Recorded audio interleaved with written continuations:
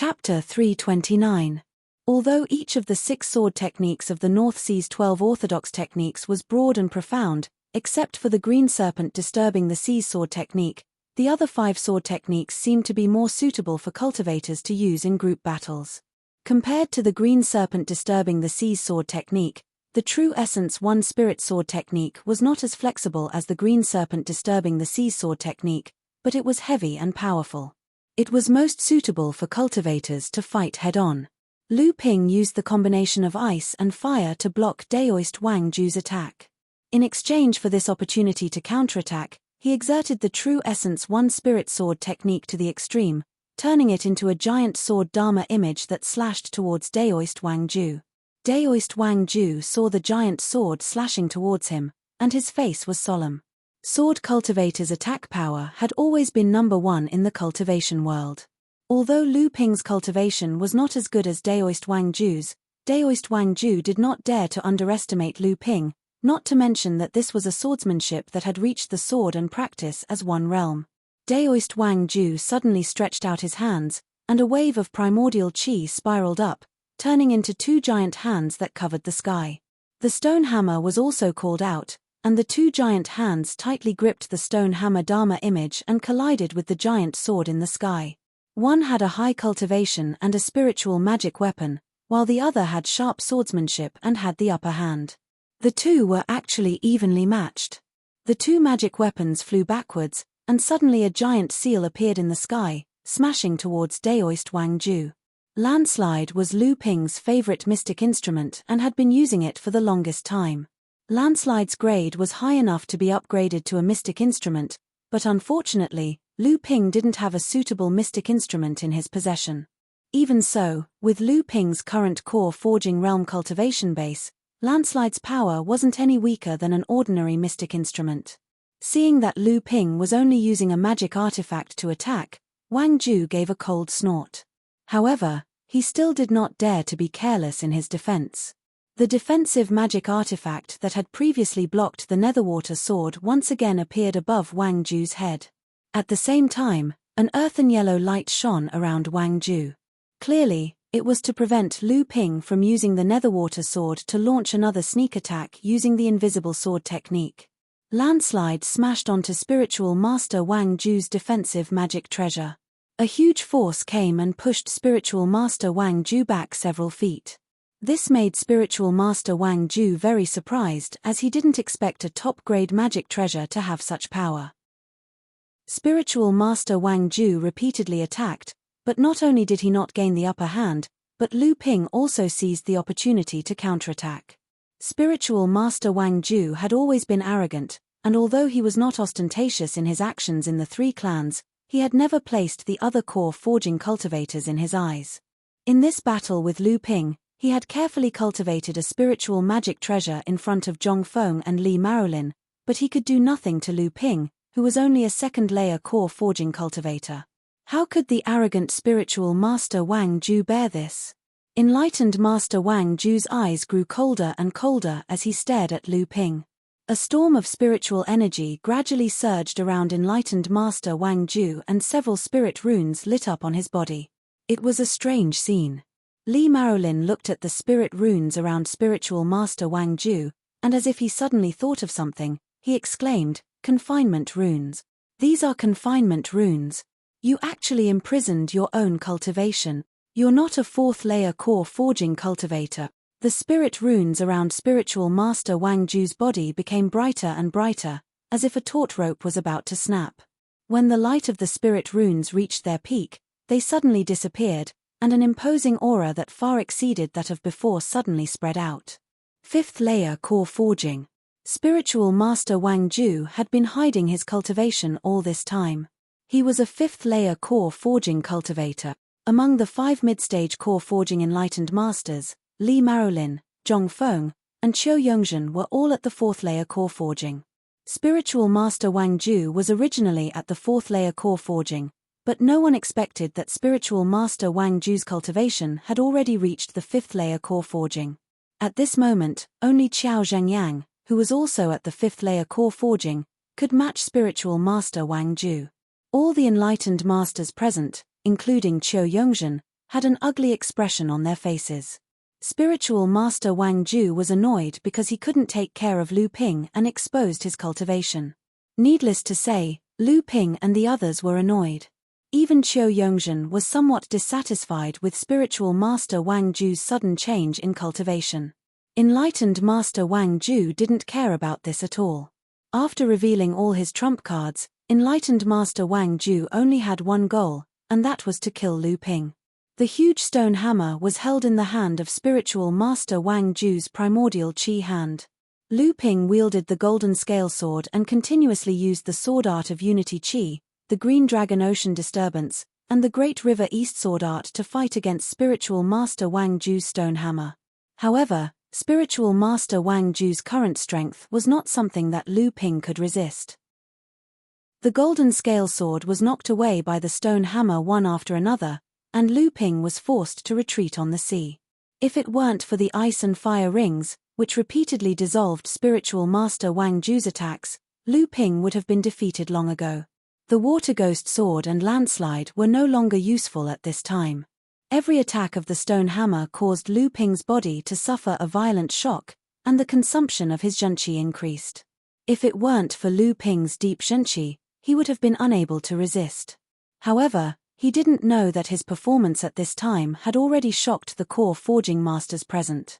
Qiao Weiying and the others shook their heads as they watched. If their positions were switched with Lu Ping, they would have been smashed into meat paste by Spiritual Master Wang Ju's stone hammer. Li Marolin and Zhong Feng looked at each other and thought to themselves, if I were to fight with Wang Ju, I would at most be able to do this. This Lu Ju really has the strength to compete with a core forging master. Qiao Zhengyan's face was calm, but his mind was racing. He really had his own background and support in Chenyuan City. He knew more about the expulsion of the Wang family from the fallen secret land by listening wave prefecture than Lu Ping imagined.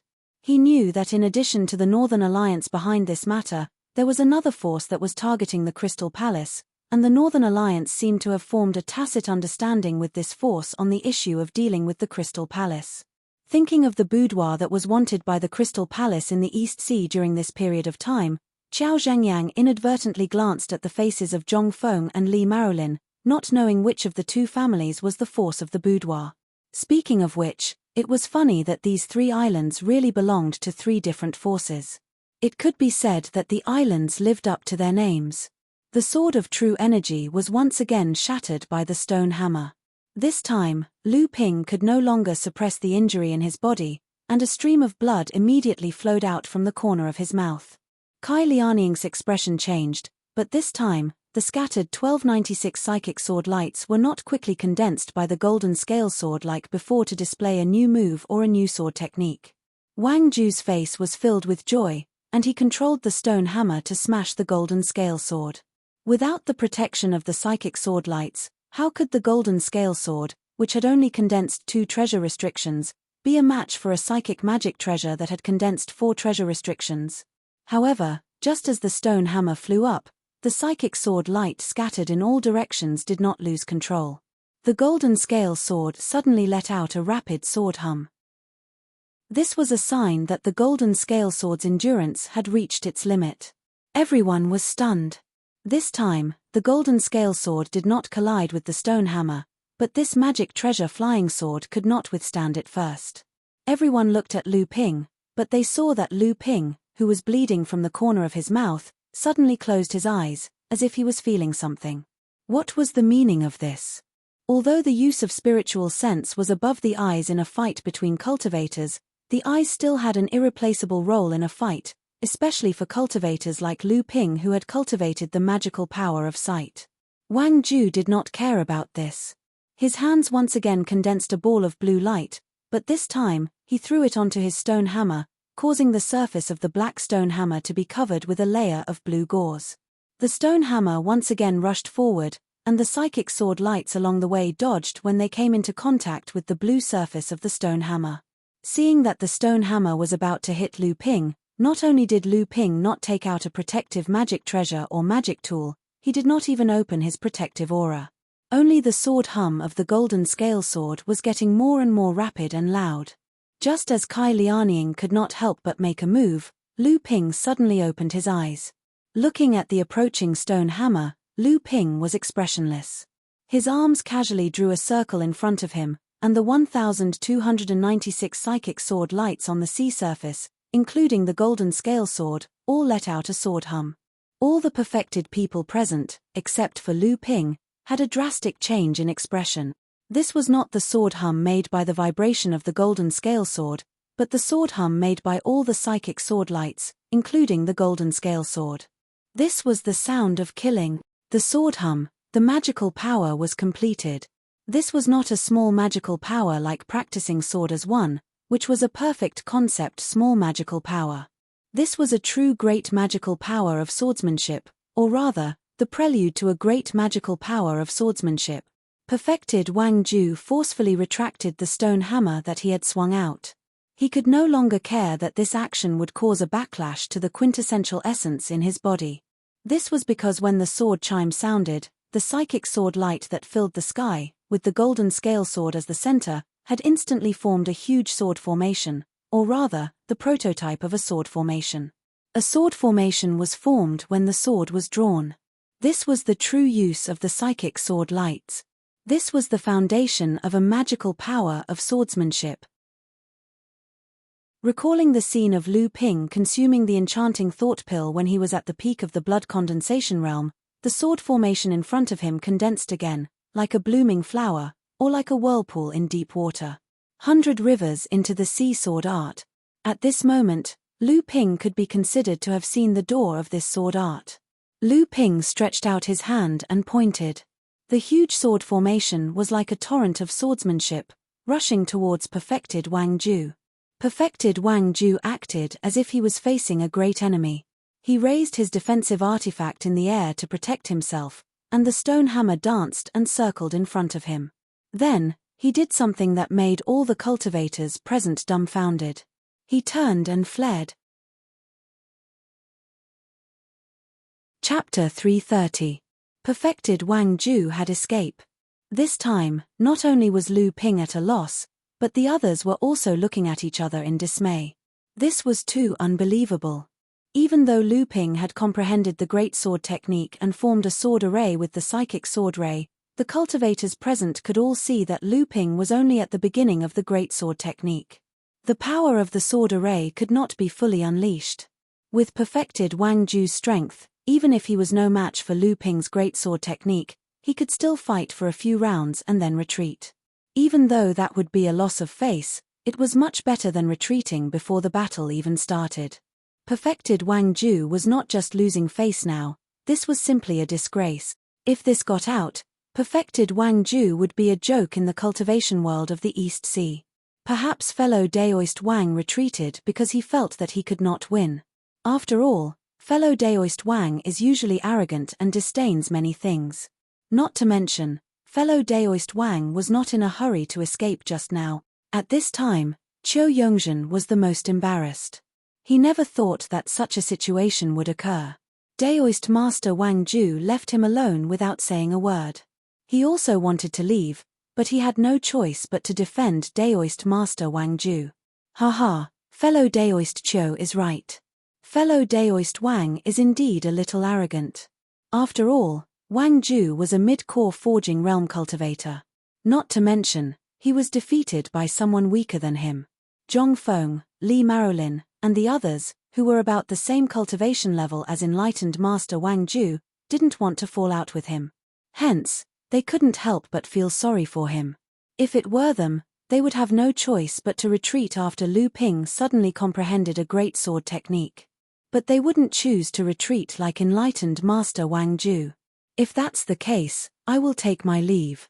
Qiu Yongzhen left in a hurry. Zhong Feng and Li Marolin also had their own thoughts. They congratulated Lu Ping and the others and flew away. Qiao Zhengyang smiled. This time, Lu Daoyou's reputation in the Northern Alliance is probably even greater. Lu Ping thanked him profusely and turned to invite Qiao Zhengyang to Kangling Island for a chat. However, Qiao Zhengyang shook his head and said, in addition to warning the cultivators of the Crystal Palace, I also want to inform Lu Daoyou of something. From today onwards, Your listening wave prefecture will officially become one of the 72 small forces under the jurisdiction of the Northern Alliance. The Northern Alliance will announce this to the public. Lu Ping was startled and said, "This has caught me off guard. The Soundwave Manor has just been established and hasn't been certified by the Elixir Association. It should only be considered an unranked faction. How did it suddenly become a small-sized faction?" Qiao Zhengyang laughed and said, "Lu Daoyu must be joking. Which unranked faction in the Northern Alliance has the strength of the Soundwave Manor? Just the core forging realm enlightened masters, not counting my son, they have 4. Even a medium-sized faction has suffered 2 losses at your hand. It just so happened that the Shangguan family of Drum Island, which had just become a medium-sized faction, offended the Snake Demon clan of the East Sea for some reason and was slaughtered. The Shangguan family was the eyes and ears of the Central Plains cultivation world in the East Sea, so it didn't matter if they were wiped out. The number 1 faction of such a small faction had to replace the Shangguan family, so there was an empty spot in the small faction. The cultivators of Chenyuan Mountain gave this spot to the Soundwave Manor. This was also a pleasant surprise. Joining the Northern Alliance meant that there were many rights and responsibilities. However, this also meant that the Soundwave Manor would receive the protection of the Northern Alliance. Before the Soundwave Island's strength grew, the Northern Alliance's protection was still very necessary. Fortunately, he was only hiding behind the scenes in the Soundwave Island's affairs. On the surface, Hong Ying and the others were in charge. After sending off Qiao Zhengyang, Qiao Weiying also left. This time, Qiao Weiying had helped him because of the Meridian Nourishing Pill refined by Lu Ping. It could be said that this pill was more important than saving his life. Qiao Weiying had helped him recover his cultivation and quickly advanced to the core forging realm. This was inseparable from the effect of the Meridian Nourishing Pill refined by Lu Ping. The Soundwave Island had been recognized by the Northern Alliance and became one of the 72 small factions under its jurisdiction. It could be said that it had officially gained a foothold in the fallen Mystery Land. To the east was the Zhong and Li families, while to the west was the medium-sized spirit vein on a nameless island. Across the nameless island was the Qiu family, one of the 36 families under the Crystal Palace. The Soundwave Island had originally been under the jurisdiction of the 3 factions. Now that the Soundwave Manor had taken the initiative, the Zhong and Li families acted at the same time as if they had a tacit understanding. Following the Soundwave Manor's example, they each divided 9 of the remaining 18 islands. Lu Ping had continuously refined dozens of batches of pills for the Li family, the Boudoir, and the Black Mountain Gang as thanks for their help. However, of course, the 3 families still had to provide the spiritual herbs themselves. The only thing Lu Ping could do was to follow the rules of the cultivation world and reduce the number of spiritual herbs that he kept to a minimum. Originally, these tasks were left to Yu Jiangrui. Unfortunately, Yu Jiangrui had not finished his closed-door cultivation, so Lu Ping could only refine dozens of batches of pills for the core forging realm. As for the rest of the pills for the blood condensation realm, Lu Ping really couldn't care less. Moreover, even if Yu Jiangrui became a master alchemist, his alchemy skills wouldn't be as good as Lu Ping's. It would be a waste to refine pills for the core forging realm directly. Of course, the most important reason was that Lu Ping had decided to refine the forging heart pill. As such, the process of honing his alchemy skills was indispensable. Under Lu Ping's arrangements, Kangling Island and the other 9 islands concealed their strength and bided their time. They each managed their own resources and exchanged their spiritual materials and ores for spiritual herbs and magic tools from the perished secret world to increase their own strength. Everything in the Listening Wave Prefecture was gradually on the right track. Lu Ping then handed everything over to Hong Ying. He instructed Hong Ying to collect as many thousand-year-old spiritual herbs, core forging realm pill recipes, and treasures that were of utmost importance to Lu Ping. After that, Lu Ping also began his closed-door cultivation. A year later, a celestial phenomenon appeared in the sky above Listening Wave Island again. After Yi Buki came out of his closed-door cultivation, the Listening Wave Prefecture gained another core forging enlightened master. However, both Hong Ying and Hong Ying knew that it would be difficult for them to advance to the core forging realm in this lifetime. However, for independent cultivators like them who did not even have a complete inheritance, being able to advance to the core forging realm was already a blessing from the heavens. Thus, they were more or less grateful for Lu Ping's help. Yu Jiangrui's advancement to the core forging realm did not produce any celestial phenomenon. He had condensed his golden core through a trick. However, when he came out of his closed-door cultivation, he saw that Hong Ying had prepared dozens of cauldrons of pills for him. Most of them were blood condensation pills, and only a small portion were core forging pills. Yu Jiangrui's eyes twitched. A large portion of these pills are for the young master to thank the Zhong and Li clans and the Dark Mountain Gang for their help. The remaining portion is for our Listening Wave Prefecture's cultivators' cultivation expenses for this month. The young master has instructed that Mr. Yu will be in charge of this matter from now on. After Yu Jiangrui advanced to the core forging realm, it would be easy for him to become a master alchemist. Hong Ying had no choice but to be more careful. At the same time, he was secretly proud of himself. With a master alchemist in charge, the Listening Wave Prefecture's strength would continue to increase as long as they managed it well. After the Listening Wave Prefecture established its foundation on Kangling Island, there were no movements for 3 years. Only a few months later, they sent people to occupy the portion of the Spirit Stone mine that originally belonged to the Wang clan. Other than that, there were no signs of expansion. The Zhong, Li, and Qiu clans all heaved a sigh of relief. The 2 portions of the Spirit Stone mine weren't much. In a year, the Listening Wave Prefecture would only receive about 10,000 Spirit Stones. In order to recycle the Spirit Stone mine, only about 500,000 Spirit Stones would be mined in a year. However, it was a small stream that flowed over a long period of time. The 2 portions of the mine were equivalent to the Listening Wave Prefecture gaining a small Spirit Stone mine. Many things had changed in the cultivation world in 3 years, but not much had changed in the fallen Mystic Land. Have you really decided not to return to the North Sea and figure out your background? Lu Ping looked at Kai Lianying. Kai Lianying's cultivation had already reached the peak of the first layer of the core forging realm 2 years ago. After 3 years of accumulation, advancing to the second layer was already a matter of time. Kai Lianying shook her head and said, I don't think so. As my cultivation has increased over the past 2 years, I can recall more and more fragments of my memories. I'm afraid that my situation isn't as simple as it seems. At the very least, the people who captured me and searched my soul are far stronger than us. If I rashly return to the North Sea to investigate this matter, I might provoke some powerful forces. Therefore, I think it's better for me to lay low for a while and wait until my cultivation is strong enough before I face this matter. Seeing that Kai Lianying had made up her mind, Lu Ping said, that's a good idea. It just so happens that the Listen Wave Prefecture needs a powerful cultivator to hold down the fort.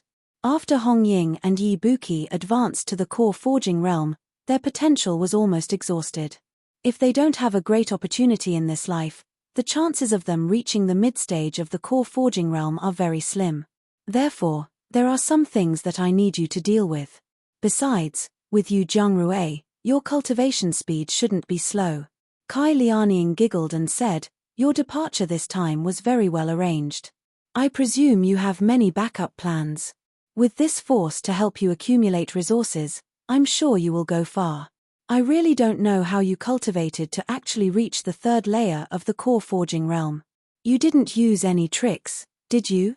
A few days later, the long-distance teleportation array on the Silver Sword Island in the south of the East Sea under the jurisdiction of Skyrend lit up again. Under the watchful eyes of the cultivators of Skyrend, a core forging cultivator with a blurry face calmly descended from the teleportation array. He handed a dozen mid-grade spirit stones to the cultivators of Skyrend who were guarding the teleportation array and left. 3 years had passed.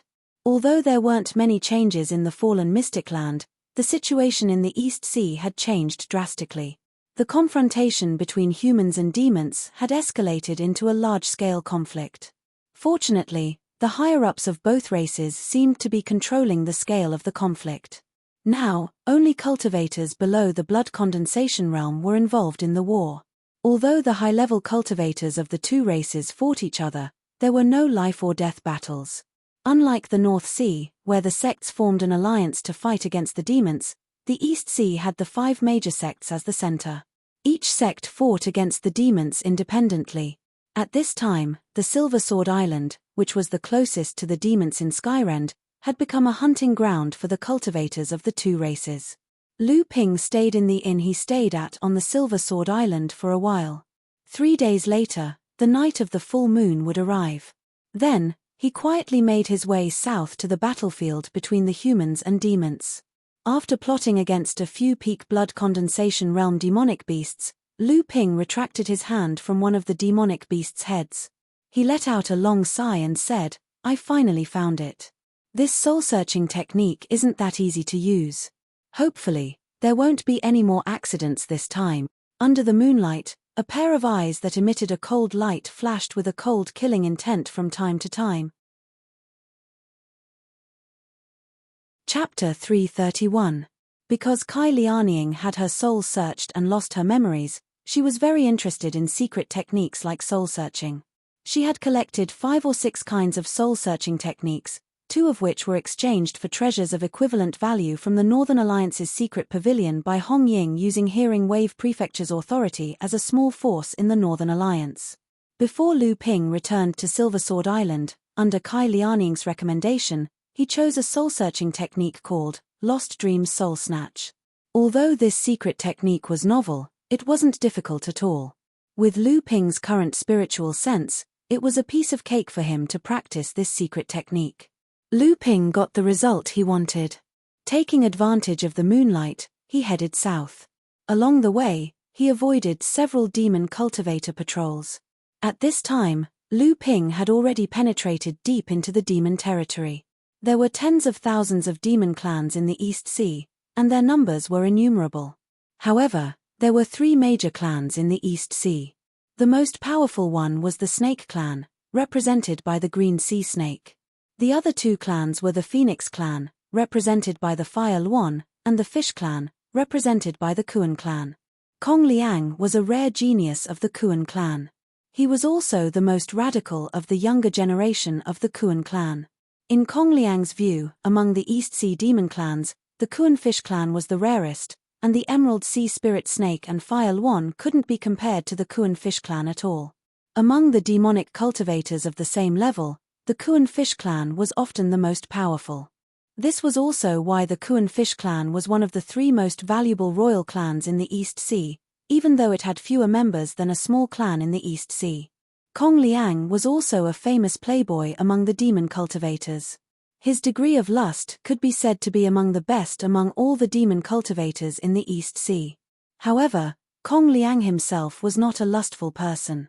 He had never been compared to those demon cultivators who only knew how to use the shadow of their fathers to intimidate others. Otherwise, Kong Liang would not have become a famous genius among the demon cultivators.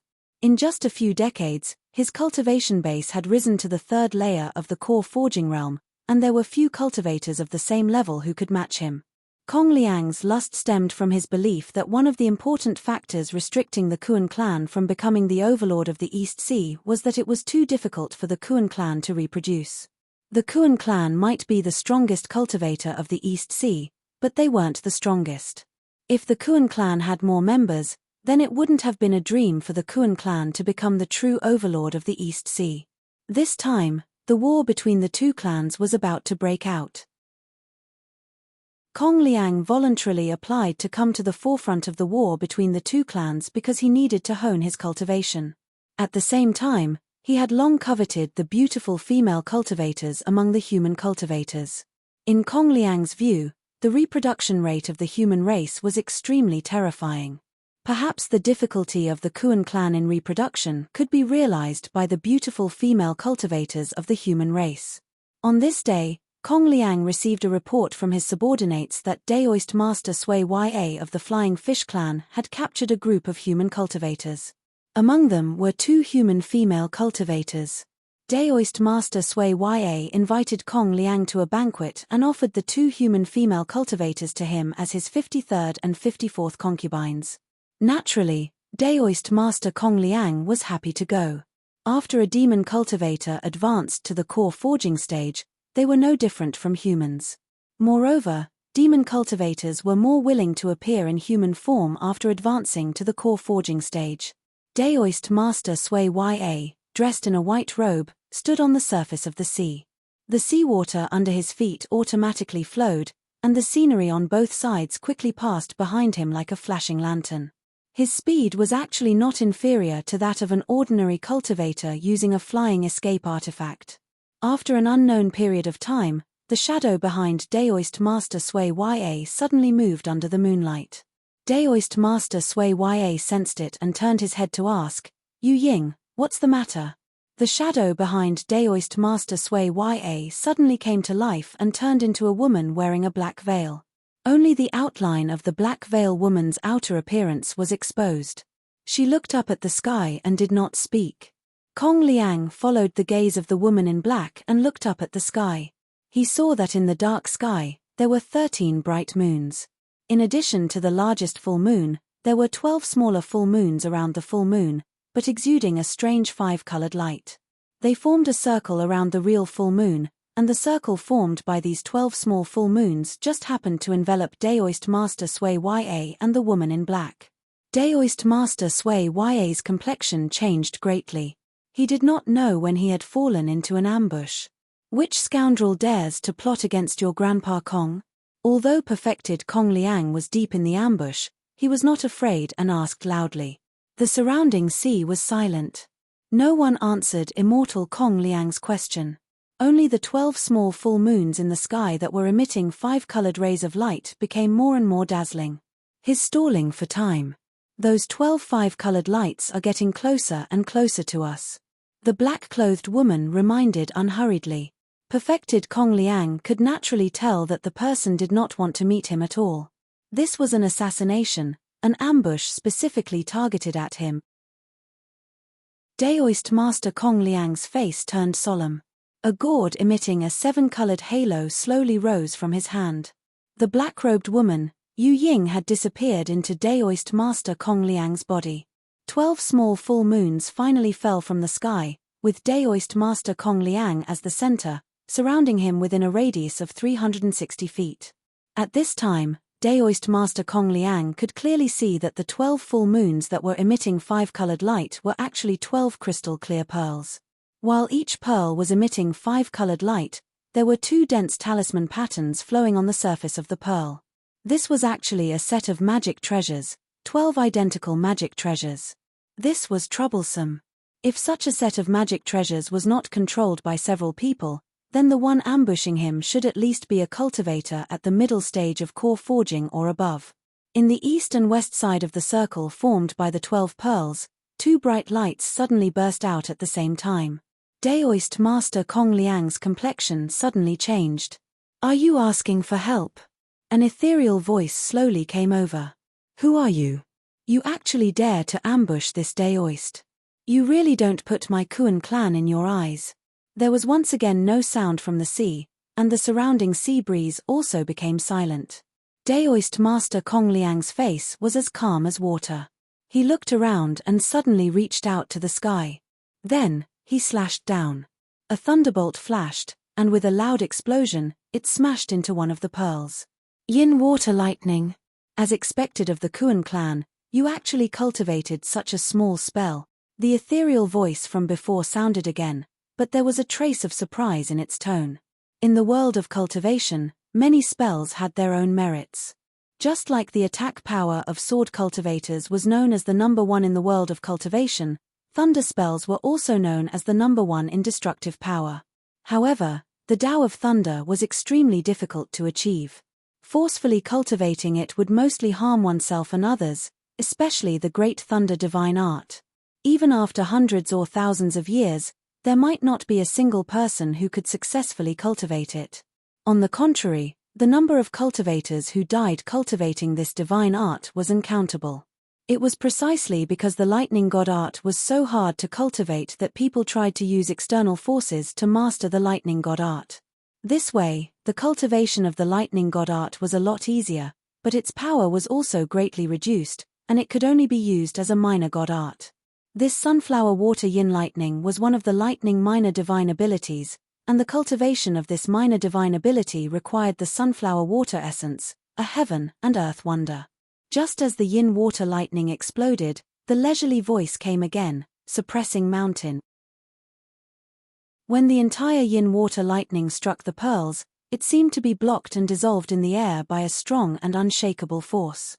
The yin water lightning did not have the slightest effect on the pearls. Daoist Master Kong Liang's face became more and more gloomy. He stretched out his hand and made a series of hand signs. 3 yin lightning struck the 12 pearls in a row. At the same time, he pointed at the colorful gourd above his head. A gust of wind, a stream of blue water, a crimson flame, a cloud of white cold mist, and a golden flying sword, 5 treasures shot out from the gourd one after another. A feather fan suddenly appeared in Daoist Master Kong Liang's hand, and he fanned at the 5 treasures. With the help of the feather fan, the gust of wind immediately rolled up a huge wave on the surface of the sea and pounced in one direction. The blue water was blown away by the feather fan, and a strange pulling force was produced in the 12 pearls, as though it was going to tear the formation formed by the 12 pearls. The wind fueled the fire, and with the help of the feather fan, the crimson flame suddenly turned into a wave of fire and burned toward one of the pearls. The cloud of cold mist disappeared after being fanned by the feather fan, but next to another pearl, the seawater below quickly froze, and even the space around the pearl was frozen. With the help of the feather fan, the golden flying sword turned into a golden light and directly slashed toward one of the pearls. It was the most overbearing and direct attack. Daoist Master Kong Liang used all his means in a short time, and each of his attacks was extremely powerful, comparable to ordinary magical power. He once used this method to kill a 5th-layer core forging cultivator with his 3rd-layer core forging cultivation, which shocked his peers in the demon race and established his name as a genius among them. In the cultivation world, whether it was the human race or the demon race, geniuses were never the ones who cultivated the fastest, but the ones who were the strongest, and Daoist Master Kong Liang was a well-deserved genius. In Daoist Master Kong Liang's opinion, even if his all-out attack could not destroy the formation, it could still create a gap in the formation and allow him to escape. As long as he could escape, this place would not be his. With his status in the Kuan clan, he would only need a moment to gather about 10 core forging enlightened masters. At that time, he would make sure that the group of bastards who ambushed him would die without a burial place. However, something that terrified Daoist Master Kong Liang finally happened. Suddenly, a shout came from the night sky, "Ding Hai!" The 12 pearls suddenly glowed with endless light, and the 3 yin water thunder disappeared in the light. The gust of wind stopped, and the flame was annihilated. The blue water suddenly lost its connection with Daoist Master Kong Liang, and the white cold mist seemed to dissipate, while the golden flying sword remained motionless in the air. Chapter 332. Daoist Master Kong Liang's full strength attack was enough to kill a 5th-level core forging cultivator, but it was so easily resolved. Daoist Master Kong Liang knew that his attack was not something an ordinary person could easily withstand. To be able to resolve his attack so easily, the person was definitely not someone he could fight against. Daoist Master Kong Liang was no longer in a hurry to escape. He wanted to know who was ambushing him. Daoist Master Kong Liang rose into the air, and the colorful gourd above his head suddenly spewed out a stream of earthy yellow quicksand. The quicksand was like smoke hanging down from the top of his head, protecting him in the middle. Daoist Master Kong Liang knew that the person who ambushed him was in the night sky above his head. Although there were only a few voices just now, Daoist Master Kong Liang could still sense that the voice came from above the 12 pearls. Just as Daoist Master Kong Liang slowly rose up, the voice suddenly came from the night sky again. God strike. The 12 pearls that surrounded Daoist Master Kong Liang suddenly moved. The pearls left behind a 5-colored afterimage in the night sky at a speed that cultivators could not measure. They flew in a seemingly disorderly manner and attacked Daoist Master Kong Liang from all directions. Daoist Master Kong Liang's expression changed greatly, but he did not panic. As soon as the 12 pearls dissolved his strongest attack, Daoist Master Kong Liang was already aware that he was going to die. The change in his expression could only be his instinctive fear of death. The colorful gourd once again spat out the previous thing, intending to make a final resistance. However, the wall of fire and the windshield could not stop the piercing of the pearls. The tearing force of the deep blue magnetic water was negligible to the entire formation. The white cold fog had just formed a wall of ice around Reverend Kong Liang when it was shattered by the piercing pearls. The golden flying sword was hit by 3 pearls in a row, and the whole sword was wailing incessantly. Daoist Master Kong Liang once again used a defensive magic weapon to block in front of him, but there were dozens of consecutive explosions. The magic weapon was instantly hit by the pearls from dozens of different directions, and suddenly turned into fragments and fell into the sea. The earthy yellow light hanging down from the gourd merged with Daoist Master Kong Liang's small protective magical power, barely blocking the impact of the pearls for a moment. The yellow protective aura shield had long been riddled with holes, and a trace of blood constantly flowed out from the corner of Daoist Master Kong Liang's mouth. At this moment, a strange fluctuation suddenly flashed in the dark night sky, and the shadow behind immortal Kong Liang seemed to fade a lot. "Hehe, I've been waiting for you." 2 sparkling jade bracelets suddenly appeared in the sky. One of them was surrounded by a dense mist, and the water vapor on the surface of the sea quickly gathered around the jade bracelet.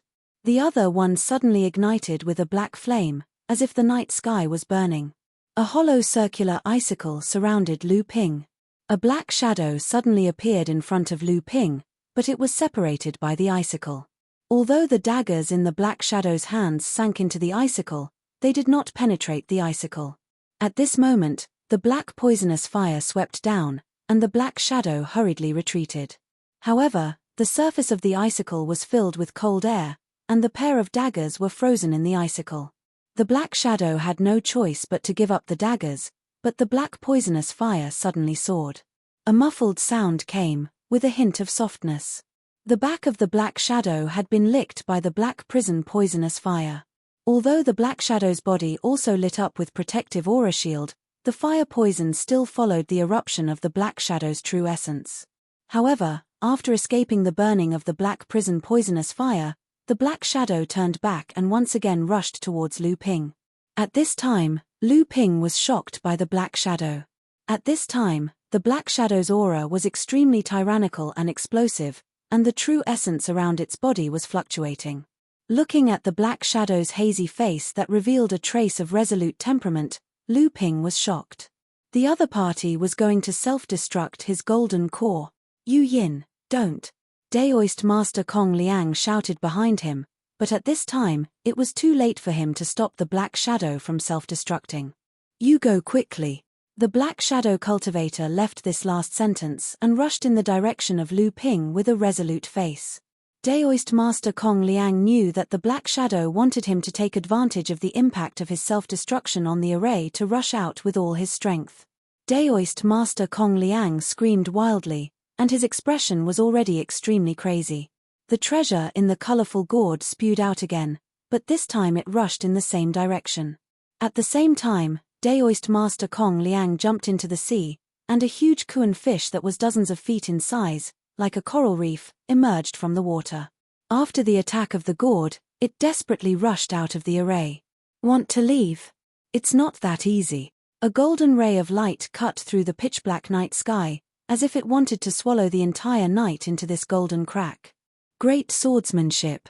The black shadow's shrill cries came to an abrupt end with a strong sense of unwillingness. After shattering his golden core, the black shadow, who had filled his blood with all of his true essence, suddenly split into 2 halves from head to toe like a deflated balloon and fell into the sea. The Genchen array was intact. No. Daoist Master Kong Liang, who had transformed into a demon body, looked at the fallen black shadow with deep sadness and despair. The attack of the colorful gourd did not have the slightest impact on the 12 Genchen array, but the huge body of the Kuan fish had hit the entire array and made it shake. Lu Ping opened his hands and clenched them tightly. The 12 Genchen beads continued to launch God Strike. The huge Kuan fish was instantly pierced with dozens of bowl-sized holes. Blood spurted from the wounds for dozens of feet. The entire sea was dyed bright red by the blood of the Kuan fish. The entire life of the Kuan fish seemed to be drained away with the blood that spurted out. Lu Ping waved his sword and the huge Kuan fish was suddenly cut into two. A huge golden core inside suddenly collapsed and weathered in the air. A thick suffocating aura filled the array, but it quickly dissipated between heaven and earth. Obviously, this Daoist master Kong Liang knew that Lu Ping would not let him go. He did not even have the thought of letting the golden core escape and reincarnate. Lu Ping shook his head with pity. He moved the entire huge Kuan fish into the golden house and the body of the shadowfish demon named Moon Shadow. At the same time, he put the blood of the two demon beasts in a jade crystal bottle. These were all treasures. Lu Ping cleaned up the battlefield at an extremely fast speed. His body quickly turned into a stream of water and quietly left the scene of the battle. The last impact of Daoist Master Kong Liang's Kuan fish had shaken the 12 Genchen array. The huge aura fluctuation would definitely alert the nearby demon beasts. Lu Ping had to quickly leave the demon territory before the demon beasts realized that Daoist Master Kong Liang had fallen. Lu Ping knew what it meant for a core forging stage Kuan fish to be killed in the demon race. Not to mention, this Kuan fish seemed to be quite special. After the time it took to drink a cup of tea after Lu Ping left, the nearby demon beasts came to investigate. However, when they saw that the spiritual energy fluctuations on the surface of the sea had already calmed down, they only knew that there had been a great battle. However, no one knew the outcome of the battle.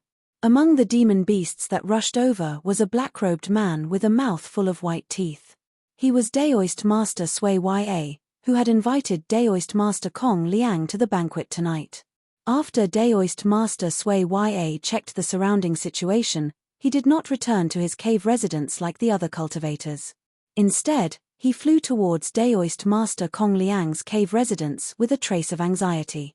Lu Ping sneaked all the way, avoiding the demon beast patrols. After leaving the demon race's sea area, he immediately flew towards Silver Sword Island at full speed. Finally, he returned to Silver Sword Island before dawn. Rainbow gourd, magic treasure feather fan, a jar of weak water, a bottle of spirit water, several jade slips, a variety of medicinal pills, spirit stones, and spirit materials. Lu Ping rummaged through Daoist Master Kong Liang's storage artifact, but he did not find what he wanted. He inevitably felt a little depressed. He had risked his life to sneak into the demon race's sea area and assassinate Daoist Master Kong Liang. Now that he had caused such a disaster, he did not get what he wanted. Lu Ping smiled bitterly. He remembered that there was still a core forging stage Shadowfish Demon storage artifact that he had not searched. The Shadowfish Demon seemed to be Daoist Master Kong Liang's bodyguard. In the end, it did not hesitate to self-destruct to create an opportunity for Daoist Master Kong Liang to escape. The items in the Shadowfish Demon storage artifact were obviously a grade lower than Daoist Master Kong Liang's collection. In addition to a pair of magic treasure daggers, there was only the black muslin wrapped around her body. It seemed to be a special magic treasure for concealment. Unfortunately, it was cut in half by Lu Ping's Sea of All Rivers sword art along with her clothes. In addition, there was a stone jar in the Shadowfish Demon storage artifact. After opening it, there was a jar of liquid that resembled a fragrant wine. Lu Ping's face was filled with joy. Lu Ping's action this time was originally just in case. He did not expect that he would really find this thing. Bejeweled nectar, clear water. In Lu Ping's opinion, after Daoist Master Kong Liang obtained this heaven and earth mysterious treasure, he would definitely refine his eyes. He did not expect that not only did Daoist Master Kong Liang not use this heaven and earth mysterious treasure, but he also gave it to the Shadowfish Demon. At this time, Lu Ping did not think about why the Shadowfish Demon did not use this heaven and earth mysterious treasure to purify his eyes. His 3 pure true pupils' small magical ability had already condensed 2 heaven and earth mysterious treasure, the heaven and earth mysterious treasure. The heaven and earth mysterious treasure were most compatible with the heaven and earth mysterious treasure. After condensing the small magical ability, it would make the small magical ability even more mysterious. This was also the reason why Lu Ping took the risk to kill Daoist Master Kong Liang. Last time, after searching for the heaven and earth mysterious treasure with Fairy Sun, Lu Ping set his sights on this Kuan fish demon. At that time, the island they were searching for was occupied by Daoist Master Kong Liang. Unfortunately, at that time, Lu Ping's cultivation was not enough and he was not the Kuan fish demon's opponent. This time, Lu Ping used the heart forging pellet to raise his cultivation base to the third layer core forging realm. After 3 years of closed-door cultivation, he completely consolidated his cultivation base and condensed the second seal in his 12 origin Chen beads. Only then did he make up his mind to take the risk to kill the monster Kuan fish. After all, whether it was the bejeweled nectar or the jade nectar, they were both extraordinary treasures that could only be found by chance. So long as there was a chance, Lu Ping wouldn't let it go. Chapter 333. In all fairness, Daoist Master Kong Liang could be said to be the most tyrannical cultivator Lu Ping had ever encountered. Not to mention, he had the shadow fish demon on his side. Unfortunately, he had encountered Lu Ping, who had laid out the 12 Genchen Grand Formation. Daoist Master Kong Liang could only welcome the fate of death. After obtaining the wine, Lu Ping's cultivation of a minor magical ability was in sight. Only then did he turn around and carefully examine his gains from the battle. Daoist Master Kong Liang was undoubtedly a wealthy person. Lu Ping's raid this time was like robbing a human-shaped treasure house. Daoist Master Kong Liang's feather fan was just an ordinary magic weapon, but Lu Ping was quite happy to hold it in his hands. In the hands of his 2 alchemy boy puppets, the medicine boy already had a magic weapon, the medicine pounding pestle. Although the fire boy had a magic weapon that was used to light the fire, it was undoubtedly far inferior to this magic weapon feather fan. After Lu Ping became a Grandmaster Alchemist, he had a higher demand for spirit herbs when he was concocting core forging realm medicinal pellets. In order to maximize the effectiveness of each spirit herb, the role of the herb pounding boy and the fire boy became more and more important. Therefore, the herb pounding pestle and feather fan also played an important role in the process of concocting medicinal pellets. However, what made Lu Ping even more surprised were the 2 kinds of spirit water. One was placed in a stone altar. It was a kind of heaven and earth strange 3000 week water. This kind of heaven and earth strange water's overbearing nature was comparable to the Kuei water essence that Lu Ping had used before. It was just right for Lu Ping to continue to strengthen his protective aura qi. The other kind was the more precious earth-level low-tier heaven and earth spirit water, the azure wave water. This was the 6th kind of heaven and earth spirit water that Lu Ping had obtained, and it was also the 3rd kind of water attribute heaven and earth spirit water. Thinking about Daoist Master Kong Liang's peak 3rd layer core forging stage cultivation, this kind of heaven and earth spirit water was prepared for him to advance to the mid-core forging stage, but now it was Lu Ping's good fortune. Of course, the most important thing was immortal Kong Liang's natal magic treasure, which was the colorful gourd. It was also a magic treasure that made Lu Ping quite curious. The entire gourd was clearly made from a top-grade spirit material. Even though its quality couldn't compare to that of a 9th-tier white jade lotus, it was not inferior to a 3rd-tier spirit material that had lost its spiritual nature. There were already 3 treasures condensed within the gourd, and there were 6 types of natural treasures of different attributes, namely metal, water, fire, earth, ice, and wind. Under the effects of the gourd, each of these natural treasures could be transformed into a type of powerful spell. In particular, the gourd contained 3 types of natural oddities of the water attribute, and it had already begun to brew into a minor magical power. It was the yin thunder of yin water that Lu Ping had seen before.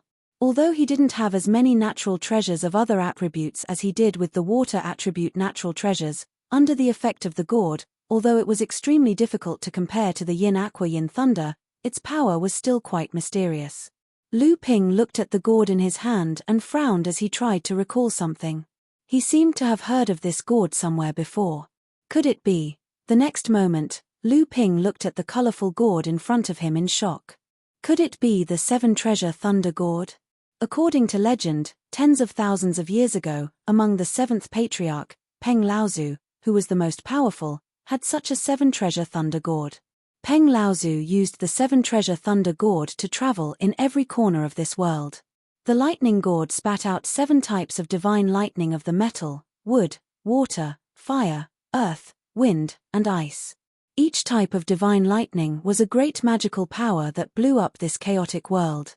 Finally, the 7 types of divine lightning combined into one, and Peng Laozu summoned an even more powerful supreme magical power of the pure thunder attribute from the lightning gourd.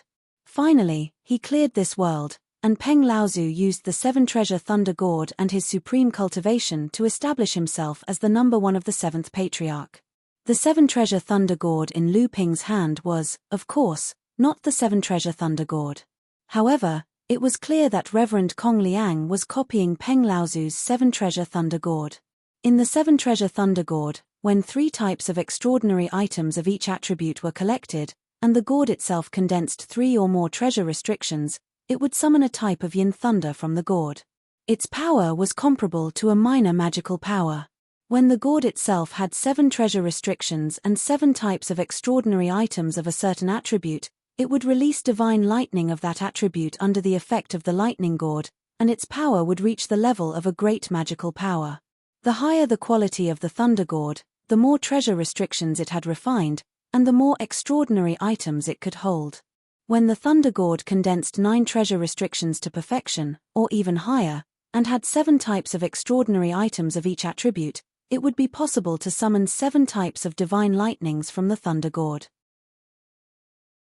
As for the highest level of 7 lightnings as one, summoning a supreme divine lightnings, no one in the cultivation world had been able to do so since Peng Laozu. In fact, in the cultivation world, there were many cultivators who imitated the 7 treasures thunder calabash. However, not to mention the supreme divine thunder, there were almost no divine thunders that could gather all 7 great divine thunders. Whether it was the quality of the calabash itself or the 49 heavenly oddities, it was not something that a cultivator could collect in their lifetime. Moreover, a treasure like the 7 treasures thunder calabash could not be passed down after attaining a great divine ability. After the cultivator died, the 7 treasures thunder calabash itself would also disintegrate. It could not be passed down like ordinary magic treasures. Only by gathering the power of several generations could the 7 treasures thunder calabash be completed. But even so, there were often cultivators in the cultivation world who could successfully cultivate 1 or 2 types of divine lightnings of the 7-treasure thunder gourd, making a great name for themselves in the cultivation world. The 7-colored gourd in Lu Ping's hand was clearly the magic treasure that Daoist Kong Liang used to cultivate according to the 7-treasure thunder gourd. It seemed that Daoist Kong Liang was really ambitious to try to complete such a treasure. But now, Lu Ping benefited from it. However, Lu Ping would not want to complete the 7-treasure thunder gourd just because he obtained this treasure. Although the 7-treasure thunder gourd was powerful, it was extremely difficult to complete. Lu Ping did not want to waste his cultivation time looking for natural oddities all over the world. There were 49 types of natural oddities. Moreover, they were all different types, and there were many requirements for the natural oddities themselves. For example, the bejeweled nectar was also a natural oddities of water attribute, but it was not suitable to be used to condense the 7-treasure thunder gourd. This was also the reason why Daoist Kong Liang gave this treasure to his personal guard, the shadow fish demon. Lu Ping thought about it carefully. Although he did not value the 7-treasure thunder gourd, it was too famous in the cultivation world. So, he also took a drop of his heart's blood and carefully refined it. The 7-treasure thunder gourd disappeared in front of Lu Ping in a flash. When it reappeared, it was already in the core space of Lu Ping. The appearance of the 7-treasure thunder gourd caused the core space to shake again. The Najwan cauldron, which was originally revolving around the golden core outside the 12 Genshen pearls, was instantly pushed to the 3rd layer by the 7-treasure thunder gourd. The golden scale sword, on the other hand, was once again far away from the golden core and went to the 4th layer. At this time, Lu Ping had already realized that he had probably killed a very powerful existence in the demon race. There was always a thought in his mind that urged him to leave as soon as possible. However, he had agreed to meet Reverend Liang Shenfeng here and return to the North Sea together, so he could not leave first. Moreover, The Silver Sword Island was the third largest island in Skyrend and the front line of Skyrend's resistance against the demon race.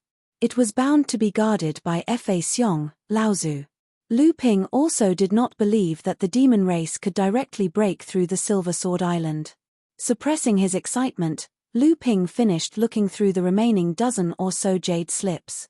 Lu Ping happily picked out 2 jade slips with water attribute restrictions, one for attack and one for defense. Lu Ping's original 2 water attribute restrictions were of the attack attribute. They had already been condensed by Lu Ping into the Genshen Pearls and the Golden Scale Sword. Now, the Golden Scale Sword was already a magic treasure with 3 restrictions, while the Genshen Pearls only had 2. Now that Lu Ping had one more in his hand, it could be considered as a timely help. As for the other defensive restriction, Lu Ping had other plans. He currently did not have a defensive magic treasure. The ice and fire rings were both offensive and defensive magic treasures, but they could only be used by Lu Ping as a defensive magic treasure when he ambushed Reverend Kong Liang. The 12 Genshen formation was indeed powerful, but the Shadowfish Demon's final attack had also reminded Lu Ping that the 12 Genshen formation was not yet complete. This restriction was the opportunity that Lu Ping was going to use to make up for the last loophole in the 12 Genshen formation. The 12 Genshen formation diagram. The 12 Genshen formation was the Filing sect's life-bonded formation that had been passed down for tens of thousands of years. How could it not be both offensive and defensive? The Genshen formation's life-bonded formation diagram was the best defensive magic treasure for a cultivator. At the same time, the completion of the life-bonded formation diagram would also increase the power of the Genshen formation to a higher level. However, Lu Ping had yet to refine the Genshen formation's life-bonded formation diagram. Firstly, he did not have a suitable restriction treasure. Secondly, the 12 Genshen pearls had already consumed an enormous amount of Jin Yuan. If he had a formation diagram, it would be even more difficult for Lu Ping to use his life-bonded magic treasure. In addition, Lu Ping was not good at refining magic treasures. Even though Lu Ping had already decided on a treasure to refine the life-bonded magic treasure, he had no choice but to delay the completion of the life-bonded magic treasure. Now, it seemed that refining the life-bonded magic treasure could not be delayed any longer. With the pearls and jade in front of him, the Shadowfish Demon's daggers did not look too conspicuous. Lu Ping organized the spirit herbs, materials, and spirit stones in the 2 storage treasures. He found 8 3,000-year spirit herbs, a water attribute 2nd grade spirit material, and a wind attribute 2nd grade spirit material. He also found more than 20 high-grade spirit stones. In the distant depths of the Demon Clan's sea region, just as immortal Kong Liang fell, an angry roar came from the depths of the sea and rushed to the 9 heavens. Because of this roar, the calm sea surface turned into a monstrous tsunami. A dark blue streak of light was the first to disappear into the horizon. A moment later, several light blue streaks of light chased after the first streak of light. Lu Ping had already stayed on Silver Sword Island for 3 days. During these 3 days, he used the bejeweled nectar to cleanse his eyes while waiting for Daoist Liang Xuanfeng's arrival. On this day, Lu Ping was cultivating the Tripure True Eyes in the cultivation room when a heaven-shaking roar suddenly came from outside Silver Sword Island.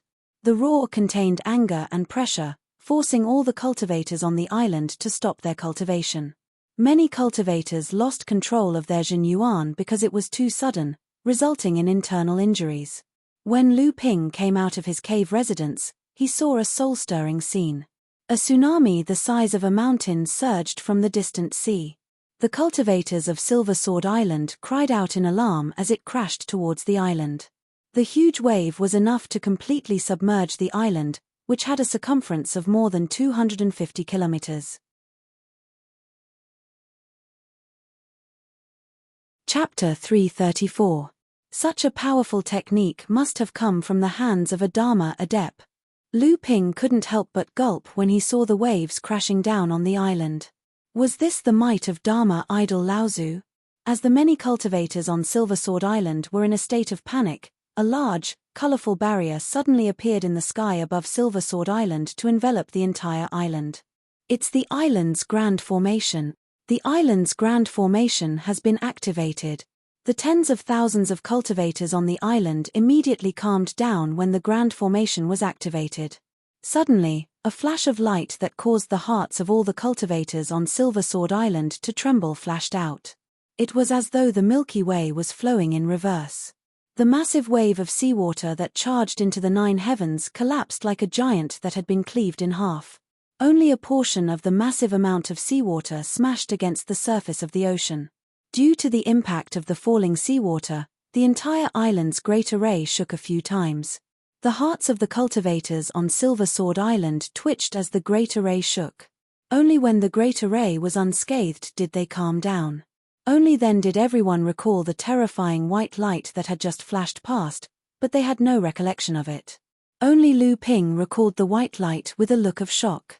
Due to his spiritual sense being far superior to everyone else's, coupled with the power of Lu Ping's three pure eyes, Lu Ping was able to capture the essence of the white light the moment it appeared. It was a streak of sword light, and a great swordsmanship art at that. There weren't any earth-shattering phenomena when it was used, but it was silent and fast to the extreme. The others couldn't capture it with their spiritual sense, and they only felt their blood run cold in the blink of an eye. The sword seemed to split the heavens with a single slash. Splitting the heavens with a single slash was the true essence of Skyrend. This was Skyrend's true great swordsmanship art. If it wasn't for Lu Ping's deep attainments in swordsmanship, even he wouldn't have been able to judge the white light.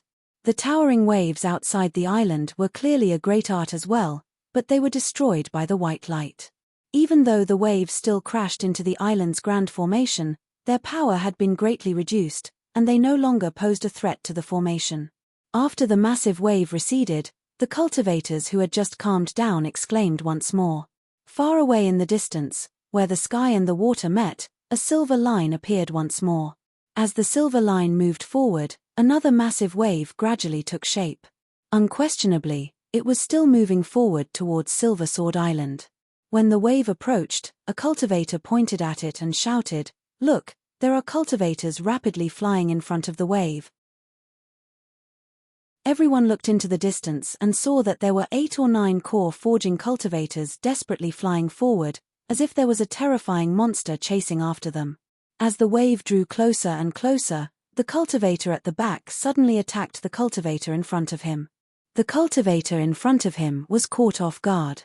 Although he blocked the attack, he couldn't help but stop himself.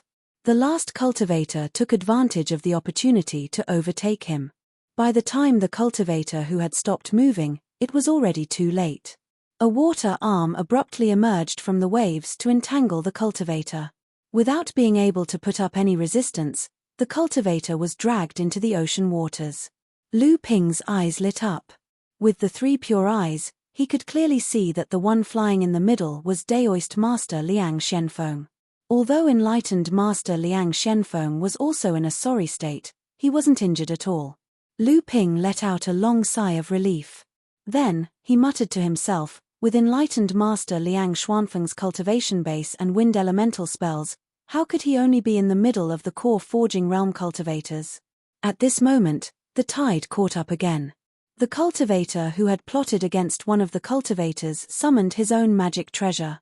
Just as he was about to use the same trick, he saw the 2 enlightened masters flying in front of him suddenly turn around and attack the cultivator with their magic treasures. The cultivator clearly didn't expect this to happen. He could only let out a miserable cry before he was swept away by the wave. The cultivators on Silver Sword Island were speechless and looked at each other. In a moment of life and death, the ugliness of human nature began to show itself without the slightest scruple. At this moment, only 7 cultivators were left on the sea, flying towards Silver Sword Island. Kong Shong Laozu, do you really think there's no one in Skyrend? A dignified and heavy voice resounded, and its tone contained a trace of anger that couldn't be concealed. It's Wondrous Sword Laozu. That's right. With Wondrous Sword Laozu, Silver Sword Island is impregnable.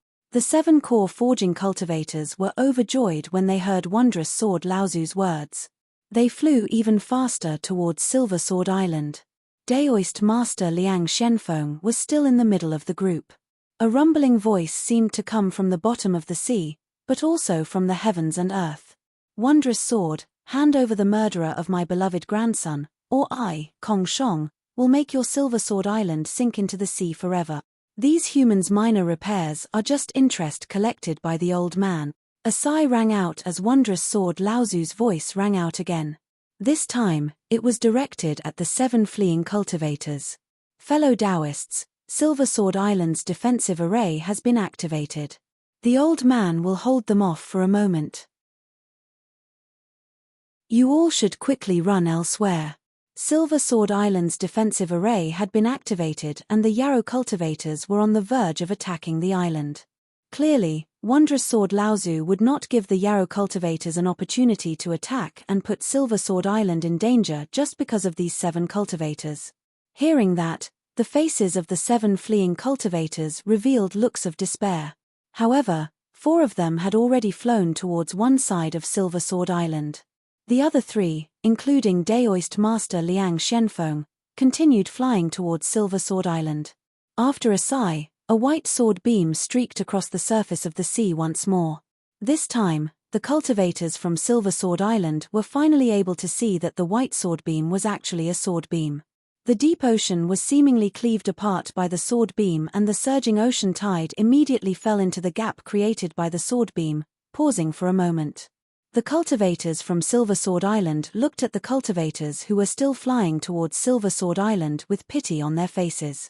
Clearly, Skyrend would not open up the passageway to the island for the sake of the 3 cultivators.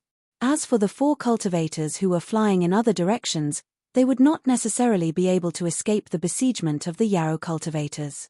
Thus, Wondrous Sword Lao Tzu was clearly doing his best and leaving it to fate. After buying them some time, Wondrous Sword Lao Tzu stopped attacking. After breaking free from the obstruction created by Wondrous Sword Lao Tzu's sword technique, the ocean tide rapidly surged forward once more. Additionally, the ocean tide rose higher and higher, seemingly having regained the power of the first wave. Suddenly, 3 hands made from essence energy shot out from the ocean tide to grab the 3 cultivators who were flying towards Silver Sword Island. Finally, Dharma idol Lao Tzu took action. Right at this moment, Reverend Liang Shenfeng, who had been advancing side by side, suddenly made a move and shot out a green windwheel behind him. The flowing cloud boat appeared beneath his feet, and a green stream of air swirled around the boat. At the same time, he made hundreds of different hand seals with both hands. The hand made from essence energy, which was moving towards Sage Liang Shenfeng, collided against the cyan-colored wind wheel. Before the wind wheel dissipated away, the cultivators from Silver Sword Island gaped as it sliced off 1/3 of the hand made from essence energy. That was Dharma idol Lao Tzu's attack. Clearly, Lao Tzu, who was hiding somewhere, did not expect a core forging stage cultivator to be able to unravel his attack. 1/3 of the hand that was sliced off by the wind wheel was restored. Additionally, it appeared even more powerful. At the same time, the other 2 hands made from essence energy sped up to grab the other 2 cultivators. Suddenly, Sage Liang Xuanfeng's aura surged. Only then did the cultivators from Silver Sword Island realize that there was a level 9 core forging stage expert hidden amongst the fleeing cultivators. It would be a pity for a cultivator who was only 1 step away from the Dharma idol stage to die here. Sage Liang Xuanfeng's entire body transformed into a gigantic wind wheel that suddenly overtook the other 2 cultivators. As the cultivators from Silver Sword Island cried out in alarm, they charged towards the island's protective array. Naturally, Lu Ping could tell that enlightened Master Liang Shenfeng was planning to break through the island's protective array formation. Enlightened Master Liang Shenfeng was passionate about traveling the world and exploring ruins and cave-dwelling. Thus, he was very experienced in breaking through the island's protective array formation. Although the Silver Sword Island's protective array formation was guarded by an avatar great ancestor, enlightened Master Liang Shenfeng still wanted to take a gamble. If he escaped in another direction, with his 9th layer core forging realm cultivation base, he would only attract the pursuit of the monster cultivator grand ancestor. Just as everyone watched Liang Shenfeng crash into the island's protective formation, a golden sword light suddenly erupted from the Silver Sword Island, bringing with it an indomitable aura as it slashed towards the formation that Liang Shenfeng was crashing into. For a moment, The flying swords and magic treasures in the hands of the cultivators on Silver Sword Island trembled. Many people exclaimed, "Great sword art! It's another great sword art! He's receiving the cultivator outside the island. Are they accomplices?" As the cultivators on Silver Sword Island exclaimed, Sage Liang Xuanfeng's gale and Lu Ping's 100 rivers flow into the sea struck the same spot on the island's protective array at the same time. Amidst the deafening rumble, Lu Ping's golden scale sword only pierced through the island's protective array formation's tip. Meanwhile, enlightened Master Liang Xuanfeng's hundreds of hand seals flowed through the sword tip and into the array formation. In the blink of an eye, the hole in the array formation was torn to a size big enough for a person to pass through. Sage Liang Shenfeng leaped into the array and waved his hand to disperse the dharmic powers of the hundreds of hand seals. The hole in the island's protective array rapidly closed, and the hand seals behind him followed closely. However, the multicolored color on the island's protective array suddenly deepened. The hand seals bombarded it, causing the entire array to shake once more. However, the array itself remained unscathed. Only then did Lu Ping realize that Silver Sword Island's Fa Xiong, Laozu, had probably held back. Otherwise, the island's protective array would have been able to withstand Kong Shong's attack and come out unscathed. If Laozu had made up his mind not to give Sage Liang Shenfeng a chance, even if Lu Ping and Sage Liang Shenfeng worked together, they wouldn't have been able to break the island's protective array. At that moment, two more miserable cries came from outside the array. The two cultivators who had fled to Silver Sword Island with Sage Liang Shenfeng had died. A cold snort came from the center of Silver Sword Island. Sage Liang Shenfeng swayed while Lu Ping's face paled. He felt a splitting headache and nearly fell to the ground. Sage Liang Shenfeng extended his hand and bowed towards the center of Silver Sword Island. "Thank you for showing mercy, Senior." Lu Ping thanked him as well. The two ignored the surprised gazes of the cultivators on the island and hurried towards Silver Sword Island.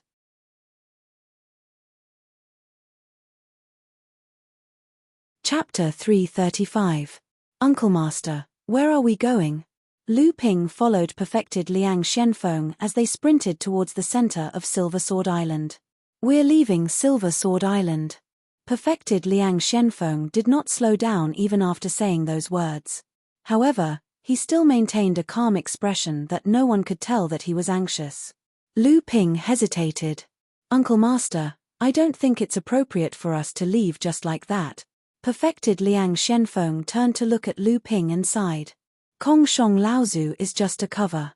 I'm afraid Silver Sword Island won't be able to hold on much longer. We have to leave before the teleportation formation is sealed. If the demons launch a full-scale attack, Silver Sword Island will seal the teleportation formation for the sake of a common enemy, allowing entry but not exit." Lu Ping took a deep breath and whispered, "Then why don't we tell the cultivators on Silver Sword Island? If the island falls, how many cultivators will survive?"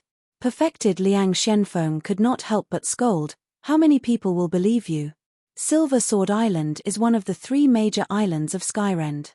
Skyrend will definitely defend it to the death unless it's absolutely necessary. The moment you say that, the cultivators of Skyrend will first punish you for disturbing the morale of the army." Lu Ping was stunned and did not say anything else. Skyrend might know that the demons were launching a full-scale attack, but they did not spread the news. Lu Ping's heart turned cold. Skyrend wants to use all the cultivators on Silver Sword Island to fight against the demons. Even if they can't defend Silver Sword Island, they'll deal a heavy blow to the demons. As expected, Patriarch Kong Shong's attack had taken up too much of Patriarch Wondrous Sword's attention.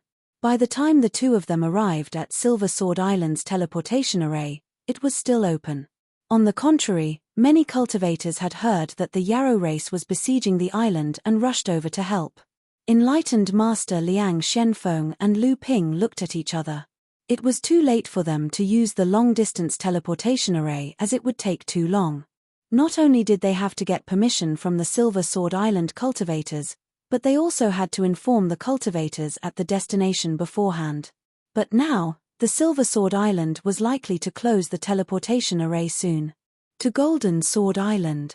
Sage Liang Shenfeng handed a bag of spirit stones to the cultivator from Sky Fisher Sword faction, and the two of them stood on the teleportation array.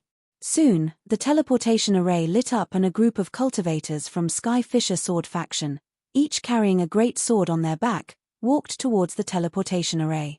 The three enlightened masters in the lead said something to the cultivator guarding the teleportation array. The cultivator guarding the teleportation formation abruptly turned his head and said, "Close the teleportation formation. From now on, Silver Sword Island will be under martial law. No one is allowed to leave." The cultivator had only just said that when the teleportation formation shone brightly.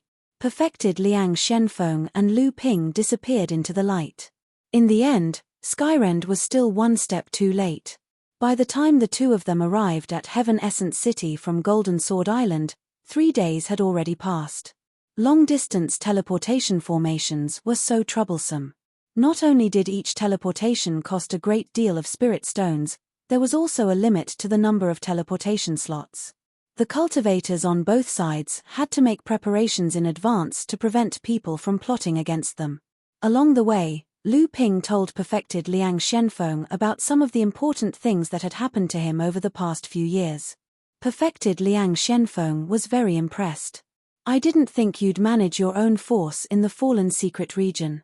It's a treasure land. If you manage it well, it'll be a rich foundation for your future cultivation. Unfortunately, we have to return to Jingzhe Island as soon as possible. Otherwise, we could take a look at your Soundwave Manor." Lu Ping asked curiously, "Why are you in such a hurry, Uncle Master? What's wrong with staying on my Kangling Island for a couple of days?" Perfected Liang Shenfeng said, "I'm afraid it won't work this time. I've already received a decree from Celestial Phenomenon Laozu. I need to return to Jingzhe Island as soon as possible. You and I will rest for a day. Tomorrow, we'll have to cross the Fallen Secret region. Although there won't be much danger along the way, the humans and demons of the East Sea have already started fighting. We need to be careful. This trip will take at least half a month." Lu Ping hesitated and asked, "Uncle Master, are you guarding Perfected Plum from the Listening Villa?" Perfected Liang Shenfeng looked at Lu Ping and said, "That's right. Then has she entered the Dharma stage?" "Not yet, but she has passed the most dangerous period. She has merged with a mid-tier heaven spirit item and achieved an 8th-tier golden core. Although there are still a few more hurdles before she can enter the Dharma stage, I believe with her ability, she won't give anyone a chance." Perfected Liang Shenfeng sighed. At the same time, there was a hint of envy in his eyes. He thought for a moment and said, "Don't ask too much about her and don't tell anyone else. She has too many conflicts with our sect. It's useless to talk about it now." The next day, just as the two were about to leave Chenyuan City, a piece of news that shook the North Sea spread. The Silver Sword Island had been conquered by the demons. For a moment, the East Sea was in an uproar. The Silver Sword Island was one of the 5 major sects of the East Sea, one of the 3 major bases of Skyrend. The island was guarded by the Dharma Laozu all year round, but it was easily conquered after being surrounded by the demons for 3 days. However, when more detailed information arrived, everyone sucked in a breath of cold air. This time, the Kuan clan had gone crazy. They actually sent 3 Dharma Laozu led by Kong Shong Laozu. In addition to the 3 Dharma Laozu from other clans, a total of 6 Laozu besieged the Silver Sword Island. Although a sword comprehension Laozu from Skyrend and 2 Laozu from the nearby sects came to help, the Silver Sword Island was still outnumbered. After using the island's protective formation to injure the 2 Dharma Laozu, the sword comprehension Laozu from Skyrend was also heavily injured. The Silver Sword Island's protective formation was broken, and the demons launched a large-scale attack on the island. After a fierce battle, both sides suffered heavy losses. The human cultivators had no choice but to retreat, and the Silver Sword Island fell. It was said that more than 30 core forging realm experts from the Silver Sword Island had fallen in this battle, and even more were heavily injured. The remaining blood condensation realm cultivators were also innumerable. Due to the island's protective formation, the demonic cultivators suffered even greater losses. They had lost more than 40 core forging realm experts. However, the gains from conquering the Silver Sword Island were more than enough for the demonic cultivators to recoup their losses. It was said that the Kuan clan had launched a large-scale attack on the island because one of Kong Shong Laozu's grandsons had been assassinated by a human cultivator. In a fit of rage, Kong Shong Laozu had gathered so many cultivators to conquer the Silver Sword Island. The humans and demons had been enemies for a long time. Although the death of Kong Shong Laozu's grandson wasn't the main reason, it was still a trigger. In a short period of time, the human cultivator who had assassinated Kong Shong Laozu's grandson became the most famous figure in the East Sea. At this time, the most famous figure in the East Sea was carefully traversing the inner layer of the fallen secret land with Reverend Liang Shenfeng. The inner layer was mostly occupied by the East Sea's large forces, rogue cultivators, independent forces, and even demon cultivators. The cultivators stationed here were at least in the late core forging stage, so it wasn't unusual for Reverend Laozu to appear here. Moreover, the special characteristics of the fallen secret land meant that humans, demons, and humans would always assume the worst of each other. Killing and robbing was normal, but they would never provoke someone they couldn't afford to provoke. Reverend Liang Shenfeng carefully released his late core forging stage aura along the way. He didn't provoke them, nor did he show any signs of weakness, so their journey was smooth. After flying in the fallen mystery land for over 10 days, a mid-sized island with a circumference of over 100 miles finally showed its vague outline in the secret land, which was shrouded in mist all year round. Jingzhe Island was the stronghold that Zhenling had established in the fallen secret land. One of Zhenling's 3 mid-Dharma Laozu cultivators, Celestial Phenomenon Laozu, was stationed here. Before the two of them reached Jingzhe Island, they saw 2 cultivators flying towards them. "Is that Brother Shenfeng?" Reverend Liang Shenfeng laughed and said, "Are you Brother Xuanrong and Brother Shentong?" "I am Shenfeng." When they got closer, Lu Ping finally got a good look at Reverend Xuanrong and Reverend Shentong. They looked to be in their 40s, but Reverend Xuanrong already had a long beard. "Brother, who is this young friend?" Reverend Xuanrong asked curiously when he saw Lu Ping standing beside Reverend Liang Shenfeng. "Haha, this is Sister Xuanling's disciple. His surname is Lu, and his name is Shenping." Reverend Liang Shenfeng pointed at Lu Ping and introduced him to the two. Lu Ping stepped forward and bowed respectfully. Disciple Lu Ping greets the 2 uncle masters. Reverend Xuanrong and Reverend Shentong looked at each other in shock and hurriedly said, "Martial nephew Shenping, please rise." When Lu Ping stood up straight, Reverend Xuanrong sighed and said, "I heard that Sister Shenling took in a male disciple about 10 years ago. He was only at the 8th level of the blood condensation realm when he went missing during the beast tide. Who would have thought that in just a few years, Martial nephew Lu's cultivation would have reached such a level? It's really amazing." Although Reverend Xuanrong addressed Lu Ping as a martial nephew, his tone showed that he was treating Lu Ping as a peer. Lu Ping smiled. Back then, martial nephew Shenling was framed by vile people. Luckily, I didn't die and obtained some opportunities in the East Sea. That's how I broke through to the core forging stage. Reverend Shentong nodded. "We've heard about what happened to you. I heard that Sister Shenling lost her temper and even angered some people. But you came back at the right time." Lu Ping was puzzled. Reverend Liang Shenfeng was surprised. "Could it be?" Reverend Shentong nodded. "That's right. A few days ago, we received news that Sister Shenling has successfully condensed her Dharma form, becoming our sect's 8th Dharma form, Laozu. The sect will hold a Dharma form assembly for her in a month's time, inviting all the sects in the North Sea to congratulate her. Martial nephew Lu's cultivation has improved greatly, which is great news for Sister Shenling." Lu Ping was overjoyed. "Is that true, Uncle Master?" But then he realized that his words were inappropriate. It was as if he was questioning Reverend Shentong. Reverend Shentong didn't mind. He smiled. "Of course. Please return to the island. Brother Shenfeng, you should go and see Uncle Master Tianxiang first. Don't let him wait too long."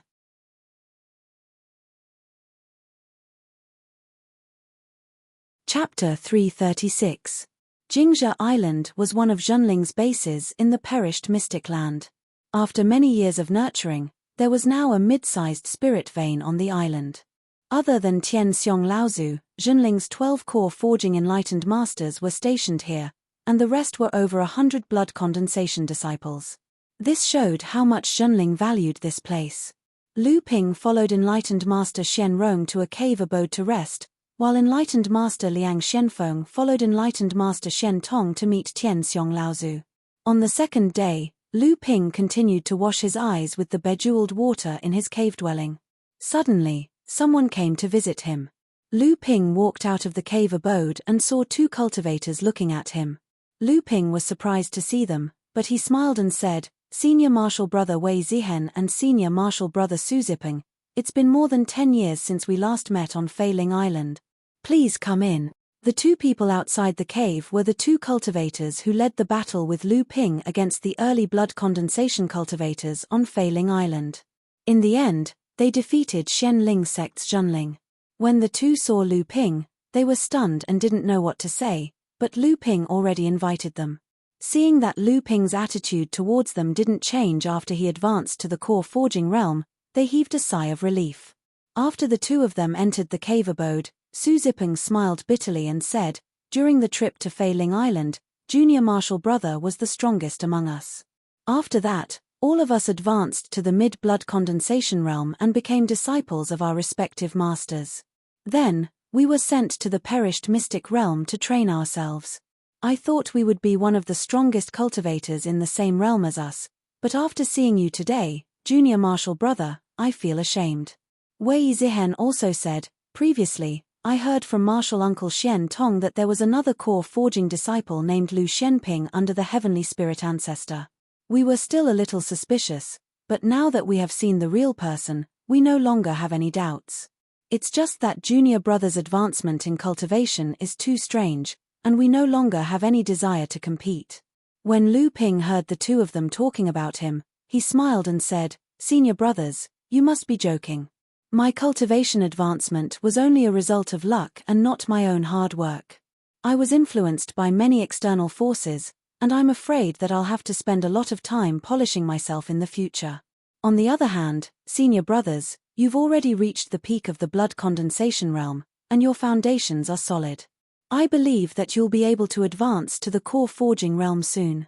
Hearing Lu Ping's praise, Su Zipeng laughed heartily and said, "Thank you, Junior Marshal Brother. Speaking of which, the two of us came to visit Junior Marshal Brother not only to visit an old friend, but also because we have something to ask of you."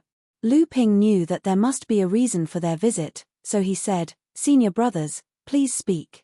As long as I can do it, I won't refuse." Wei Zihen smiled and said, "With Junior Brother's words, we can rest assured. We know that Junior Brother was already an alchemist when you were still in the blood condensation realm. In the past, you were famous in our sect for refining the half-step forging face-retaining pill. Now that Junior Brother has advanced to the core forging realm, your alchemy skills must have improved greatly, so we would like to ask Junior Brother to refine a pill for us." When Su Zipeng saw Lu Ping's confusion, he said, "It's a type of medicinal pellet that can help one break through to the core forging stage.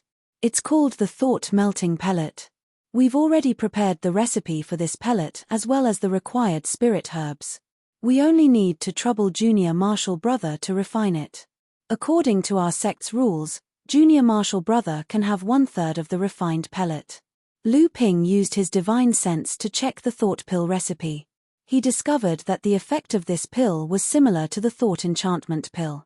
It was slightly inferior to the 7-step marked pill, but it was still considered one of the best pills that could help in breaking through to the core forging realm. Lu Ping smiled and said, "Don't worry, I'll leave the spiritual herbs here. I'll be staying on Jingzhe Island for a few days. Senior brothers can come pick up the pill the day after tomorrow." When the two heard this, they were overjoyed. After exchanging greetings for a while, they left. With Lu Ping's current alchemy skills, refining these half-step core forging realm pills could easily reach more than 70% success rate. The two of them prepared 2 sets of spiritual herbs for refining the thought pill, and the rest was for Lu Ping himself. This was the rule of the alchemy world. If Lu Ping declined modestly, it would cause trouble. Not to mention, once Liang Shenfeng testified, the news of him becoming an alchemy master would probably be known by other cultivators on the island. At that time, the ones who would trouble him would be his martial uncles in the core forging realm. Lu Ping only spent a day to concoct the sense-dissolving pellets. With his current alchemy skills and the help of the NH1 cauldron and the blue spirit fire, he managed to produce a total of 15 sense-dissolving pellets from the 2 cauldrons. Lu Ping kept 5 of them and gave the remaining 10 to the duo. However, after the thought pill was refined, the Junling cultivators on Jingzhe Island, especially the core forging realm masters, seemed to have received some news. Several people came to Lu Ping one after another, offering the pill recipe and spiritual herbs, hoping to refine some medicinal pills. However, these medicinal pills were already at the core forging realm. Lu Ping had a limited return date, so he only took a few furnaces of spiritual herbs to refine early-stage core forging realm medicinal pills. With his current alchemy skills, if he refined early-stage core forging realm medicinal pills, he could reach 50 to 60% success rate. If he refined middle-stage medicinal pills, his success rate would only be 30 to 40%. Of course, it was impossible for Lu Ping to refine these medicinal pills. He had not tried the late-stage core forging realm medicinal pills, but he had at least refined 2 medicinal pills for the half-step transcendence realm. One was the Bell Cauldron pill, and the other was the Forging Heart pill. It was just that the cost of refining these 2 medicinal pills was too high, and there was also an element of luck involved. After spending a few more days, Lu Ping finished refining the medicinal pills for the Uncle Masters. Due to the scarcity of spiritual herbs, it was not uncommon for middle-stage core forging realm cultivators to use early-stage core forging realm medicinal pills to cultivate. In addition, the Junling cultivators on Jingzhe Island were isolated overseas, so the cultivation supplies they had were even more scarce. Although Jingzhe Island was rich in resources, there was no alchemy master here. Everyone could not cook without rice. It was not easy to meet Lu Ping, so they naturally would not let him go easily. A day before Lu Ping returned to the North Sea, Liang Shenfeng came to Lu Ping's cave residence and said, "Uncle Master Qianxiang wants to see you." Lu Ping was stunned when he heard this, but he quickly got up and followed Liang Shenfeng to the cave residence in the center of Jingzhe Island. Other than Hongye Laozu from the Northern Alliance, this was the second Dharma Laozu that Lu Ping had seen, and he was one of the 3 mid-Dharma Laozu in Junling. His expression was solemn. When Lu Ping saw Qianxiang Laozu, he was not in the cave residence, but in a spiritual herb garden. Qianxiang Laozu was dressed in an ordinary farmer's robe and wore a bamboo hat. He looked like an old farmer, tending to the plants in the spiritual herb garden. Seeing Lu Ping and Liang Shenfeng arrive, the old farmer patted the soil off his hands, then straightened up and said, "You're here? Come and have a cup of tea." Lu Ping bowed respectfully and said, "Greetings, Uncle Master." Qianxiang Laozu walked to a pavilion and waved for the 2 to come over. He looked at Lu Ping and said, "That last Xian Ling has taken in a good disciple." Qianxiang Laozu sat down, and only then did Liang Shenfeng and Lu Ping sit down. Qianxiang Laozu smiled and said, "Back then, we thought that we could teach disciples like Tianlin, Xian Ling, Xian, and we were already very happy. We were also very happy that your Uncle Master Shenfeng could achieve what he has today. However, we did not expect that in your generation, your achievements would even surpass your teachers and Uncle Masters. It seems that Junling has a bright future." Lu Ping listened quietly on the side and didn't answer. Enlightened Master Liang Shenfeng smiled and said, "Isn't this all because of the hard work of the uncles and martial uncles? We're just inheriting the legacy of the seniors." Qianxiang Laozu did not comment and continued, "Now that the humans and demons are at war, I'm afraid that the Central Plains will not be peaceful anymore. If Junling wants to take this opportunity to rise, it will be very difficult. The resistance of the demon race, the resistance of the human race, and even the internal conflicts of our sect. There are many things to worry about. If we want to break through these difficulties, we still have a long way to go." This time, even perfected Liang Shenfeng was silent. Qianxiang Laozu continued, "It's fine if it's external resistance, we just need to unite against a common enemy. But the problem is that there are some things that we need to resolve, some things that we need to be flexible, and some things that we need to rely on others. In any case, junior sister Tian Shui, and junior brother Tian Fan mean that no matter what happened between the two of you in the past, in the face of a great enemy, the safety of the sect is the highest priority. You can think of ways to resolve your own problems, and if you can't put down your pride, you can settle it through the juniors. You can be at loggerheads, but you must not fight amongst yourselves. Tianxiang Laozu's words were not fierce, but every word seemed to have magical powers, directly nailing into Lu Ping's heart. As if waiting for the two of them to digest what he had said, Tianxiang Laozu raised his teacup and took a sip, then said, "In a few years, I will be going through my second trial. If I pass it, I won't need Tian Shui and Tian Fan to work together to fight against that old man Dao Sheng. If I can't pass it, I believe that with Tianlin and Xianling advancing to the Dharma stage, Xianling sect will not dare to make things difficult for me, Zhenling. Moreover, Shenfeng, when that time comes, you will also be at the Dharma stage. With the help of the spirit forging pill, I believe that Shen Cheng and Xuanshan's achievements will not be any weaker than yours. It's just a pity for Shenyin, if not for what happened back then, his cultivation would still be above yours." Lu Ping was shocked. Today, he had unintentionally learned many secrets of the sect. It seemed that Tianxiang Laozu's cultivation had already reached the peak of the mid-Dharma stage. If he wanted to advance to the late Dharma stage and become the top existence in the world of cultivation, it seemed that he still had to go through a life-and-death ordeal. Coming out from the spiritual herb garden, Liang Shenfeng walked in silence, as if he had a lot of things on his mind. Lu Ping was also full of doubts, but he did not know how to ask. From Tianxiang Laozu's words, it was not hard to tell that the sect was not as united as a piece of iron. However, this was not a big deal. A large sect with tens of thousands of people, how could everyone be united? As long as the high-level cultivators had a sense of the big picture and did not fall apart, the sect would not collapse on its own. Lu Ping knew that these words were definitely meant for Liang Xuanfeng's generation. This time, Liang Shenfeng had also followed Lu Ping back to Qianling Mountain. Lu Ping guessed that Liang Xuanfeng's return this time was probably to make the final preparations to advance to the Dharma stage. In recent years, Liang Shenfeng had already begun to fuse the Tianfeng leaves into his golden elixir, and it was now time to see if he could form a golden elixir that was above the 7th grade. However, Lu Ping did not know if Tianxiang Laozu's words were also slightly related to him, but Lu Ping was more willing to believe that Tianxiang Laozu said these words for him to try his best to resolve the enmity of the previous generation, because at least when Lu Ping returned this time, he would at least have his revenge. Leng Qian was fine, after all, Master had not expelled her from the sect, and Lu Ping had to consider Master's feelings. If Master found evidence of Yuan Zhon framing him, Lu Ping would really dare to annihilate the Yuan family. The next day, under the sending off of several core forging stage perfected masters, Wei Zihen, Su Zipeng, and the others on the island, the long-distance teleportation array on Jingzhe Island slowly opened. Lu Ping and Liang Shenfeng were gradually drowned in the dazzling light. When Lu Ping reappeared, he had reappeared in the North Sea that he had been away from for several years.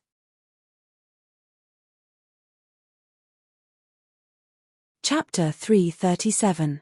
Tianling Mountain was still filled with lush greenery, chirping birds, and the fragrance of flowers. Lu Ping and perfected Liang Shenfeng agreed on a time to visit, then flew towards Chonghua Prefecture. At this time, there were many blood condensation cultivators around Chonghua Prefecture. Because perfected Liu Xianling had advanced to the Dharma stage, the entire Zhenling sect was busy preparing for the Dharma assembly. Looking at the joyful faces of the cultivators, it was obvious that the appearance of every Dharma manifestation Laozu had a great impact on a sect. This was especially so for a place like the North Sea where the overall cultivation situation was far inferior to the East Sea. The birth of a Dharma manifestation Laozu could directly affect the balance of the entire North Sea cultivation world. The cultivators along the way were all puzzled when they saw Lu Ping walking towards them. However, when they got closer and sensed the unfathomable aura from Lu Ping, they all became respectful. Lu Ping didn't mind at all. After he became enlightened Master Liu Xuanling's disciple, Other than attending lectures and asking for advice on cultivation problems, he rarely returned to Qianling Mountain. Instead, he cultivated in his own cave dwelling on Huangli Island. Many years had passed, and he did not know the situation on Huangli Island. Huangli Island was located at the outermost part of the buffer zone. After the beast tide, it would probably be the first place to be attacked by the beasts. Judging from the security on Huangli Island at that time, it was very likely that the island had already been attacked by the beasts. It was a pity that the cave abode was not there. Lu Ping had already gathered 5 mini-spirit veins there. There were also some cultivators who recognized Lu Ping and looked shocked. They were obviously surprised by the reappearance of Lu Ping, the 9th disciple of Chonghua Prefecture who had been missing for many years. Most cultivators thought that he was dead. Coupled with Lu Ping's core forging cultivation, this surprise turned into shock. In the blink of an eye, Lu Ping's identity, cultivation base, and some legends about him spread like wildfire. Whether it was intentional or not, the sudden appearance of a core forging realm cultivator was enough to attract the attention of the cave dwellings on Qianling Mountain, as well as the clans in Jinling sect's territory. Not to mention, this core forging realm cultivator was a little special. For example, his teacher was the newly advanced Dharma manifestation Laozu Liu Qianling. For example, after this disciple went missing, Liu Xianling and Xian Chen, 2 core forging experts, joined hands to wreak havoc in the Yuan family, smashing the Yuan family's manor into pieces. It seemed to be related to this disciple's disappearance. When this disciple went missing, he was only at the 8th layer of the blood condensation realm. In just a few years, he had already reached the 3rd layer of the core forging realm. Where did he go? What did he encounter? Why did he come back at this time? For a moment, Lu Ping's return was like a small stone thrown into the surging undercurrents of Zhenling. Although it didn't cause any raging waves, it caused the surface of Zhenling to be no longer calm. In Chonghua Prefecture, Liu Qianling Laozu seemed to have already noticed Lu Ping's return. He stood in the Chonghua Palace and smiled as he looked at Lu Ping. When Liu Qianling Laozu sensed Lu Ping's cultivation, the smile on the corner of his eyes became even wider. His face revealed an imperceptible surprise and gratification. Master. When Lu Ping entered the palace, he saw that his master was still dressed in palace attire and looking at him with a smile. He hurriedly walked forward and bowed. Disciple congratulates master on attaining the Dharma stage, Laozu. Liu Qianling Laozu nodded and said, "The spirit forging pill that you provided back then was also a big part of my achievements. If it wasn't for that, I wouldn't have been able to achieve an 8th grade golden core." Lu Ping was overjoyed. He knew that if a cultivator wanted to successfully attain the Dharma stage, it was best to condense a 7th grade golden core or above. His master had achieved an 8th grade golden core, which meant that his future achievements would not be any lower than the mid-Dharma stage celestial phenomenon Laozu. Lu Ping took out a jade scroll and handed it to his master. "Master, this is a jade scroll that Uncle Master Liang Shenfeng obtained from Zhongshuan's cave in the East Sea. Uncle Master Liang's cultivation seems to have reached a critical stage of merging spirit items, and he needs to go into seclusion to train. I'm afraid that he won't be able to attend your Dharma meeting, so he asked me to give this jade scroll to you as a congratulatory gift." Liu Qianling Laozu took the jade scroll and scanned it with his divine sense. He suddenly looked at Lu Ping in surprise and said, "The Lin High Wave listening technique?" Lu Ping nodded. Liu Qianling Laozu skimmed through it and said happily, "It is indeed the complete Lin High Wave listening technique. It is said that when Zhongshuan Laozu of the Feiling sect fled to the East Sea, he did indeed take a part of the Feiling sect's heritage from Feiling Island. At that time, people guessed that the Lin High Wave listening technique was among them, but I didn't expect Brother Liang to find it." Lu Ping smiled and said, "With the complete Lin High Wave listening technique, this technique can be upgraded to the 6th true technique of our sect in your hands." Liu Qianling looked at Lu Ping and smiled. "I didn't expect my 9th disciple to have learned how to flatter me, but with the complete technique in hand, if I don't try it out, I'd be letting this technique down." At first, Lu Ping was a little embarrassed by his teacher's teasing, but after listening to his teacher's words, he was encouraged by his teacher's confidence. At this moment, 2nd Senior Sister Li Xuanru, 3rd Senior Sister Zhao Xuanji, 4th Senior Sister Wang Shenjing, 6th Senior Sister Chen Shenwei, and 10th Junior Sister Jiang Shenxian walked in one after another. Behind them was Leng Qian. Obviously, everyone had heard about Lu Ping's return and came to Chonghua Manor to greet him. Lu Ping greeted his senior sisters and junior sisters one by one, and even Leng Qian greeted him as if nothing had happened. Seeing that Lu Ping didn't embarrass Leng Qian on the spot, Lao Zu didn't show it on his face, but there was a hint of approval in his eyes. However, 10th Junior Sister Jiang Shenxian snorted coldly, obviously dissatisfied with Lu Ping's greeting to Leng Qian, but she didn't say anything. 2nd Senior Sister Li Xuanru was afraid that the atmosphere would turn awkward, so she said with a smile, "I just heard from one of our disciples that not only has her 9th martial uncle returned, but he has also become a core forging enlightened master. I didn't believe it at first, but now I realize that I've wronged this disciple. Not only has 9th junior brother become a core forging enlightened master, but he has also reached the 3rd stage of core forging. This is truly amazing." That's right. 4th Senior Sister Wang Shenjing was usually the most humorous person. She said with a smile, "Fortunately, I just advanced to the middle stage of core forging last year. Otherwise, wouldn't I be inferior to my junior brother?" Just as Wang Xuanjing's voice fell, 6th Senior Sister Chen Xuanwei's sour voice sounded, "4th Senior Sister, where can I put my face? This is my first time meeting 9th junior brother, but my cultivation is already 2 levels lower than 9th junior brother's."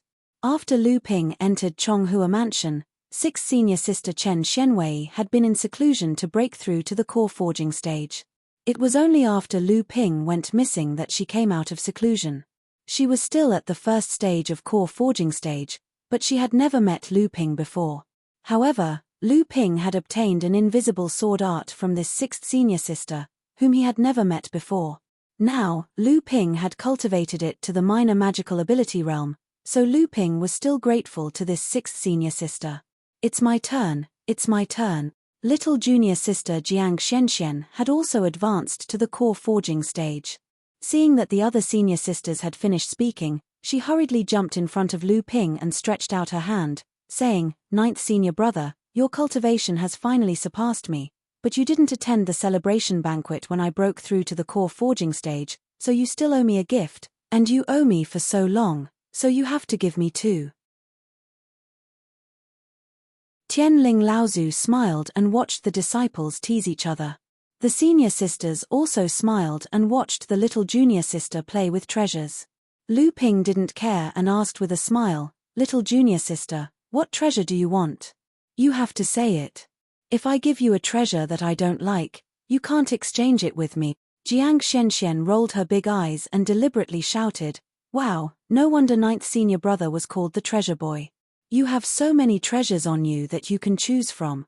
Then, she giggled and said in a coy voice, "Senior martial brother, I want to learn a flying sword, but Daddy and Mommy both said that the flowing cloud flying sleeve is the best as a natal artifact. Do you have a flying sword? It must at least be a top-grade artifact." Lu Ping knew that little junior sister cultivated the wood attribute cultivation method taught by Jiang Tianlin Laozu. He thought for a moment and said with a smile, "I have 2 wood attribute flying swords, but they are not top-rank magic weapons." When Lu Ping said this, he saw that little junior sister was a little disappointed. He knew that she really wanted a flying sword, so he said, "But I have 2 good spiritual materials to refine a wood attribute flying sword." Sure enough, after hearing what Lu Ping said, Jiang Xuanxuan's big eyes suddenly lit up again. Lu Ping touched his storage ring and took out 2 3-inch thick peachwood branches. He said, "These 2 peachwood branches should be enough to forge a pair of flying swords. When the time comes, Liu Yun will carry the peachwood swords in her sleeves. At that time, who in the same realm as junior martial sister would be able to defeat her?" These 2 peachwood branches were mutated peachwood branches that fell from the peach tree spirit during its thousands of years of growth. Lu Ping had more than 10 of these mutated peachwood branches, and these 2 branches were relatively thick. They were at least 2 to 3,000 years old, and their quality was almost no lower than a 3rd-rank spiritual material.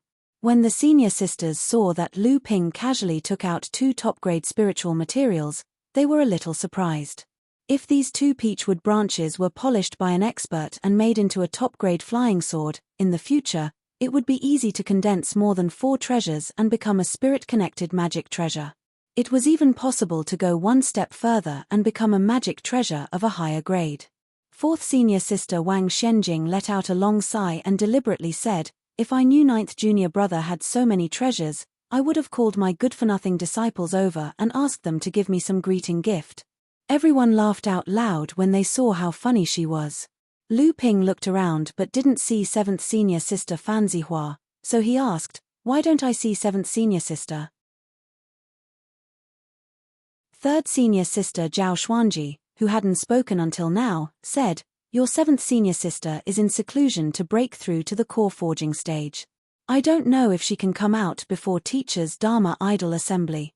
6th senior sister Chen Shenwei frowned and said, "I originally wanted to wait for 7th senior sister to come out of seclusion to help me prepare for teachers' Dharma Idol Assembly. I'm afraid I'll have to do it alone." 3rd senior sister Wang Shenjing glanced at Lu Ping and egged her on, "6th girl, you're stupid. Our Zhenling's rule has always been that the youngest core forging disciple will prepare for teachers' Dharma Idol Assembly. Are you the youngest now?" Chen Xuanwei's eyes lit up and she clapped her hands. "That's right." Chen Shenwei turned to Lu Ping and said seriously, "9th junior brother, teachers' Dharma Idol Assembly depends on you. Junior sister Shenxian doesn't count. Not only are you teacher's youngest disciple, but you're also the only male disciple."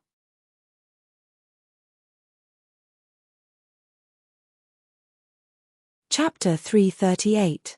6th senior sister Chen Shenwei might not be able to prepare for the Dharma Assembly, but Lu Ping was more willing to believe that his senior sisters had deliberately given him this opportunity. The main organizer of the Dharma Assembly was a chance for a cultivator to make a contribution. After the assembly was successfully held, the sect and Laozu himself would reward and thank the organizer of the assembly. Lu Ping saw that the senior martial sisters were all willing to let him be the one to prepare for teacher's avatar ceremony, so he no longer declined. He said, "Since senior martial sisters are willing to give me a chance to contribute to teacher's avatar ceremony, then I won't refuse."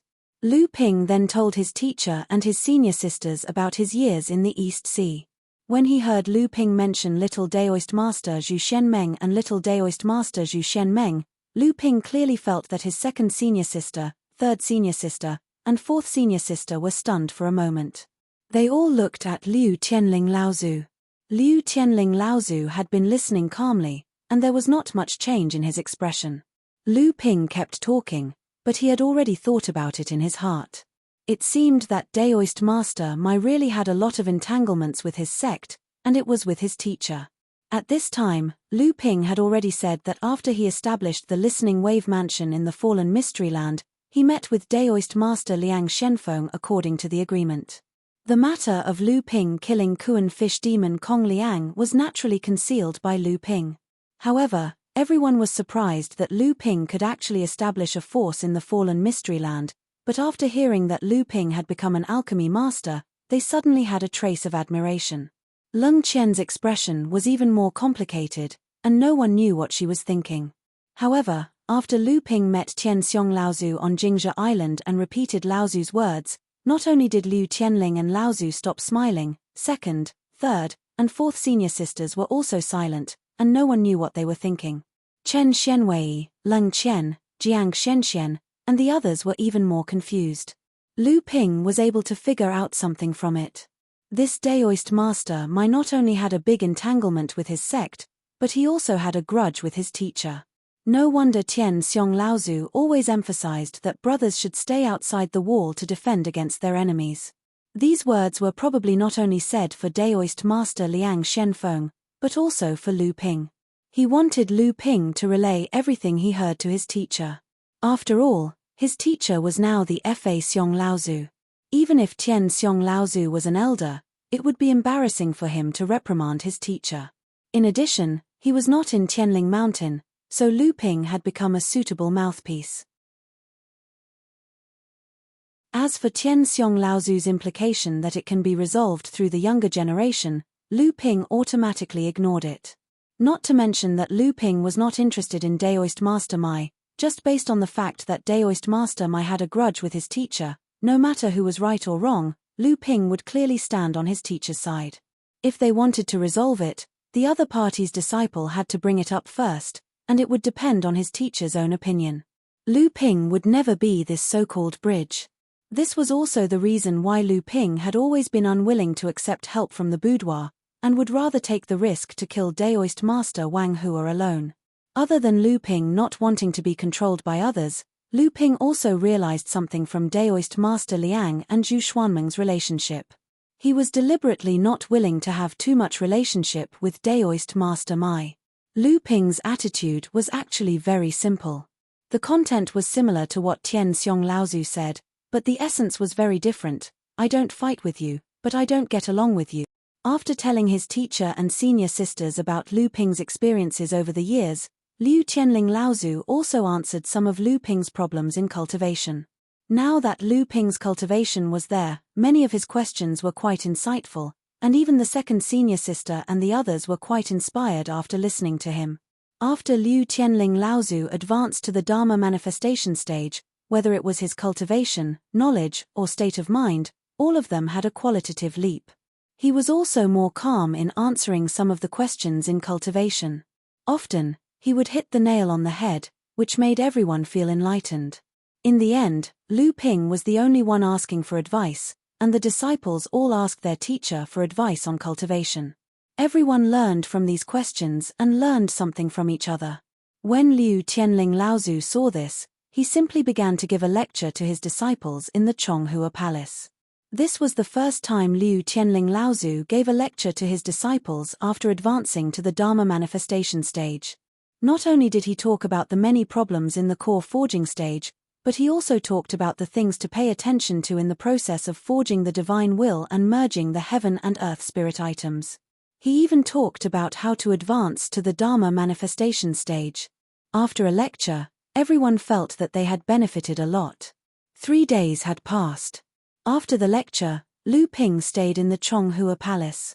After he advanced to the core forging stage, according to Zhenling's rules, core forging stage cultivators had to open up their own cave abode on Tianling Mountain. Right now, Lu Ping had returned in a hurry. Although his identity as a core forging sage had been verified, he still had to wait a few days before he could open up his cave abode on Tianling Mountain.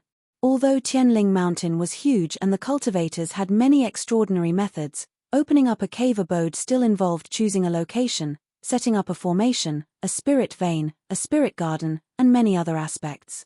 Lu Ping didn't want to let others do it, so in the end, he opened up a cave abode on the side of a cliff on Tianling Mountain.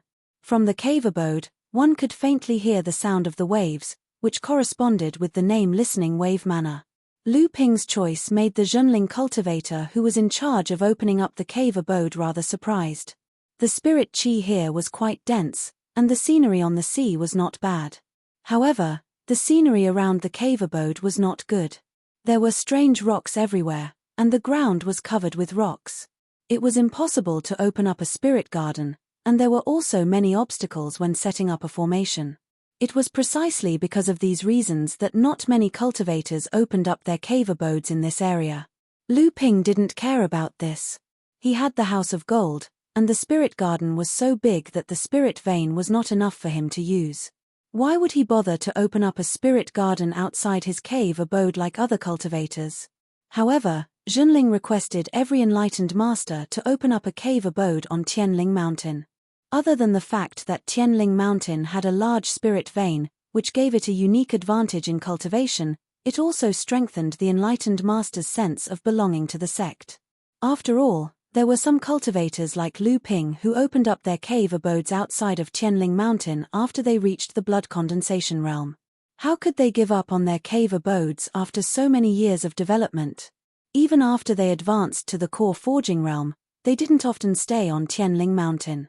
Instead, they hid in their cave abodes outside of Tianling Mountain to cultivate. Even without the support of a large spirit vein, it was more peaceful and free.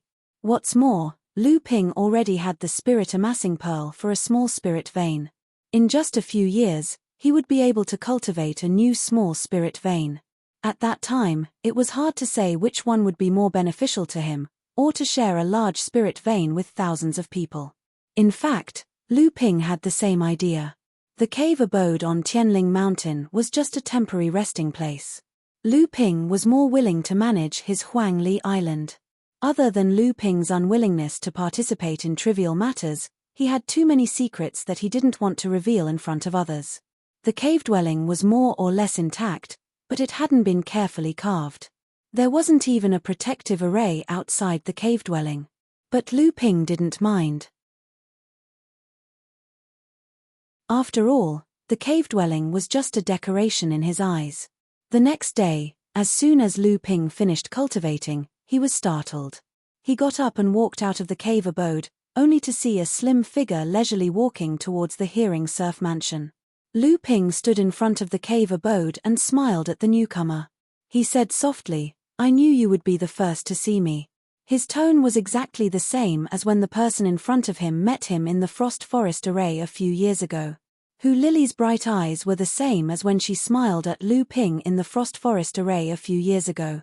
Her eyes still contained a trace of pride, a trace of gratification, and a trace of longing.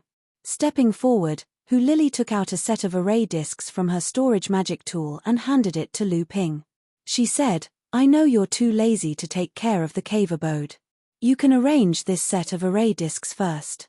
You're a core forging enlightened master after all. How can it be acceptable if the cave abode is bare and only made of stones? Besides, someone might come in a while." Lu Ping smiled and said, "You're really thoughtful. I really haven't thought about how to manage this place." Hu Lily smiled and ignored him. She went straight into the cave dwelling and began to tidy up the place. Stone tables, stone chairs, tea sets, and spirit dishes were taken out from her interspatial mystic instrument and arranged neatly in the cave dwelling. After a while, the entire cave dwelling had been tidied up by Hu Lily. The original stone cave now had the aura of a human residence. Lu Ping set up a cave-dwelling protection array formation on the side and placed all kinds of spirit materials around the cave dwelling. Lu Ping inserted dozens of mid-grade spirit stones into the plate, and an invisible shield that looked like a water ripple suddenly enveloped the entire cave dwelling. Lu Ping scanned the entire formation with his divine sense, and the corners of his mouth curled up slightly. It seemed that Hu Lily's attainments in formations were getting better and better.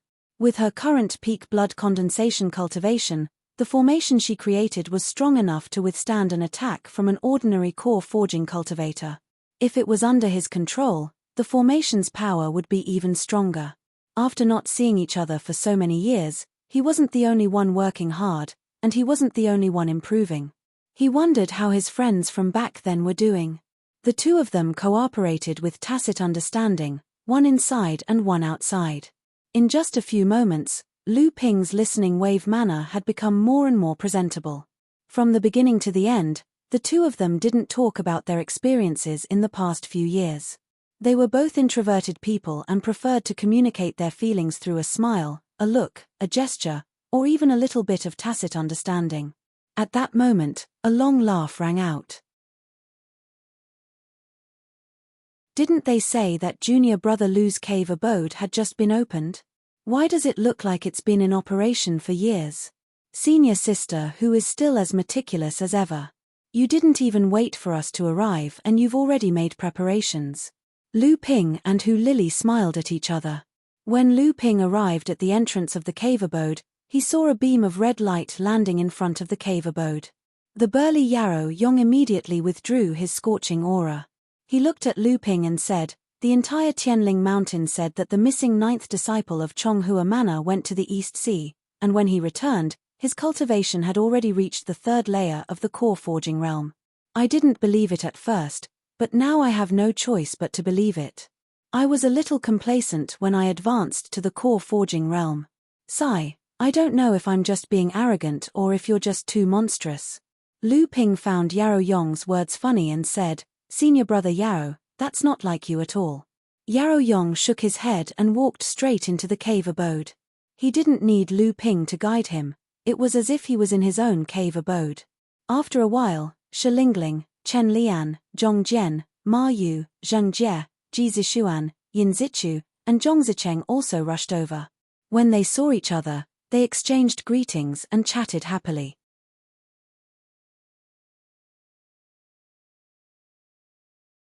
Chapter 339. In the Crystal Palace, Zhong Shijie was jokingly referred to as the number one person below the elite disciples.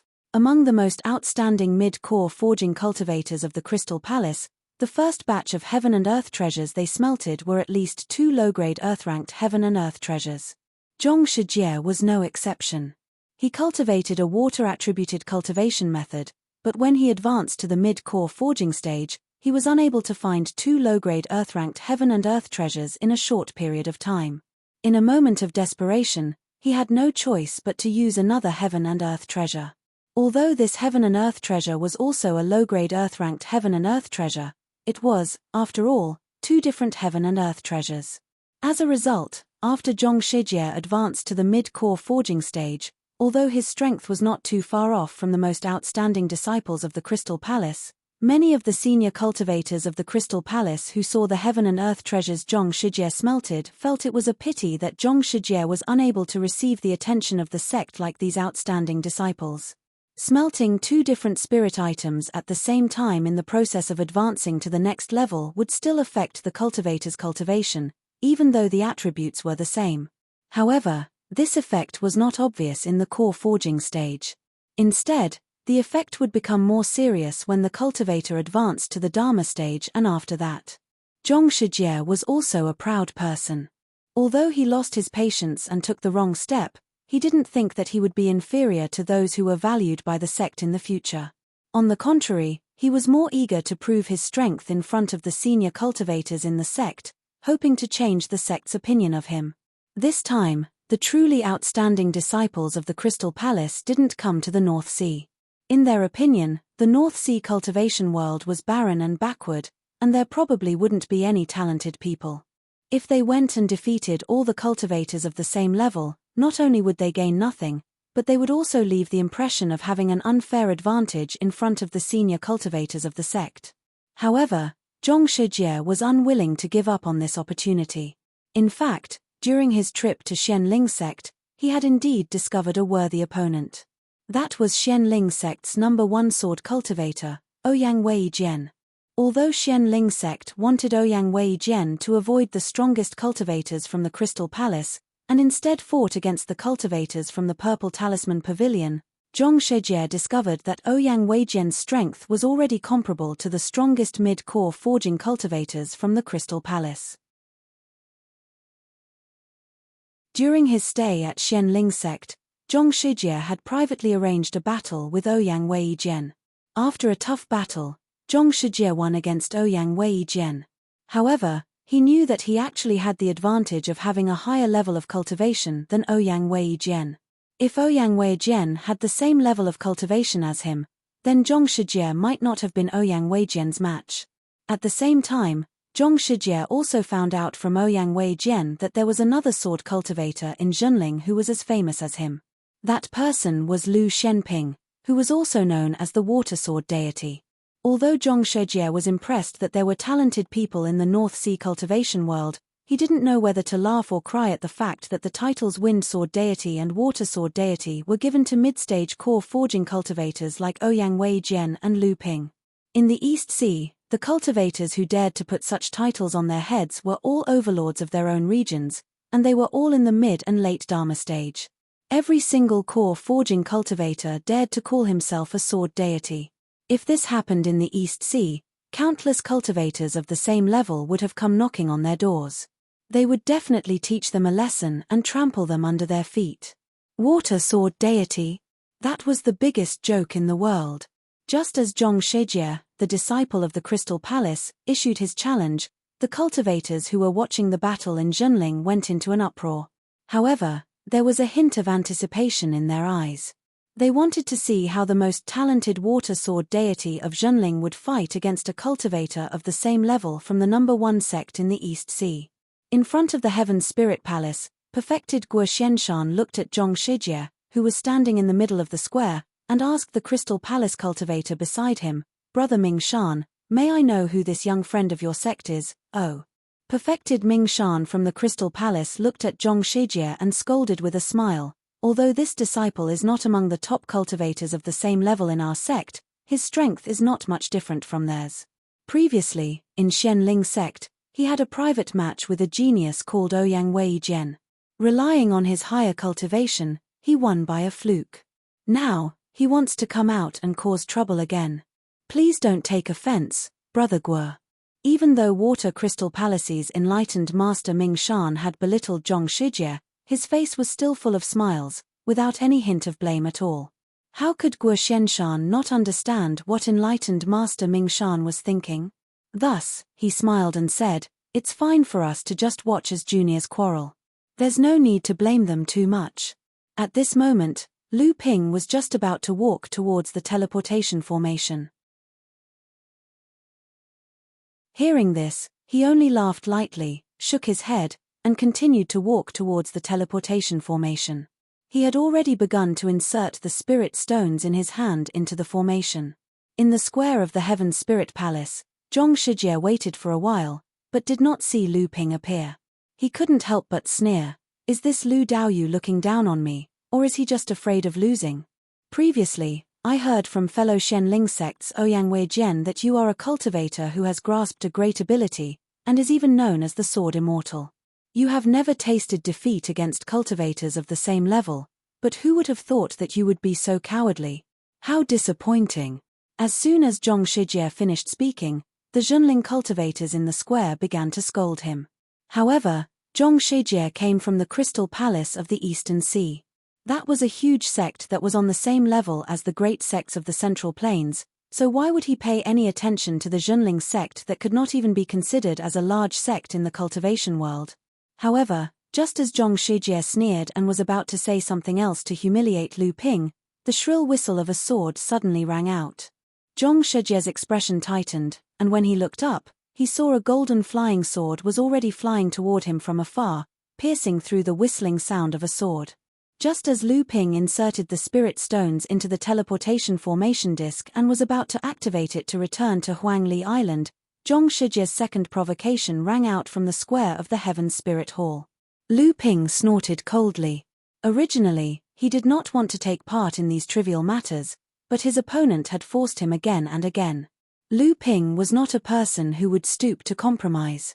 The golden scale sword pierced through the air. Zhong Shijie was first overjoyed, but then his heart skipped a beat.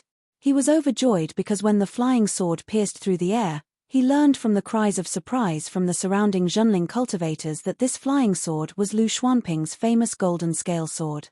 Lu Ping had finally made his move. Zhong Shijie now had the opportunity to trample the most famous Wind Sword Immortal and Water Sword Immortal beneath his feet. However, his heart skipped a beat.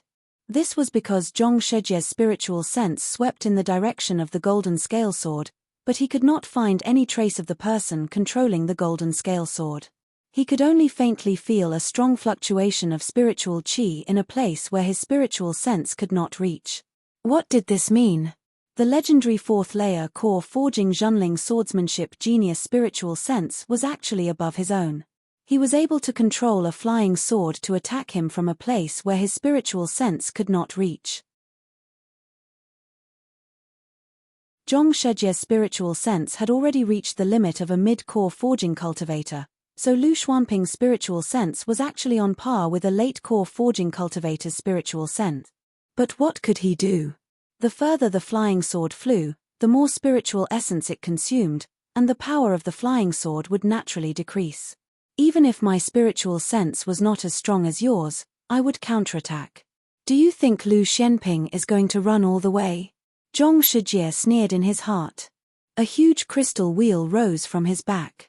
The crystal palace rotated rapidly and collided with the golden scale sword. Just as the crystal wheel was about to collide with the golden scale sword trembled in mid-air and suddenly split into countless golden sword lights. They transformed into a golden torrent of swordsmanship, bypassing the crystal wheel's obstruction and rushing toward Zhong Shijie. Zhong Shijie snorted coldly. The crystal wheel that was bypassed by the torrent of swordsmanship suddenly moved horizontally. The huge wheel rotated rapidly in the torrent of swordsmanship, stirring up a huge vortex in the golden torrent of swordsmanship. The torrent of swordsmanship that was rushing toward Zhong Shijie seemed to be restrained by a force. The vortex stirred by the crystal wheel absorbed all the swordsmanship transformed from the golden scale sword. After Zhong Shijie resolved Lu Ping's torrent of swordsmanship, he wanted to trace the direction of the torrent of swordsmanship. However, before Zhong Shijie could take a step, the vortex of swordsmanship that had already been stirred by the crystal wheel suddenly rippled again. Lu Ping suddenly used the sword light vortex stirred by the crystal wheel to suddenly launch a great swordsmanship divine ability. The huge sword vortex almost swept Zhong Shijie into it. Not only did Zhong Shijie not advance, but he also had to take 2 steps back in order to avoid the Sea of 100 Rivers sword art. How is this possible? This person is so far away from me. How can the divine ability not weaken in the slightest? Could it be that this person's primary essence is so strong that he can ignore the distance between magic treasures? In the blink of an eye, this thought flashed across Zhong Shijie's mind. At the same time, the massive sword vortex had also condensed into a force that continuously attacked the crystal wheel in the center of the vortex. Amidst the densely packed sounds of collision, the surface of the crystal wheel was struck by the sword light, causing countless crystal light chips to appear on the surface. Seeing his life-bound magic treasure being suppressed by the golden scale sword, Zhong Shijie grew furious and shouted, "You are not the only one who can control a great divine ability. Domain crystal wheel." As Zhong Shijie roared, the crystal wheel that was blocking Lu Ping's Sea of 100 Rivers suddenly split into 3, then 9, then 36. A total of 36 crystal wheels formed a giant crystal ball that shuttled back and forth in the air. The crystal ball spun back and forth in the sword vortex, trying to suppress it completely. At the same time, the sword lights that pierced into the crystal ball were also destroyed by the crystal wheel that shuttled back and forth between the crystal ball and Zhong Shijie. Zhong Shijie was overjoyed. Back at Xianling sect, Zhong Shijie had relied on the domain crystal wheel to break Ouyang Weijian's wind flow sword technique. Today, he had once again used the domain crystal wheel to restrain Lu Ping's sword vortex. Zhong Shijie was about to step in the direction of Lu Ping. He wanted to see what kind of person this water sword immortal was, who was so arrogant to actually attack him from thousands of feet away. However, before his domain crystal wheel could crush in the direction of Lu Ping, the golden scale sword that was hidden among the countless sword lights slashed out again. Zhong Shijie's expression immediately changed. Sword array. It's actually a sword array. When a sword technique's great divine ability reached perfection, every sword strike was a complete sword array. Zhong Shijie had no choice but to come to a halt once more. The sword maelstrom he unleashed earlier no longer relied on sword light to wreak havoc. Instead, strands of sword light swirled around the goldscale sword to form a gigantic sword maelstrom, seemingly intent on devouring everything. It was even about to devour Zhong Shijie's domain crystal wheel. Zhong Shijie's face turned red as he retreated with all his might, saving the domain crystal wheel from the powerful devouring force of the sword vortex. However, there were still 3 crystal wheels that he couldn't retrieve in time and were stripped from the domain crystal wheel by several streams. After a series of ear-piercing sounds, the 3 crystal wheels were crushed by Lu Ping's sword array. However, the domain crystal wheel was, after all, a great divine ability inherited from the Crystal Palace. Moreover, Lu Ping was using the Sea of All Rivers sword array from thousands of feet away, so he was already at a disadvantage. After Lu Ping's sword array devoured the 3 crystal wheels, Zhong Shijie's domain crystal wheel great divine ability was undoubtedly broken, and Lu Ping's sword array could no longer continue. The sword lights that filled the sky were absorbed into the golden scale sword. However, everyone present, no matter who it was, could tell who had the upper hand in the battle between the two. The Zhenling cultivators cheered. Some of the lower-level cultivators even shouted the name Water Sword Immortal. Reverend Ming Shan, who stood in front of the Heaven Spirit Hall, had an ugly expression on his face. However, he still smiled at Reverend Guo Xianshan, who was beside him, and said, "I didn't think that your sect would have such a talented disciple. This set of sword technique is like a rainbow absorbing water, and also like the sea absorbing all rivers." The title of Water Sword Immortal is somewhat well-deserved. What I said earlier was too rash. This level of swordsmanship has already far surpassed Shenling sect's Ouyang Wei Jian. Although Reverend Ming Shan admitted that he had misjudged Lu Ping, he still spoke in an arrogant tone. He was very stingy with words of praise. He only said that Lu Ping's swordsmanship had surpassed Ouyang Wei Jian's, but he didn't compare it to his own disciple in the Crystal Palace. Clearly, he was very confident in his own disciple's cultivation. The remaining 33 crystal wheels were combined into one by Zhong Shijie.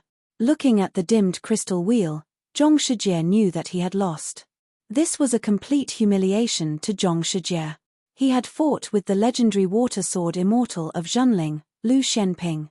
In the end, not only did he suffer a loss, but he also couldn't even catch a glimpse of him. He couldn't even catch a glimpse of Lu Ping's aura. This meant that when Lu Ping faced Zhong Shijie again, as long as Lu Ping didn't take out the golden scale sword, Zhong Shijie wouldn't know that the person in front of him was the famous water sword immortal. A look of reluctance flashed across Zhong Shijie's face. A 7-storied crystal pagoda suddenly appeared above his head and a steady stream of true essence flowed into the crystal wheel. The damaged crystal wheel immediately regained its luster, and with a crisp ringing sound, Zhong Shijie raised the crystal wheel and walked towards Lu Ping. Zhong Shijie's goal was very simple. Even if he lost, he wanted to know who he had lost to. After losing this spar, Zhong Shijie knew very well what he would have to face when he returned to the Crystal Palace. As long as he could see or use his divine sense to capture the water sword immortal who had defeated him, he would at least be able to reduce the humiliation that Zhong Shijie had to bear for the Crystal Palace, even though it was only a humiliation to the Crystal Palace. Thousands of feet away, Lu Ping seemed to have sensed Zhong Shijie's intention. He drew an arc with the golden scale sword several feet away from Zhong Shijie with the hilt of the sword as the axis. Hundreds of golden sword lights formed a golden sword wheel that was half a foot in size, rolling and slashing towards Zhong Shijie. Zhong Shijie naturally did not show any weakness. The crystal wheel and the golden sword wheel collided, creating countless sparks in the air. The two were locked in a stalemate, and Zhong Shijie could not move an inch. However, Zhong Shijie seemed to have made up his mind to break through Lu Ping's obstruction. He shouted, "Solidify!" The first floor of the crystal pagoda above his head suddenly emitted a spiritual light, and a fluorescent light curtain hung down from the pagoda, firmly covering Zhong Shijie. Zhong Shijie did not even have the time to fully control the crystal wheel. He let the sword qi scattered by the golden scale sword splash on the light curtain of the crystal pagoda, creating ripples. Lu Ping had seen this kind of crystal pagoda in the East Sea Northern Alliance Pill Conference. At that time, Ning Shiais, an alchemy genius from the Crystal Palace, had refined a sea-suppressing pagoda with 6 floors. Legend had it that when the sea-suppressing pagoda was condensed to 6 floors, one could use the great divine ability of the Crystal Palace, the Sea-Calm River Great Divine Ability. This was a great divine ability that was even more powerful than Zhong Shijie's cyclic crystal wheel. Legend had it that the Crystal Palace had a supreme divine ability above the Sea-Calm River Great Divine Ability, but this was not known to outsiders. Although Zhong Shijie's sea-suppressing pagoda had only condensed 7 floors, 4 of them had been refined and condensed with treasure enchantments. Impressively, it was a psychic magic treasure. Although it could not achieve the Ocean Calm River Great Magical Power, its defensive ability was far beyond ordinary psychic magic treasures. The golden scale sword suddenly broke away from the entanglement of the crystal wheel and drew a strange arc in the air. A strange one-horned dragon appeared in front of Zhong Shijie. The strange dragon pounced on the sea-suppressing pagoda above Zhong Shijie's head. Its body wrapped around the pagoda, and the scales formed by the sword light rubbed against the pagoda, making a burst of firecracker-like sound. The sea-suppressing pagoda was on the verge of collapse, as if it was about to be pulled out of Zhong Shijie's head by the strange dragon. Zhong Shijie's complexion changed, and the crystal wheel whizzed towards the monstrous flood dragon to kill it. However, he heard a crisp ding sound, and Zhong Shijie felt a huge force suddenly hit the crystal wheel, and the crystal wheel was sent flying. At this moment, there was a loud bang. The strange one-horned dragon wrapped around the sea-suppressing pagoda finally pulled it out of Zhong Shijie's head. Zhong Shijie's face changed, and he spat out a mouthful of blood. Then he felt a chill on his neck. A faint blue sword shadow flashed in front of his eyes, and then disappeared from his throat. Zhong Shijie's face looked as if it had suddenly lost its vitality, but then he seemed to think of something. He looked up at the sea-suppressing pagoda, and saw that the strange dragon on the sea-suppressing pagoda had disappeared, leaving only the sea-suppressing pagoda floating in the air. Zhong Shijie waved his hand to put away the crystal wheel and the sea-suppressing pagoda, and with a flash of light under his feet, he came to the teleportation formation hundreds of meters away. The light on the teleportation formation had just dissipated, and there was no one on it.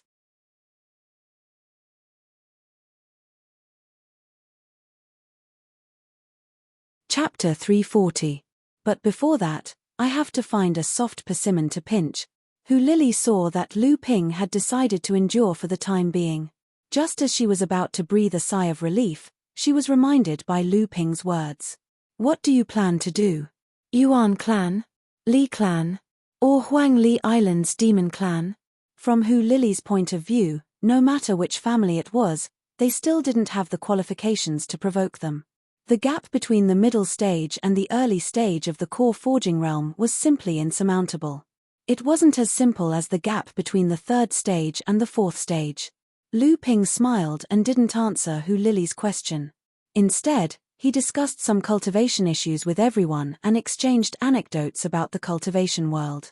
For a time, the atmosphere in the cave mansion was stirred up. At the end, Lu Ping went to Chen Lian and took out Landslide. He asked, Brother Chen, do you have a suitable enchantment that can upgrade Landslide into a mystic treasure? In Lu Ping's hands, Landslide was still as powerful as a mystic treasure, but it was only a top-grade mystic treasure after all. This caused Lu Ping to use Landslide less and less frequently after his cultivation base increased. It was no longer as powerful as it was in the past. Chen Lian's eyes lit up when he saw Landslide, and he said, This is the first top-grade magic artifact I've refined. I know that you'll definitely upgrade it to a magic treasure in the future, so I've been paying attention to some suitable treasures for you these past few years. However, even though there are many treasures that are used for heavy attacks and restraints, there are pitifully few treasures that lean towards the water attribute like Landslide. I've only collected one in my possession. Even though other similar treasures can be used on it, their attributes aren't compatible, and it'll inevitably affect the might of Landslide. Lu Ping handed Landslide to Chen Lian and said, Then I'll have to trouble Brother Chen. By the way, I also want to ask where I can find similar restrictions. Chen Lian pondered for a moment and said, Actually, there are many treasures stored in our sect's refining pavilion. These treasures are all-encompassing and were collected, improved, and even created by generations of Zhenling cultivators. They are one of the important inheritances of Zhenling. Chen Lian smiled when he saw the joy on Lu Ping's face. However, it will not be easy for you to enter. Hearing this, Lu Ping said casually, Oh, are there any restrictions? Chen Lian smiled bitterly and said, Of course there are, and it's not easy to reach the standard. First of all, the cultivators who can enter the forbidden area must be at least at the core forging stage. This is the most basic requirement. Lu Ping nodded and said, Of course. Chen Lian continued, Secondly, if you want to exchange for a forbidden treasure, you must leave behind another forbidden treasure. The blacksmith pavilion will not make things difficult for you. It is a fair trade. Lu Ping thought about it and said, That's only natural. Chen Lian chuckled and said, The key is the third condition. The forbidden treasure you want to exchange for must be something that the blacksmith pavilion doesn't have. Lu Ping was a little stunned. He had already thought of the difficulty of this condition. Chen Lian looked at Lu Ping and said, I think you have already thought of it. Zhenling has tens of thousands of years of inheritance and many generations of cultivators. It can't be said that the blacksmith pavilion has all kinds of forbidden treasures, but there are very few that are missing from the North Sea. It is not easy to find a forbidden treasure that is not in the blacksmith pavilion. Lu Ping was a little stunned. After thinking for a while, he said, There should be other ways, right? Chen Lian nodded and said, There are indeed other ways. The most important thing for a sect is its inheritance and foundation. You can use some cultivation method, blacksmith secret technique, alchemy secret technique, and other inheritances that the sect doesn't have to increase the sect's foundation. Or you can use some heaven and earth treasures to exchange for it. Or you can make a great contribution to the sect and get a reward. In short, the sect must first recognize your contribution. Only then will you have the chance to get a reward. Lu Ping thought for a while and said, "Then I will have to trouble Brother Chen to give me some pointers. No matter what, I will definitely go to the blacksmith pavilion." As he spoke, he took out a flying sword and asked, "Brother Chen, what do you think of this flying sword?" Chen Lian had a long history of learning and was a disciple of the blacksmith master of Zhenling, so he naturally had a good eye. He took a look and said with surprise, "An invisible flying sword? This is rare. Brother Lu wants to upgrade this top-grade flying sword to a magic weapon, right? I am afraid it will not be easy." Lu Ping handed the flying sword to Chen Lian and said, "That is why I have to trouble Brother Chen." Chen Lian took the flying sword and said helplessly, "The material of this flying sword is not enough to upgrade it to a magic weapon. More importantly, it is too difficult to find an invisible flying sword. It seems that I will have to trouble Master this time. However, this sword is a bit special. I think Master will be very interested in it." Flying Thunder Island was a small island among the hundreds of islands near True Spirit Island. It was also the base of the Li family, a subsidiary force of Zhenling. In the years after the outbreak of the Beast Tide, the Li family's development could be said to be rapid. Not only did they cultivate a small spirit vein for future generations, but the Li family's current head, Li Shenliang, had also successfully advanced to the mid-core forging realm this year. In addition, there was an early core forging realm elder in the family. However, the atmosphere in the Li family was not very good these days. In the Li family's ancestral hall, the two enlightened masters, Li Shenliang and Li Xuanwu, sat at the head, followed by Li Ziming, Li Zixing, Li Zicheng, Li Ziyu, and a dozen other core members of the family. Who would have thought that not only did Lu Ping return alive, but his cultivation base had also reached the third-layer core forging realm. I'm afraid the first thing he would think of when the spirit vein on Huangli Island was our Li clan's doing. Now that he has the support of Laozu's teacher, he was a little reckless back then. The one who spoke was enlightened master Li Xuanwu, one of the only two enlightened masters in the Li family and Li Xuanliang's younger brother. As soon as Li Xuanwu's voice fell, the faces of the people in the ancestral hall changed. When Lu Ping went missing, enlightened master Shen Chen and enlightened master Liu Shenling caused a huge ruckus in the Yuan family. The Yuan family had 5 enlightened masters in the core forging realm. There was also enlightened master Shenjin, who had reached the late core forging realm and returned to the Yuan family. However, these 6 enlightened masters were blocked by enlightened master Liu Shenling in the family's ancestral hall. Then, enlightened master Shen Chen destroyed the entire Yuan family's manor.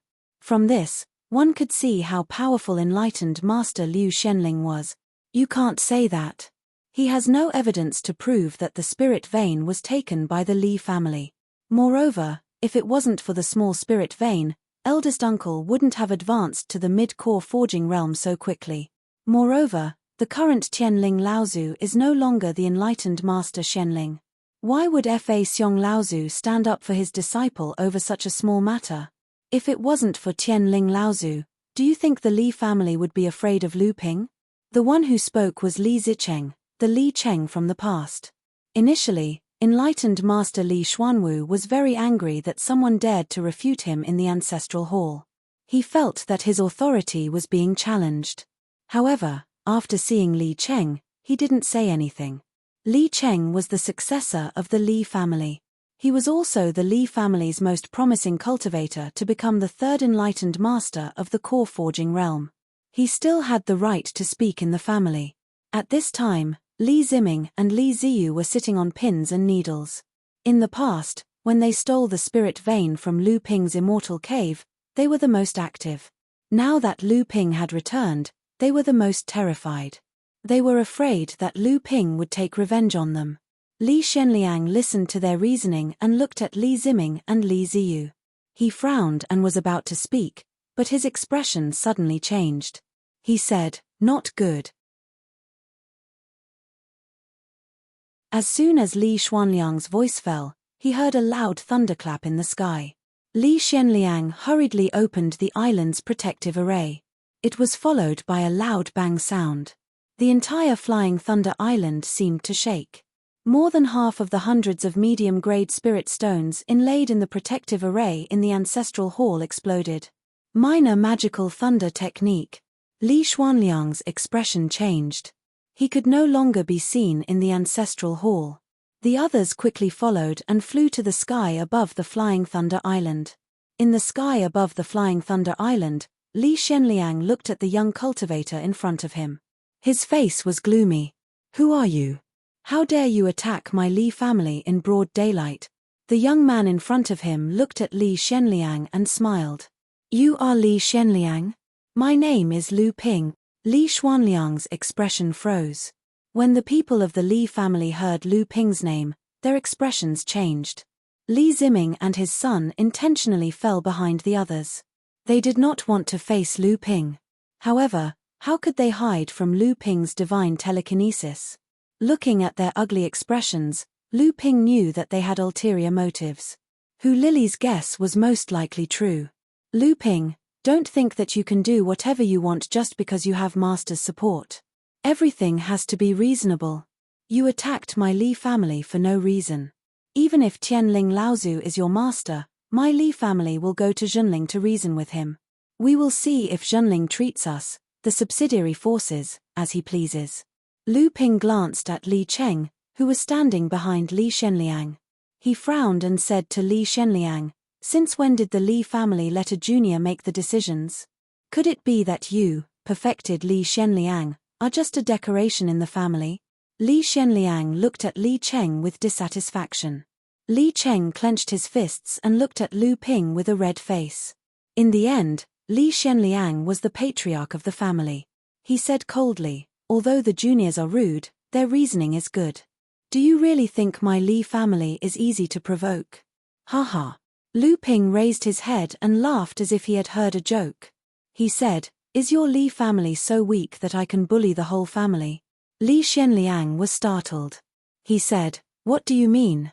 Lu Ping had caused such a big commotion on Flying Thunder Island that many cultivators had noticed. Lu Ping felt his divine sense and divine telekinesis coming and going.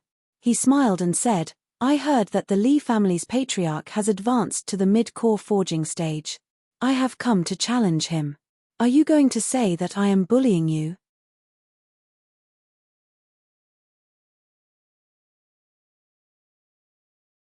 Chapter 341. Tianling Laozu's ninth disciple, the one who had just returned after disappearing for a long time, was challenging the Li family's patriarch, Li Xianliang, a mid-stage core forging enlightened master. Furthermore, he was taking the initiative to challenge him. As soon as Lu Ping's words fell, not only were Li Xianliang and the Li family members stunned, but even the cultivators from the other powers and sects were also stunned. "Arrogant!" Li Xianliang angrily shouted, "It's not easy for you to have such a cultivation at such a young age, but in the end, your knowledge is still lacking. Do you know the huge difference between a mid-stage core forging cultivator and an early-stage core forging cultivator? I advise you to go back and cultivate. Don't bite off more than you can chew just because your cultivation increased too quickly. In the end, the cultivation world relies on strength, not cultivation." Li Xianliang looked at Lu Ping with deep fear in his eyes.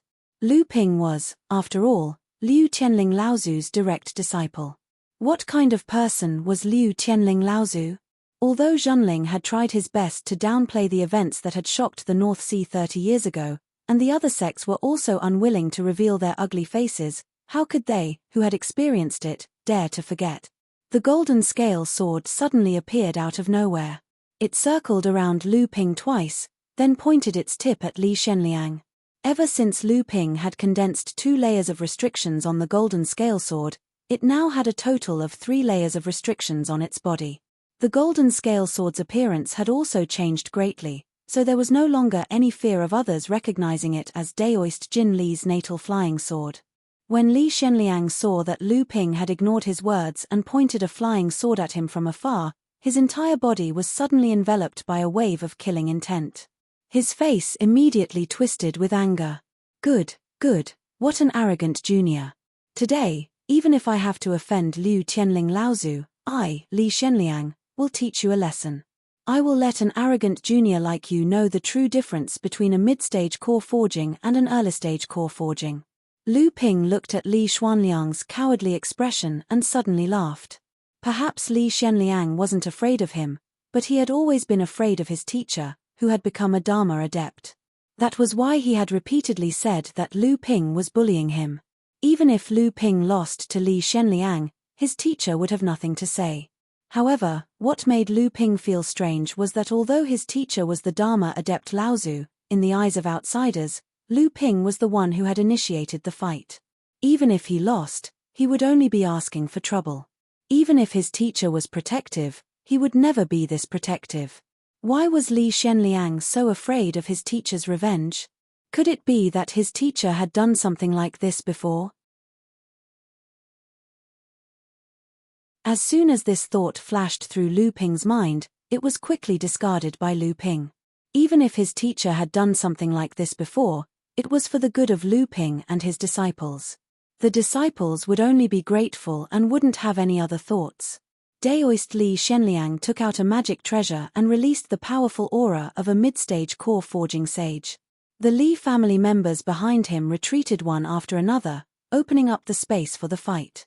Li Xuanliang's face was also dignified. The other party had a famous master and took the initiative to challenge him.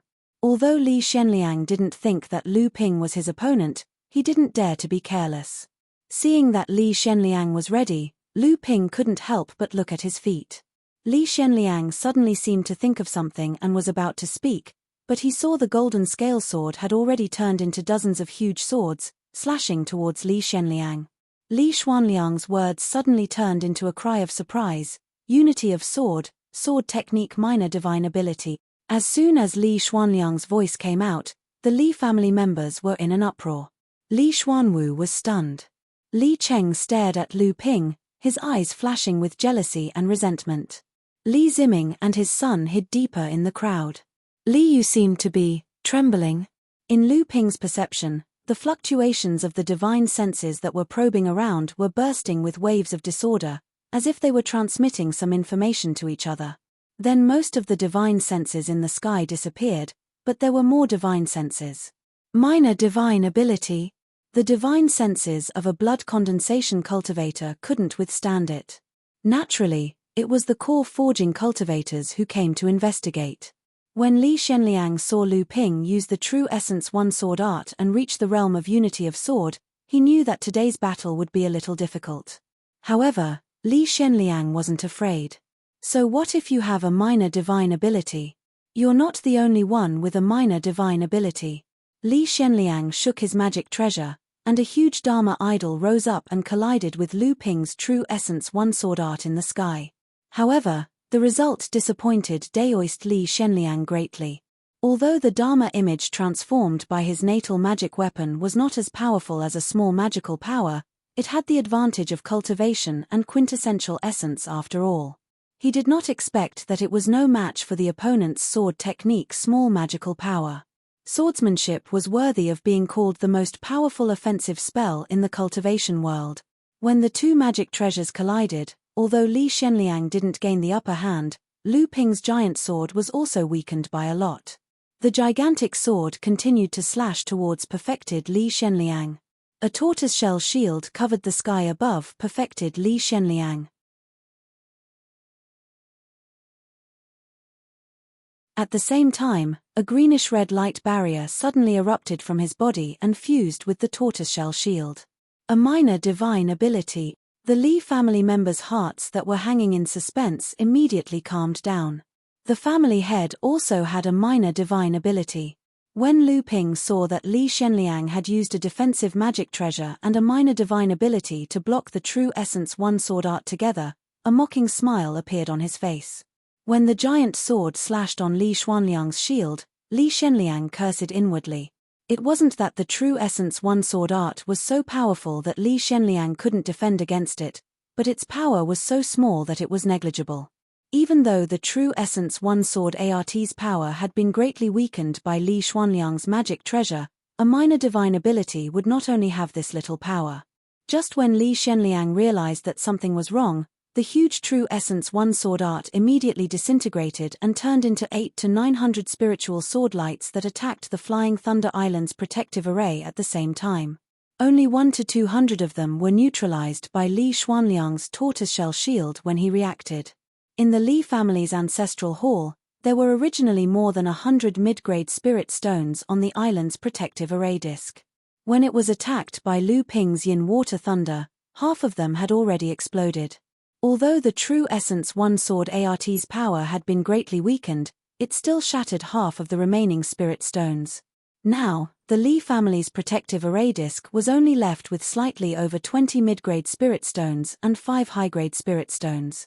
Li Xuanliang seemed to realize something. While exchanging blows with Lu Ping, he shouted at the Li family members who were watching the battle, "Take charge of the island's protective array disk, don't damage the island's protective array disk." Li Cheng immediately retreated from the crowd and landed on the Flying Thunder Island. Li Xuanliang didn't know that the reason why Lu Ping came to challenge him today was because of the Flying Thunder Island's protective array disk. How could Li Xuanliang let him succeed so easily? The golden scale sword drew a circle in the sky around the sword hilt, and it was immediately filled with 1,296 psychic sword flashes. The golden scale sword moved, and all the psychic sword flashes surged forward. A one-horned, four-legged sword dragon pounced at Li Xuanliang once again. It was another minor swordsmanship magical power. As Lu Ping's swordsmanship reached the unity of sword and practice realm, he had a glimpse of the major swordsmanship magical power. Not only was the true Essence One Sword ART's power maximized, but the Green Flood Dragon's sea disturbance technique had also reached the minor swordsmanship level. This time, not only did the Li family members' expressions change, even Li Xuanliang's pupils shrank. His natal magic treasure brought with it a monstrous spirit chi vortex in the sky and struck at the sword dragon. Under Lu Ping's command, the sword dragon seemed to have intelligence. When it saw Li Xuanliang's magic treasure coming, the horn on the sword dragon's head immediately went to meet the magic treasure. Amidst the loud clang, the sword dragon with the golden scale sword as its horn forced the magic treasure to retreat. The sword dragon also paused for a moment, and then the entire sword dragon chased after the retreating magic treasure. It bared its fangs and brandished its claws as if it wanted to tear Li Xuanliang's magic treasure apart. Li Xuanliang hurriedly retreated his magic treasure, and at the same time, he controlled the tortoiseshell shield to resist the psychic sword dragon together with his natal magic treasure. However, a dark blue yin thunder suddenly fell from the sky and smashed toward Li Xuanliang, who had only activated a minor protective magical power. Li Xuanliang's expression changed. He did not think that his protective magical power could directly compete with a minor magical power like the yin thunder. He hurriedly dodged, and Lu Ping's yin thunder's ultimate goal was obviously not Li Xuanliang. Amidst the loud bang, before Li Cheng landed on Flying Thunder Island, the unmanned island protection array had been completely destroyed by Lu Ping's mistakenly yin thunder. In the Li family's ancestral hall, all the spirit stones inlaid on the island protection array's disk array exploded, and the entire disk array began to crack. Just as Flying Thunder Island's island protection array failed, a grey-haired rat that was not much smaller than a fat pig suddenly jumped out of the Bluestone Li family's ancestral hall.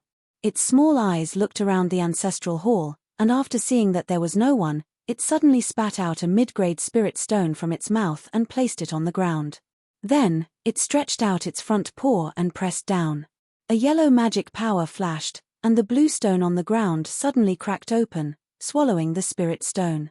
The grey-haired fat rat quickly walked on the ancestral hall's floor and spat out pieces of spirit stones, which were inlaid into the bluestone floor by its magic power.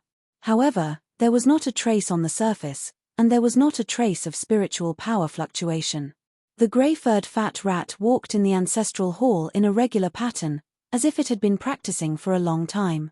A total of 144 mid-grade spirit stones were hidden in the bluestone floor, forming an invisible array formation that enveloped the entire ancestral hall in its center. At this moment, The gray-haired fat rat suddenly looked at the entrance of the ancestral hall, as if it had discovered something. Its 4 legs that were almost covered by its belly moved quickly, and it walked into the ancestral hall. Then, it plunged its head into the ground and disappeared. A ray of light descended at the entrance of the ancestral hall. It was Li Cheng, who was ordered to return from Flying Thunder Island. Li Cheng looked at the ancestral hall suspiciously. The situation inside was exactly the same as when everyone left, and it seemed that no one had been here. There was no time to think too much at the moment. Flying Thunder Island's island protection array had been destroyed, and it was more important to restore the array now. If the battle between the 2 people above Flying Thunder Island affected Flying Thunder Island, the Li family's losses would be even greater.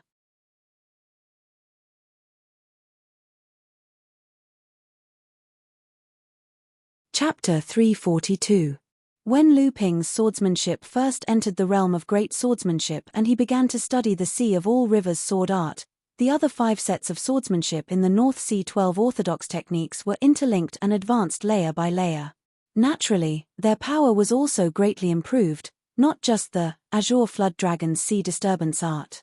In other words, if Lu Ping wanted to study the Sea of All Rivers sword art, it was necessary to upgrade the Azure Flood Dragon's sea disturbance art, Great River Flowing East sword art, and Thousand Snow Pile sword art, to the realm of swordsmanship.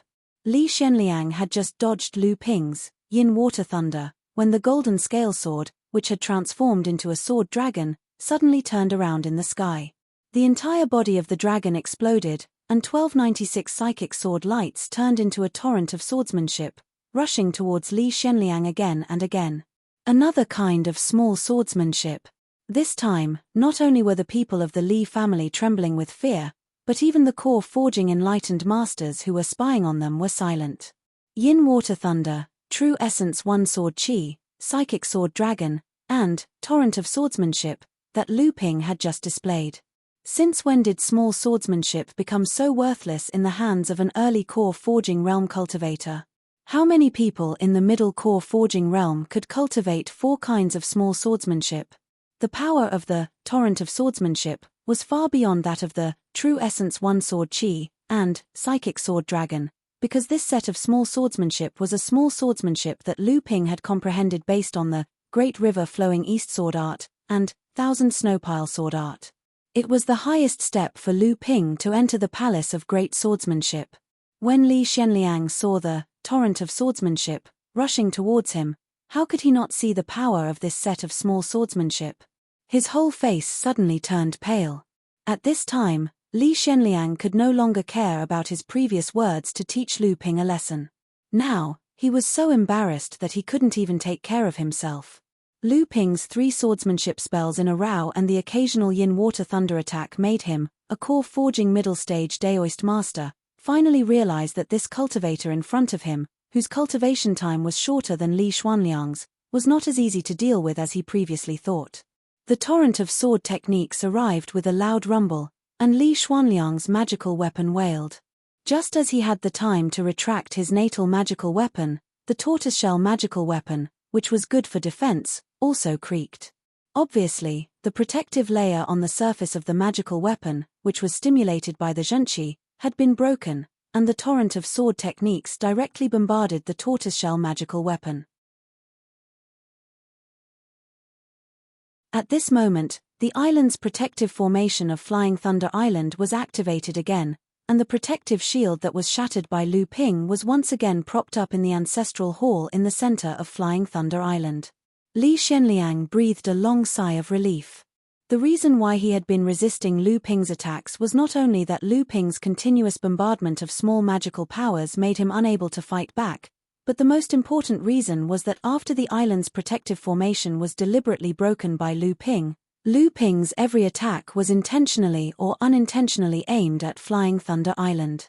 If Li Shenliang did not face it head-on, Lu Ping's sword techniques would bombard the island, which was the foundation of the Li family. Just as Li Cheng reactivated the island's protective formation and presided over the island's protective formation in the ancestral hall, Li Shenliang finally did not have to face Lu Ping's tyrannical sword techniques head-on. At this time, His natal magical weapon had been severely damaged by Lu Ping's sword techniques, and the tortoiseshell magical weapon was also shaky under the impact of the torrent of sword techniques. Li Shenliang took back the tortoiseshell and fled to the other side. Lu Ping could naturally continue to control the torrent of sword techniques to chase after Li Shenliang, who intended to escape, but Lu Ping pretended that he did not fully control the sword techniques. The entire torrent of sword techniques, after losing Li Xuanliang's resistance, rushed towards the island's protective formation. In the Li family's ancestral hall, Li Cheng had just embedded more than 100 mid-grade spirit stones and a few high-grade spirit stones into the array disk, reactivating the island's protective formation. Then, he heard a series of firecracker-like sounds from outside the island. Then, the spirit stones that were just embedded into the array disk crackled like beans popping, and more than half of them exploded. Li Cheng was shocked. Looking at the array disk in front of him, monstrous waves surged in his heart. What kind of attack was this? It could actually destroy the Li family's island's protective formation to such an extent. It should be known that the Li family's island's protective formation had withstood 3 minor magical attacks from Lu Ping before it was broken. Now, it was obvious that with just one attack, the entire formation was on the verge of collapse. Outside Flying Thunder Island, the battle had already stopped. 3 core forging masters suddenly appeared outside the battle between Lu Ping and Li Shenliang. Lu Ping looked at the 3 people in front of him with a sneer. These 3 people had rushed to the side and hid when Lu Ping first attacked the island's protective formation. They didn't know that they had already been discovered by Lu Ping. When Li Shenliang saw the 3 people appear, his originally pale face was first filled with joy, followed by a burst of shame and anger. Obviously, he also realized that these 3 people had been hiding on the side. Now that they had come out, they must have seen the battle between him and Lu Ping. Martial nephew Lu is indeed worthy of being senior sister Liu Tianling's disciple. You are indeed outstanding. Your strength is actually comparable to junior brother Li. For the sake of the old man, this battle will be considered a draw. What do the 2 of you think? Li Shenliang wanted to speak angrily, but his mouth couldn't say a word. Lu Ping glanced at this person who called himself martial uncle with a faint smile. Obviously, this person must have opened a cave abode in Tianling Mountain and was a true senior cultivator of Zhenling. Lu Ping should greet him as a disciple in front of him, but this martial uncle's appearance was clearly on the Li family's side. Lu Ping was not afraid that this person would dare to pretend to be a cultivator of Zhenling. He respectfully bowed and said, "This junior is Lu Shenping, a disciple of Chonghua Mansion. May I know which cave abode martial uncle has opened in Tianling Mountain? I will definitely visit when I have time." The cultivator who called himself Lu Ping's martial uncle chuckled and said, "Old man's name is Shen Yun. The cave abode is also called by the old man, so it's martial uncle Shen Yun. This disciple has also heard of martial uncle from senior sisters, but I just didn't have the chance to meet you." Lu Ping would not show any weakness. This Shen Yun was obviously not a famous person in Tianling Mountain. Although he had advanced to the mid-core forging stage, his potential must have been exhausted. There was no hope for him to step into the late core forging stage in his lifetime. Therefore, he focused his energy on forming a clique, hoping to increase his status and seek personal benefits for the younger generation. There were many cultivators like this in Tianling Mountain. Although they could not control the overall situation of Zhenling, they were the most compatible with the many forces and clans under Zhenling's jurisdiction. Lu Ping deliberately mentioned that he had heard of this martial uncle from his senior sisters. He wanted to point out that this martial uncle's status in Zhenling was at most equal to his senior sisters, but he was not worthy of Master Laozu's attention. Daoist Shen Yun naturally understood the meaning behind Lu Ping's words. Although he was angry in his heart, his expression was somewhat awkward. This was because what Lu Ping said was true. If Lu Ping did not give him face, his status in Zhenling would not be comparable to that of Lu Ping, a newly advanced core forging enlightened master. Lu Ping knew that he could not be too explicit, or else he would become enemies. Therefore, he smiled and said, "Since martial uncle Shen Yun has come forward, this battle can be considered a draw. As soon as Lu Ping's words came out, not only did Li Shenliang and the Li clan cultivators heave a big sigh of relief, even Daoist Shen Yun's expression relaxed a lot. However, this also meant that Daoist Shen Yun had lost the right to speak to Lu Ping as a senior. In fact, in the battle just now, it was clear who had the upper hand. Since Lu Ping was willing to make peace, the Li clan had no reason to disagree. However, what they didn't expect was that today's battle would not only attract the attention of these few people present. The cultivators who had been silently observing with their spiritual sense would definitely spread the details of today's battle. At that time, not only would the Li clan lose face, but the reputation of the three enlightened masters who came out to stop the battle would also be affected. This was the effect Lu Ping wanted. After all, this time, Lu Ping came to cause trouble without reason. If the attention of Zhenling was focused on the outcome of this battle, then the reason for the battle would be ignored, and Lu Ping's goal would be achieved. At this moment, Lu Ping's gaze had already shifted from Li Shenliang and Daoist Shen Yun to the two enlightened masters who came with Daoist Shen Yun. He said, "May I know if these two seniors are also enlightened masters of our sect?" Lu Ping's question stunned the two of them. They looked at each other, and the one on the left said, "We are not the enlightened masters of Qianling Mountain. This is the Lin clan's grand elder, Lin Shenhan. I am Yuan Shenshu, an elder of the Yuan clan." Lu Ping thought to himself, enemies don't meet on a daily basis this time. Those who had conflicts with me in Zhenling have all gathered here. Lu Ping smiled and said, "So it's the elders of the two patriarchs. Shen Ping has been disrespectful." After today's battle, Lu Ping's name would definitely spread far and wide in Zhenling. As long as he did not die prematurely, he would definitely receive the attention of Zhenling and be heavily nurtured. Both of them were shrewd people and knew that there was a lot of animosity between the two clans and Lu Ping. Now that Lu Ping was very powerful, not only was he strong, but he also had Laozu as his teacher. There were also rumors that this new enlightened master who had just returned from East Sea had not only had a miraculous encounter, but he was also a master of alchemy. This made the two of them even more worried, and their gazes became heavy at the same time. A master of alchemy was comparable to a quasi-dharma adept. Moreover, other than the protection of the sect, the alchemists also had their own system. If these clans were to harm him, not only would Zhenling step forward to protect him, but even the alchemy world of the North Sea would intervene. Lu Ping's goal had been achieved, so he naturally would not stay here any longer. Moreover, everyone present was obviously here to help the Li family. After exchanging a few pleasantries, Lu Ping left first. The Li, Yuan, and Lin families and perfected Master Shen Yun were silent. After a while, perfected Master Shen Yun said, "Today's matter has already given Lu Ping the upper hand. Let's go to Brother Xuanliang's house for a while, and we will discuss further." One day later, Lu Ping challenged the Li family's patriarch, Li Shenliang. After gaining the upper hand, because of the interference of perfected Master Shen Yun and the elders of the Lin and Yuan families, the news of the two finally shaking hands and making peace was first spread in Zhenling, and then spread to many forces in North Sea. What happened to Lu Ping before he disappeared in North Sea was also dug up by some people. A third-level core forging adept had used 3 types of minor swordsmanship and a minor thunder-type magical power. In a short period of time, Lu Ping's reputation among the new generation of adepts in North Sea sword. Water sword deity Lu Shenping jumped to 34th place among the North Sea rising talents.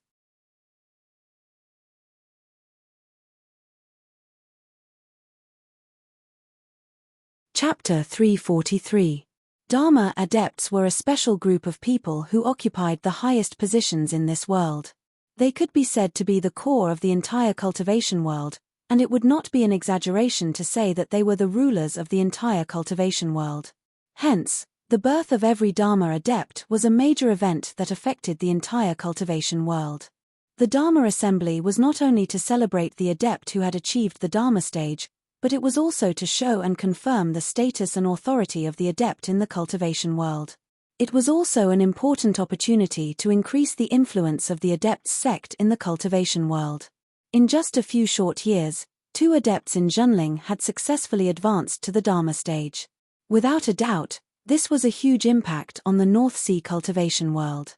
Amidst the normal and silent changes in the North Sea, the sect that suffered the most was undoubtedly Xianling sect, which had been the leader of the North Sea cultivation world for thousands of years. Long before Jiang Tianlin Laozu advanced to the Dharma stage, it was said that Zhenling had one more Dharma adept than Zhenling. Zhenling had 6 Dharma adepts, while Xianling sect only had 5. However, Xianling sect's Dao Sheng Laozu was the only late Dharma adept in the North Sea cultivation world. This allowed Xianling sect to firmly occupy the title of the top sect in the North Sea.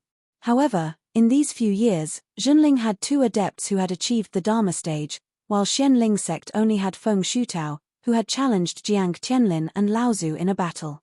At this time, although the North Sea cultivation world maintained a unified North Sea alliance due to the increasingly intense battles between humans and demons, a silent storm was brewing in the shadows. In terms of the number of Dharma adepts, Zhenling had 2 more than Xianling sect. If Zhenling could only barely compete with Xianling sect before, Zhenling now seemed to have the qualifications to challenge Xianling sect's position as the top sect in the North Sea. And it seemed that Zhenling was not willing to give up on this opportunity. Using this opportunity to add fuel to the fire, Tianling Laozu's Dharma assembly made its name known to almost everyone in the North Sea cultivation world. Not only did they send invitations to the other 9 sects in the North Sea, as well as friends who knew Tianling Laozu, but some of the major clans and sects in the North Sea that Zhenling did not interact much with Zhenling sect, as well as some famous itinerant cultivators, also received invitations.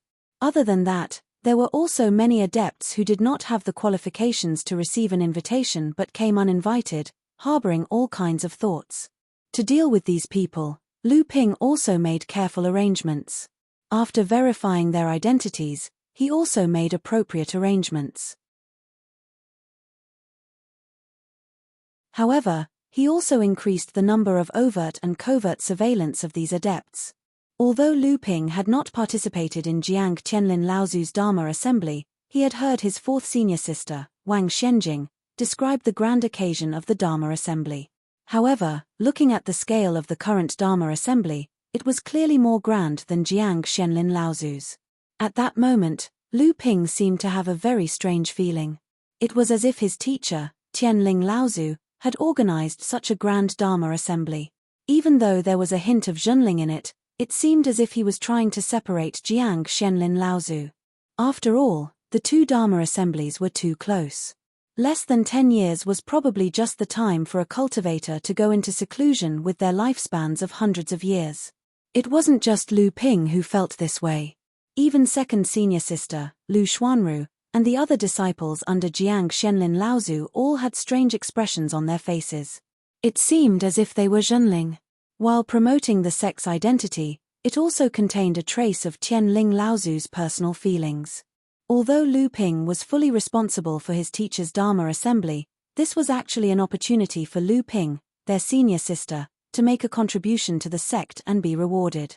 Although it was a tradition for the youngest disciple to be in charge of their teacher's Dharma assembly, Lu Ping was still young and inexperienced. No matter what their intentions were, their senior sisters would do their best to help Lu Ping. It was the same for the other disciples under Jiang Tianlin Laozu. Jiang Tianlin Laozu's carefree mansion only had 5 disciples. Aside from the 3rd disciple, who died because he couldn't break through to the core forging stage, the other 4 disciples had all advanced to the core forging stage. Although Liu Tianling Laozu had a falling out with Jiang Tianlin Laozu for decades and led his disciples to establish Chonghua Mansion, the disciples of both manners had always regarded each other as one. The disciples of Chonghua Mansion had always regarded Jiang Tianlin Laozu as their teacher, and the disciples of Carefree Mansion had also addressed Tianling Laozu as their teacher's wife. The 2 Laozus also allowed this to happen. Their disciples didn't hate each other because of their broken relationship. This was also why, during Lu Ping's apprenticeship ceremony, when spiritual master Shen Jing used the opportunity of Lu Ping becoming Lu Ping's disciple to attack spiritual master Liu Shenling, Jiang Tianlin Laozu's 4th disciple, spiritual master Shensheng, didn't hesitate to offend spiritual master Shen Jing and defend his teacher's wife. Because of Tianling Laozu's Dharma assembly, a portion of the Zhenling protective formation on Tianling Mountain was completely opened.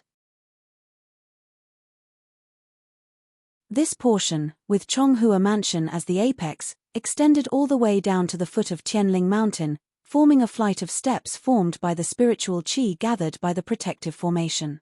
All the cultivators who came to participate in the Dharma assembly would land on True Spirit Island as a sign of respect for the Zhenling. Then, they would walk up the spiritual qi stairs as a sign of respect for Tianling Laozu.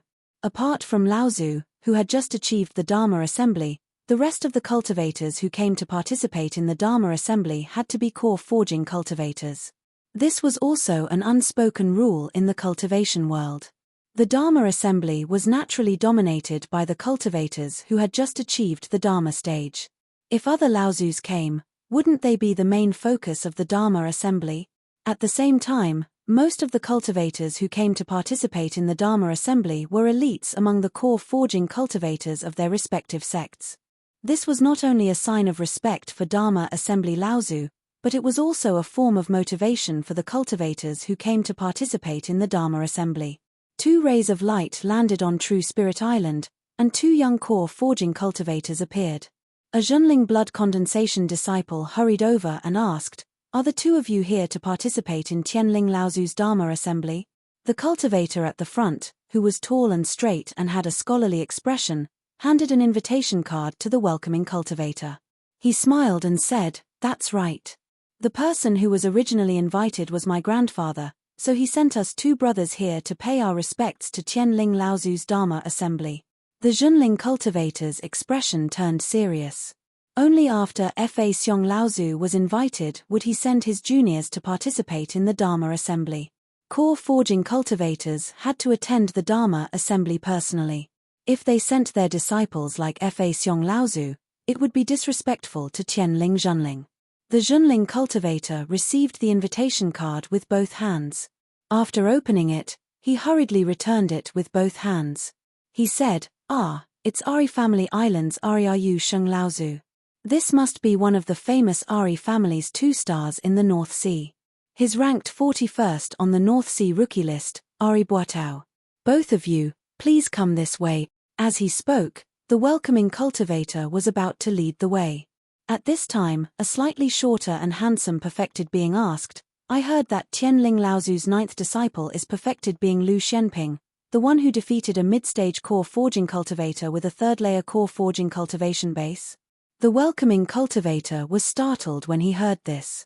Then, a look of admiration appeared on his face. With a proud tone, he said, "It is indeed Martial Uncle Lu Xianping." Martial Uncle Lu Xianping is one of the youngest core forging cultivators in Zhenling. It is said that he has only cultivated for a total of 30 years, but he has already reached the 3rd-layer core forging cultivation base and defeated a mid-stage core forging cultivator in one fell swoop. If it wasn't for the fact that he returned to the sect too late and didn't have more achievements in the war against the demon race, I believe that his ranking in the North Sea rookie list would be even higher. The handsome cultivator's face lit up. "That's great. Can you take me to see him? I'm his good friend. My name is Ari Shudao." The welcoming cultivator looked at the handsome cultivator with a strange expression. However, the handsome cultivator was, after all, a core forging cultivator, so he said, "Hehe, perfected being, there is no need to be impatient. Martial Uncle Lu Xianping is the organizer of this year's Dharma Idol Assembly in Tianling Laozu. The 2 of you will see Martial Uncle Lu soon." Looking at the cultivators coming and going in all kinds of flashing lights, many core forging cultivators, whose cultivation bases were higher than the 2 of them, were led by Zhenling sect's reception disciples up the spirit qi stairs towards the Chonghua Palace at the top. Ari Buatao also stood on the spirit qi stairs, feeling the density of the spirit qi under his feet. He said to Ari Shudao, "Zhenling sect is indeed rich in resources. Just the density of the spirit qi on these spirit qi stairs is at least supported by 3 large spirit veins." Ari Shudao nodded and said, "That's right. After all, it is a big sect with tens of thousands of years of history." A core forging enlightened master who was passing by stopped in his tracks when he heard this. He turned around and gave Ari Buatao a cold look. It's hard to say. Maybe Zhenling sect is just playing to the gallery.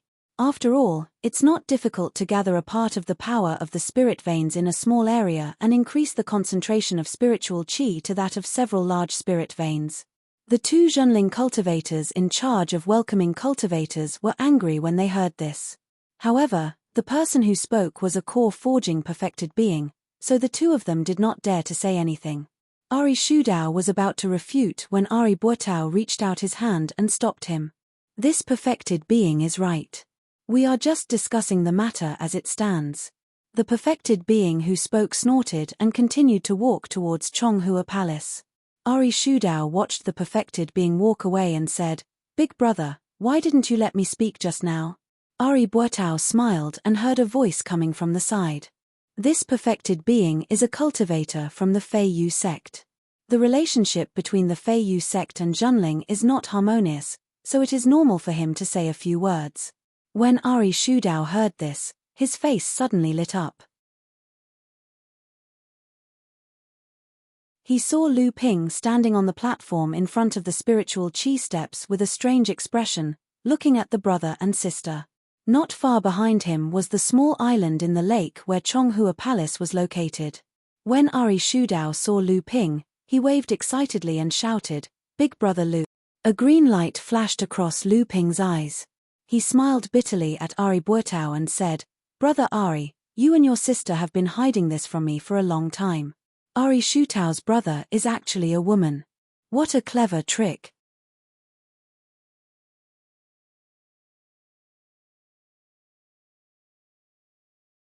Chapter 344. A green light flashed in Lu Ping's eyes. He smiled bitterly at Ari Buotao and said, "Brother Ari, you and your sister really hid it from me. Ari Shudao's brother is actually a woman. What a brilliant camouflage technique." Lu Ping's 3 pure true pupils' minor magical power had basically been cultivated. When he looked at others, even if he didn't deliberately use this minor magical power, Lu Ping's eyes carried the ability to see through facades. Often, even if Lu Ping didn't use his magical power, he could still see through some concealment techniques on others. Just now, when Lu Ping was greeting the guests on the spiritual energy stairs, he saw Ari Buotao and Ari Shudao, the two brothers he met before. However, Lu Ping immediately discovered that Ari Shudao had an extremely brilliant concealment technique on his body. Even ordinary core forging enlightened master's divine sense couldn't detect him. Driven by curiosity, Lu Ping used the 3 pure true pupils and discovered that Ari Shudao, who had always been somewhat effeminate, was actually a woman. Thinking about the process of the two getting to know each other, Lu Ping suddenly had a feeling of enlightenment. No wonder he always felt that Ari Shudao's brother looked a bit strange. Lu Ping also once suspected that Ari Shudao was a woman disguised as a man, but Lu Ping couldn't find any flaws from her body. When Ari Shudao heard Lu Ping's words, his excited expression suddenly froze, and then his face turned red. Ari Buotao, who was at the side, stepped forward and cupped his hands to greet Lu Ping. He said, after not seeing each other for a few years, "Brother Lu's cultivation level has caught up. During the Battle of Flying Thunder Island, Brother Lu really amazed everyone." Lu Ping smiled and said, "Brother Ari, you flatter me. I just barely managed to fight to a draw with enlightened Master Li Shenliang." Ari Buotao laughed and said, "Brother Lu is still so modest. Who in the entire North Sea doesn't know what the situation was like at that time? 3 swords, 1 lightning, 4 minor magical powers. The title of Water Sword Immortal can be said to be well-deserved." Lu Ping smiled and said, "Brother Ari, you don't have to praise me anymore. Isn't Brother Ari also a famous figure on the North Sea rookie list? I heard that there's a female cultivator on the Ari clan island who isn't inferior to any man. Together with Brother Ari, they're known as the Ari clan's twin stars. She's also a famous figure on the list." Ari Buotao laughed and pointed at Ari Shudao. "Let me reintroduce Brother Lu. This is my 3rd sister, Ari Shuyao. In order to travel in the cultivation world, she always disguised herself as a man. I didn't expect Brother Lu to be able to see through her disguise. It seems that after Brother Lu advanced to the core forging stage, your magical power has greatly improved. third sister's concealment technique was personally used by my ancestor. Ordinary cultivators, even late core forging stage Daoist masters, may not be able to see through it. The Zhenling cultivator who received the Ari siblings heard Ari Buotao's words and suddenly looked at Ari Shuyao in surprise. He thought to himself, so this is the other of the Ari clan's twin stars, Ari Shuyao, who is ranked 77th on the North Sea rookie list. Ari Shuyao, who was previously known as Ari Shuyao, shyly stepped forward to greet Lu Ping and said, "Greetings, Brother Lu." Lu Ping was also a bit embarrassed. He had met Ari Shuyao several times, but they had always referred to each other as brothers. It was somewhat difficult for him to adapt to the sudden change of brother to a woman, but he still returned the greeting and said, "Greetings, Miss Ari." When Ari Shuyao heard Lu Ping address her as Miss, it was obvious that he was distancing himself from her, and her face was a bit gloomy. Ari Buotao watched from the side, so he said, "Although Brother Lu had the upper hand in the battle with perfected Li Shenliang, you suddenly rose from a nobody to the 34th place on the North Sea rookie list, which caused a lot of cultivators to be dissatisfied. Brother Lu, you have to be careful. I'm afraid someone will take the opportunity to make things difficult for you during your master's Dharma characteristic assembly. If Brother Lu loses to a cultivator whose ranking is lower than yours, I'm afraid your master will also lose face." Lu Ping nodded gratefully, then smiled bitterly and said, "Thank you for your advice, Brother Ari, but I'm afraid trouble has already come." Ari Buotao was surprised. When he turned around and followed Lu Ping's gaze, he saw two perfected persons, led by Zhenling's welcoming disciple, walking up the spirit chi stairs. One of them, a tall, slender, second-stage core forging cultivator, walked up the platform. His eyes were like sharp swords, and he instantly stared at Lu Ping. "Greetings, perfected Master Lin Shuqing. Haha, how have you been, Brother Ouyang?" The two perfected persons in front of him were Xianling sect cultivators who came to participate in the Dharma characteristic assembly.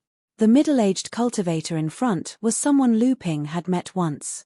He was perfected Master Lin, who had appeared with perfected Master Feng Shutao on the trip to Fei Ling Island.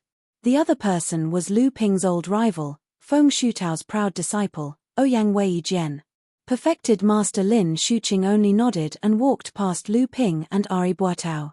Perfected Master Lin was a veteran late-stage core forging cultivator.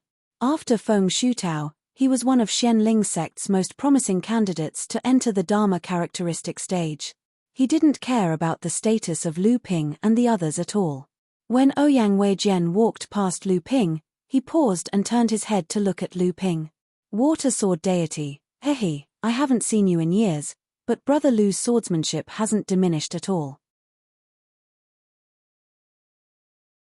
Lu Ping raised his eyebrows and said, "Why, are you disappointed, Brother Ouyang?" Ouyang Wei Jian chuckled coldly and followed perfected Master Lin Shuqing to the island in the center of the lake. When the two were far away, perfected Master Lin Shuqing suddenly asked without turning his head, "How was it?" Ouyang Wei Jian's earlier provocative expression disappeared. He said with a serious expression, "Strange, my sword heart psychic didn't sense any danger from him. Could it be that his victory over Li Shenliang was really like the rumors say? That Zhenling and Li Shenliang put on a show to help him gain fame?" Perfected Master Lin shook his head and said, "According to our secret investigation, this Lu Ping and the Li family do have some enmity, but we can't rule out the possibility that the Li family will use this matter to lower their heads to Lu Ping. After all, this Lu Ping has a Dharma adept backing him up." Ouyang Wei Jian's expression was resolute. "No matter what, during this Dharma assembly, I must fight with this Lu Ping. I lost to him a few years ago, but I've been training hard in swordsmanship and have had a few fortuitous encounters. My level of practice is no lower than Lu Ping's, and it's not like I haven't fought with mid-core forging adepts before. I've already reached the stage of unity of practice and sword, and I've mastered more than one minor sword technique.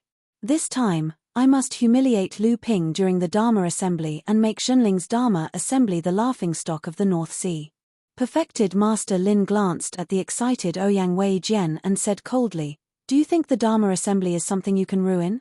Even if you defeat Dharma Laozu's disciple, so what? Don't forget that your master is also Dharma Laozu, and he achieved Dharma before Laozu. Even if you defeat Lu Ping, you'll only be giving Junling some trouble. Do you think a small early core forging adept like you can challenge Dharma Laozu's authority?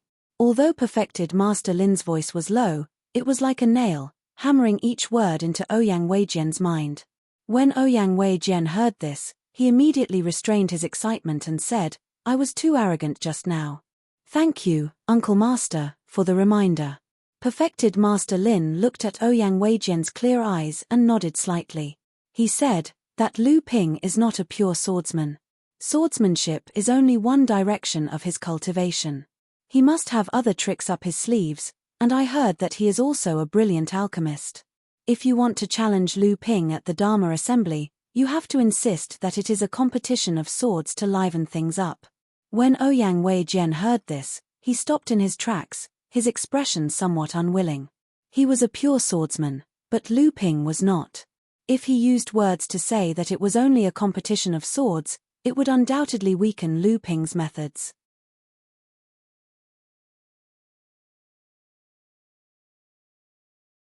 Ouyang Weijian had always hoped to defeat Lu Ping in a fair and square manner, to wipe away his previous humiliation.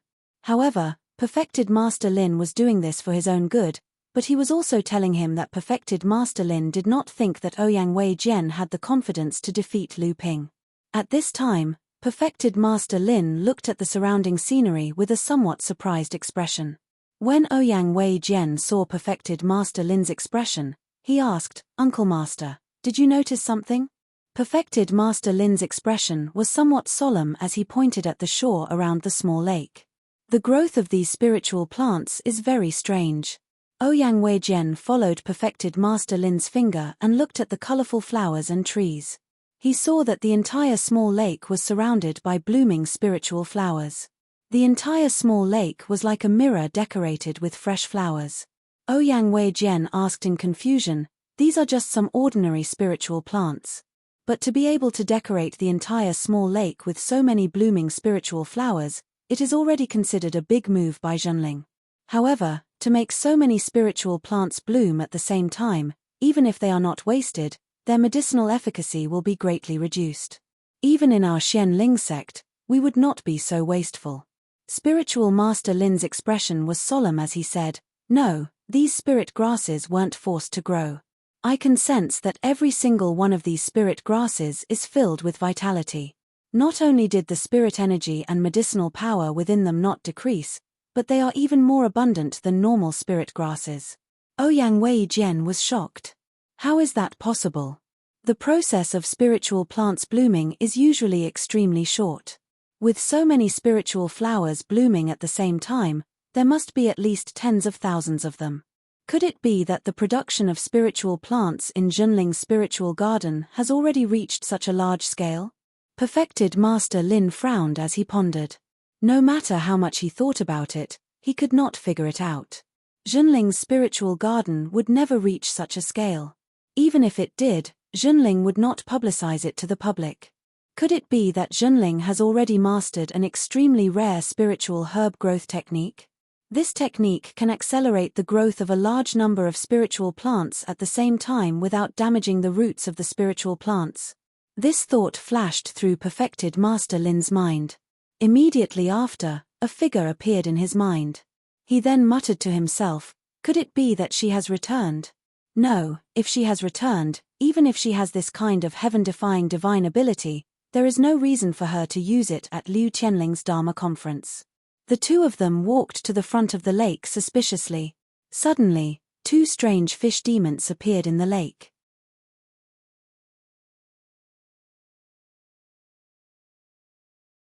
The fish demons gently waved their tail fins at the two of them, as if inviting them to come forward. One of the two fish demons was at the early stage of the blood condensation realm, while the other was at the late stage of the blood condensation realm. One of them was at the early stage of the core forging realm, while the other was at the late stage of the core forging realm.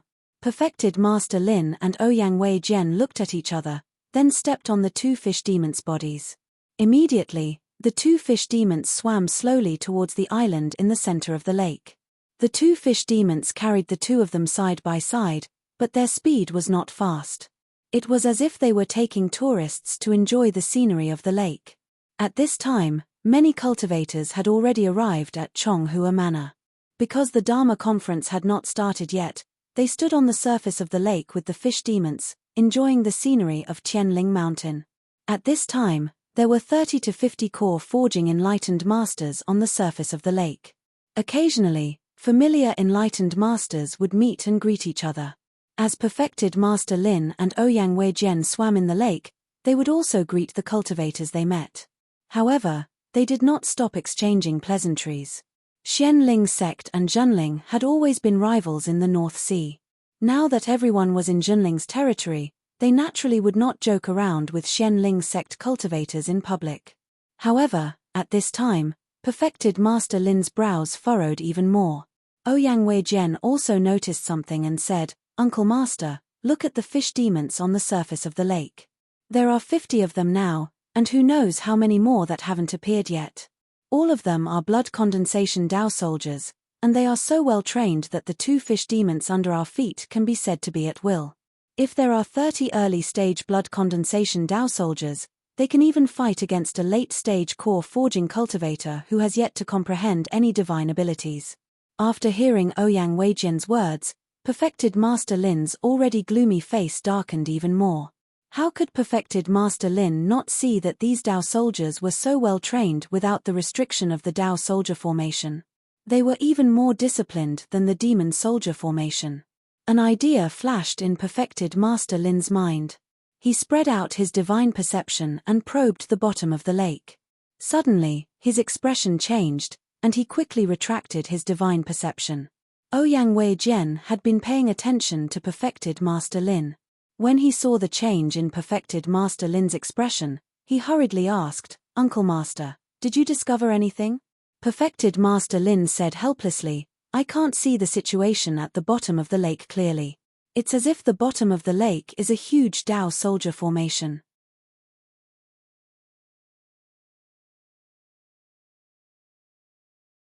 When my divine perception entered the bottom of the lake, it was blocked by the formation. I didn't discover anything. The two of them suspiciously went to the island in the center of the lake and arrived at the hall of Zhonghua. At this time, most of the core forging enlightened masters who were participating in the Dharma Manifestation Assembly had arrived.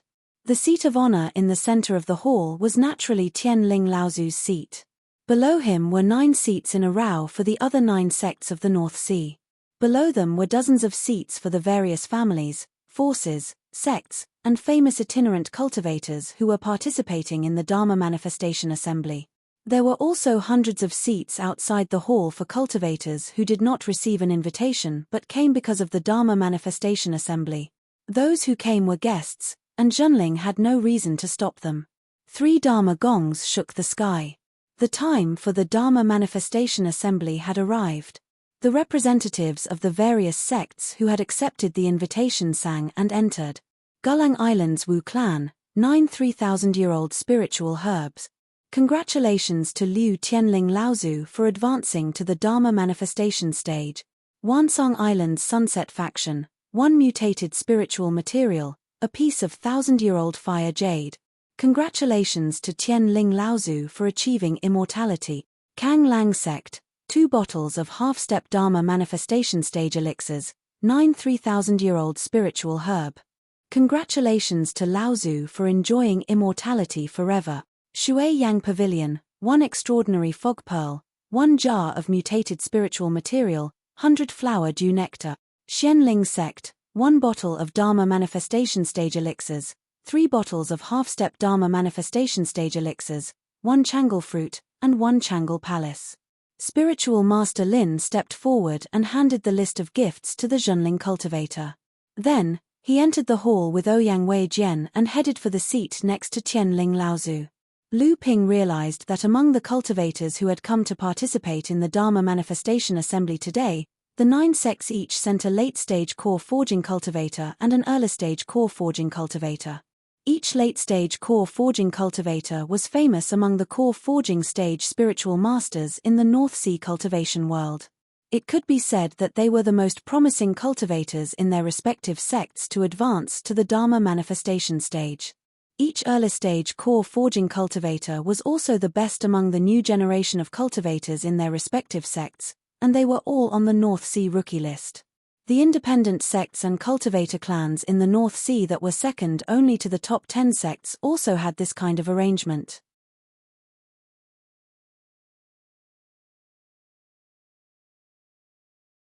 Of course, compared to the top 10 sects, the cultivators' reputation and strength were undoubtedly much worse. This was also the advantage that the top 10 sects had in being the best in the North Sea cultivation world. After the various sects were seated, they stood up one after another and respectfully invited Tianling Laozu. Amidst the congratulatory voices, Liu Tianling Laozu, dressed in a palace robe, appeared in the seat of honor in the center with a graceful and elegant air. Everyone congratulated him again, and Tianling Laozu also stood up to thank him. Then, he said, "Everyone, you have come from afar. Chonghua Palace is simple and crude, and the disciples are stupid. If they have been disrespectful, please do not blame them." Everyone naturally said that they did not dare. Bursts of buzzing sounds could be heard as a group of bees with purple heads and golden bodies, each the size of a fist, slowly flew in from outside the hall of Zhonghua. Each amethyst bee had an ink-colored bamboo cup on its head, and a faint and elegant fragrance immediately filled the entire hall of Zhonghua. These are purple crystal bees. Purple heads and golden bodies, they are indeed purple crystal bees, and they are already mature. There are actually such treasures in the North Sea cultivation world. Hiss, these purple crystal bees have already been tamed into Dao soldiers. Wait, if there is a mature purple crystal bee swarm, there must be a purple crystal bee king that has advanced to the blood condensation realm. Then, the legendary alchemy treasure, the purple crystal royal jelly, also exists. There was no lack of knowledgeable people in the Chonghua Palace. When they saw the bee swarm, they immediately recognized that it was the extremely precious purple crystal bees in the cultivation world. Everyone looked at Tianling Laozu enviously. Tianling Laozu smiled and said, "Everyone, please have some tea." The purple crystal bees landed one after another, and a cup of hot tea was placed on every seat. Everyone raised their cups in greeting. Only then did they realize that the bamboo cups in their hands were actually made of a high-grade spiritual material, black-spotted bamboo. At the bottom of each bamboo cup was a finger-sized fire jadestone, causing the tea in the cup to be boiling hot, and the fragrance of the tea filled the room. Using high-grade spiritual material to make teacups, and inlaid with high-grade fire jadestones, Zhenling Shaw is generous. Everyone thought to themselves. But then, a cultivator said softly, "This is a top-grade spiritual tea, curved phoenix tea. Didn't they say that this type of spiritual tea is extinct in the North Sea? This is a specialty of the East Sea." At this time, everyone's eyes turned to Lu Ping.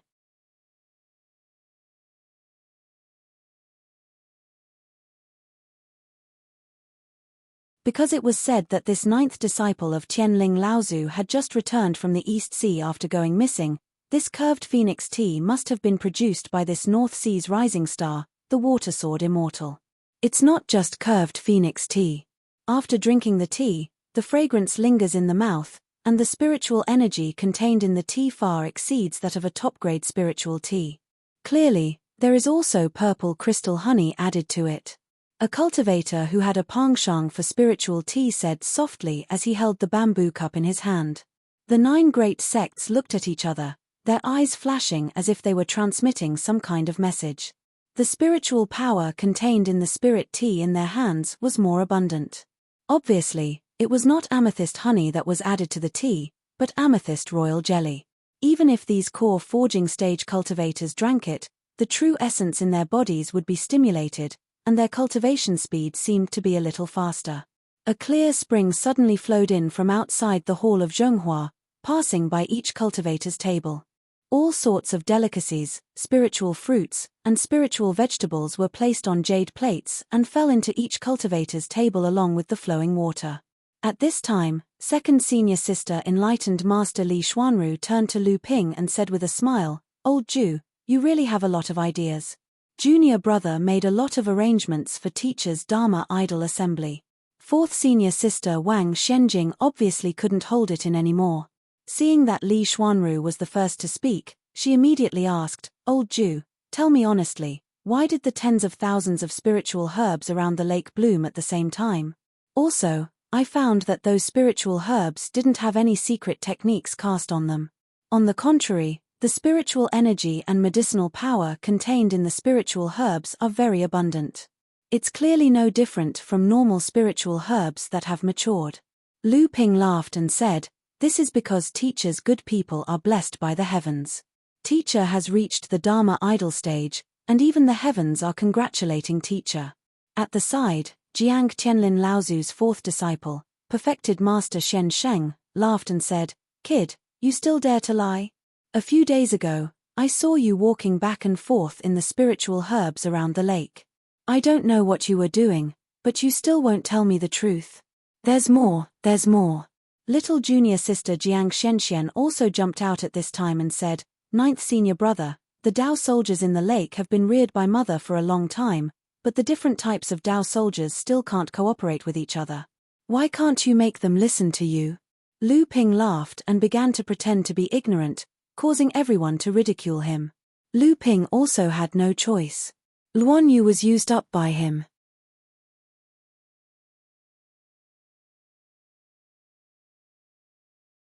Although the tens of thousands of spiritual herbs were some of the lowest level, Luan Yu was able to continuously use his supernatural power and almost exhausted his qi. At this time, he was recuperating in the Golden House. As for the Dao soldiers in the lake, this was easy. Samling was still in the lake commanding the reared Dao soldiers and playing happily. No beast dared to challenge the green sea snake's royal bloodline. Moreover, Samling's cultivation level was unrivaled among the reared Dao soldiers.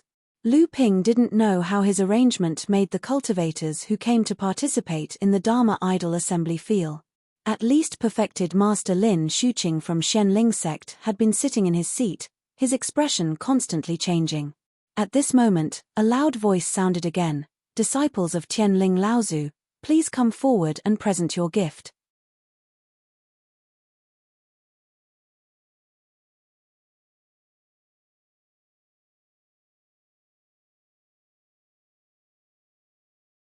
Chapter 345. Since Liu Tianling and Laozu had reached the Dharma stage, the status of their disciples in the sect would naturally rise as well. However, the first person to present a gift was not the second disciple of Chonghua Palace, enlightened Master Li Xuanru, but the eldest disciple of Carefree Manor, enlightened Master Shentian. Some of the cultivators who didn't know what was going on were flabbergasted, especially the newly advanced Golden Core enlightened masters. They curiously asked the seniors of their sects when Chonghua sect gained a 6th-layer core forging senior disciple. Moreover, it was a man. Enlightened Master Shentian held a jade box in his hand and respectfully bowed. Disciple Shentian congratulates Master for reaching the Dharma stage. I hereby present 3 warm jade flowers, wishing Master a true spirit and eternal life.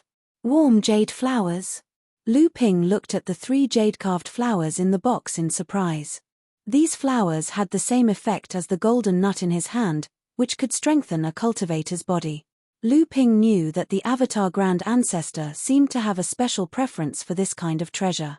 Lu Ping knew that the Avatar Grand Ancestor was fond of it. There were naturally cultivators in the palace of Chonghua Palace who were knowledgeable.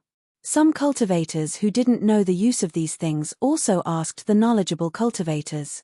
The cultivators in the palace were all core forging realm enlightened masters. They had more or less heard about the Dharma stage, especially the late core forging realm enlightened masters. When they heard about the effects of this spirit medicine, they looked at Wen Yuhua with endless envy. Liu Tianling and Laozu looked at Shentian with a warm expression. "Shentian, get up. Why isn't Shenhui here?" Daoist Master Shenhui was Daoist Master Xuantian's Dao companion. Daoist Master Shentian replied, "Please forgive me, mistress. Shenhui has been cultivating in seclusion since last year and has yet to come out. This has delayed mistress's Dharma celebration." Old ancestor Liu Tianling nodded and didn't say anything. On the side, enlightened Master Shen Tian saw that old ancestor Liu didn't ask any more questions, so he retreated. Lu Ping noticed that when his teacher asked about enlightened master Xian Hui, not only did second senior martial sister, third senior martial sister, and fourth senior martial sister looked nervous, but the other three senior martial brothers were also stunned. It wasn't until enlightened master Xian Hui left that everyone's expression finally relaxed. The second person to offer a gift wasn't Li Xuanru, but Carefree Manner's second disciple, Daoist master Xian Guo. Although Daoist master Xian Guo's gift wasn't anything special, just 9 stalks of 3,000-year-old spirit herbs, Daoist master Xian Guo used his own name to present a gift, so it was quite generous. Then, it was Reverend Li Xuanru's turn. Reverend Li Xuanru was the eldest disciple of Chonghua Manor, so her gift was naturally eye-catching. Wood Spirit Pill. Lu Ping was very surprised that second senior sister actually had this kind of special pill in her hands, and there were even 3 of them. Although this kind of pill wasn't lost, it was almost non-existent in the world of practitioners. This was because, in addition to the difficulty of making a half-step transcendence pill, there was also an important spiritual guidance, and this spiritual guidance was more or less related to Lu Ping, which was the heart of a wood phoenix during the core forging stage. Wood spirit pills weren't meant for practitioners to consume, but to accelerate the growth of spirit herbs. Legend had it that a wood phoenix's golden pill in the hands of a transcendence adept was enough to accelerate the growth of tens or even hundreds of 3,000-year-old spirit herbs. This was also the reason why the wood phoenix was gradually becoming extinct in the world of practitioners. Naturally, wood spirit pills didn't have that kind of effect, but wood spirit pills that used the heart of a wood phoenix as the spiritual guidance was enough to accelerate the growth of a few 3,000-year-old spirit herbs. The value of the wood spirit pill wasn't in its acceleration, but in its selectivity. 3,000-year-old spirit herbs were treasures that could only be encountered by luck, and not sought after. When transcendence adepts were refining pills, they would often be short on 1 or 2 spirit herbs and would have to spend a lot of time looking for them. However, with the wood spirit pill in hand, they could accelerate the ripening of any 3,000-year-old spirit herbs that were not yet ripe and needed urgently. In the world of practitioners, the wood spirit pill was considered a relatively obscure pill. Most of the practitioners in the hall didn't know about it, but this made them even more certain that it was an extremely valuable treasure. Next, third senior sister Zhao Xuanji and fourth senior sister Wang Xianjing went up one after another, followed by Carefree Manner's fourth disciple, Reverend Xianxing, and fifth disciple, Reverend Xianhan. When it was Lu Ping's turn to go up, many practitioners in the hall of Chonghua were paying attention to him. They all wanted to see what kind of treasure this core forging sage, who had suddenly risen to fame in the North Sea world of practitioners, would bring out. In fact, outside of the Chonghua Palace, the North Sea practitioners who had come to participate in the Dharma Realm Assembly were already gasping in surprise when the perfected masters of the various sects performed the ceremony. In the eyes of these practitioners, these treasures usually only existed in legends. Now that they had seen the real thing, their respect for the great sects grew even more. This was also the purpose of Zhenling's promotion of the prestige of his own sect. Through word of mouth from these practitioners, Zhenling's status in the North Sea world of practitioners would increase and attract more practitioners to join them. When it was the turn of the disciples to present their gifts, the practitioners were even more shocked. If the previous ceremony had appeared as a whole, then although the gifts were precious, they were nothing compared to the foundation of these forces. Now that the disciples of Tianling Laozu were presenting gifts purely based on their own foundation. If the practitioners in the hall of Chonghua were praising Zhenling's prestige and letting the other sects bask in the glory, then now it was time for Zhenling's family to perform. Lu Ping slowly stepped forward, a foot-long jade plate in his hand. 3 large spirit peaches with glowing surfaces were held in his hand.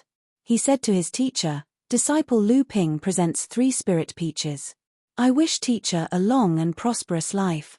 The observing cultivators were somewhat stunned when they saw the spirit peaches in Lu Ping's hand.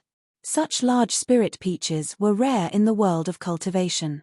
Among mortals, longevity peaches had the meaning of longevity. However, in the world of cultivation, there were no famous spirit fruits called peaches. Although Lu Xianping was the ninth disciple of Tianling Laozu, he was actually Laozu's last disciple. Back then, Liu Tianling Laozu had caused a huge ruckus in the Yuan family for this missing disciple. It was a big event that shocked the world of cultivation in the North Sea. Now, he was only presenting 3 ordinary spirit peaches as a congratulatory gift. It was really impolite. Many cultivators shook their heads and sighed. Others watched coldly from the sidelines, as if watching Zhenling make a fool of himself. Could these be spirit peaches? Just as the people in the hall were whispering, the person who suddenly spoke surprised Lu Ping. It was enlightened Master Lin Shuqing from Shenling sect, one of the 9 great sects. Senior Lin is very knowledgeable. Lu Ping smiled. These are the 3,000-year spirit peaches that I obtained by chance. Enlightened Master Lin Shuqing continued, did you obtain these spirit peaches from the peach blossom tree spirit? Lu Ping's heart skipped a beat. He shook his head. Peach blossom tree spirit? I've never seen it before, but I received it from a senior who said that these 3 spirit peaches are called spirit demon peaches. From Senior Lin's words, it seems that you're very familiar with these spirit demon peaches. Could you explain to me? Lu Ping's words had greatly reduced the doubts in enlightened Master Lin Shuqing's heart. Although Lin Shuqing did not want to talk about the spirit peaches again, Lu Ping's question was beautiful. At this moment, all the cultivators in the hall and outside the hall were looking at him inquisitively. If he did not answer, he would give off a feeling that he was too high and mighty to explain, which would damage Shenling sect's reputation. Enlightened Master Lin Shuqing pondered for a moment, then said, there is a special kind of demon called spirit beasts. These spirit beasts are demon cultivators, but their wisdom is awakened by plants, trees, bamboo, and stones. They can only be cultivated for a very long time. This is because the 7th patriarch of the heaven-splitting sect did not pass down many inheritances regarding spirit beasts, and the few that he did have were mostly fragmented. It is not enough for a spirit beast to cultivate to the Dharma manifestation stage, let alone to become a true spirit. Moreover, the appearance of spirit beasts is very rare. Usually, it takes tens of thousands of years for a spirit beast to awaken its wisdom. Spirit beasts that awaken their wisdom do not have any cultivation inheritances, and usually only reach the blood condensation stage by instinct. However, because these spirit beasts have lived for too long, almost every spirit beast's body is full of natural treasures, and they are coveted by both human and demon cultivators. That is why it is very rare to see spirit beasts in the cultivation world. Enlightened Master Lin Shuqing paused, then said, these 3 spirit demon peaches are the fruits of the peach tree demon. If the spirit qi contained within them is refined into a medicinal pill, it will be the most precious medicinal pill for Dharma manifestation. However, Martial Nephew Lu said that these 3 spirit demon peaches were left behind by a predecessor. This predecessor is very skillful, to be able to preserve the spirit fruits so well after leaving the peach tree demon. Enlightened Master Lin Shuqing only briefly explained about spirit beasts, then stopped talking.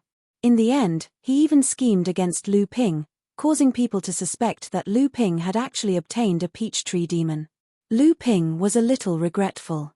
He actually did not know much about spirit beasts, and this time, he had fallen into Lin Shuqing's trap. However, he still smiled and said, thank you, Elder Lin, for clearing my doubts.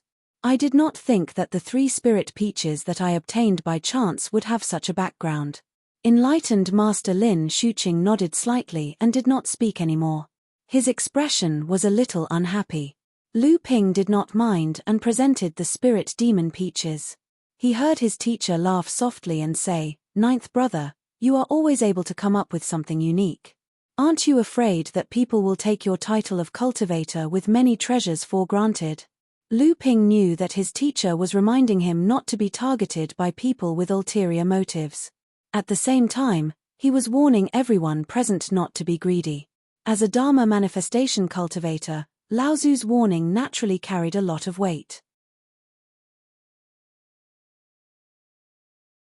In fact, when Lin Shuqing pointed out the origin of the spirit demon peaches, many cultivators in the hall had their eyes twinkling. In the cultivation world, the strong preyed on the weak. Killing and robbing was not uncommon. It was just that the cultivators who did it had a strong foundation, so it was more secretive.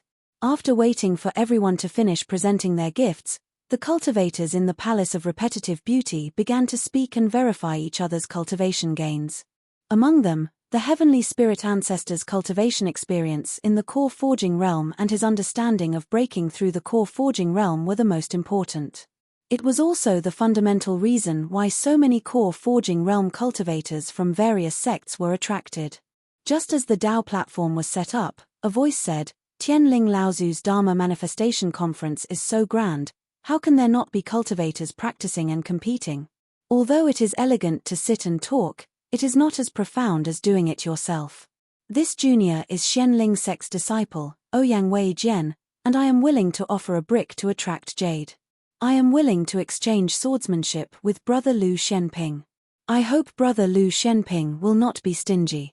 You're tuning in to the Celestial War YouTube channel. Don't forget to subscribe and join us on this journey to catch the most captivating stories.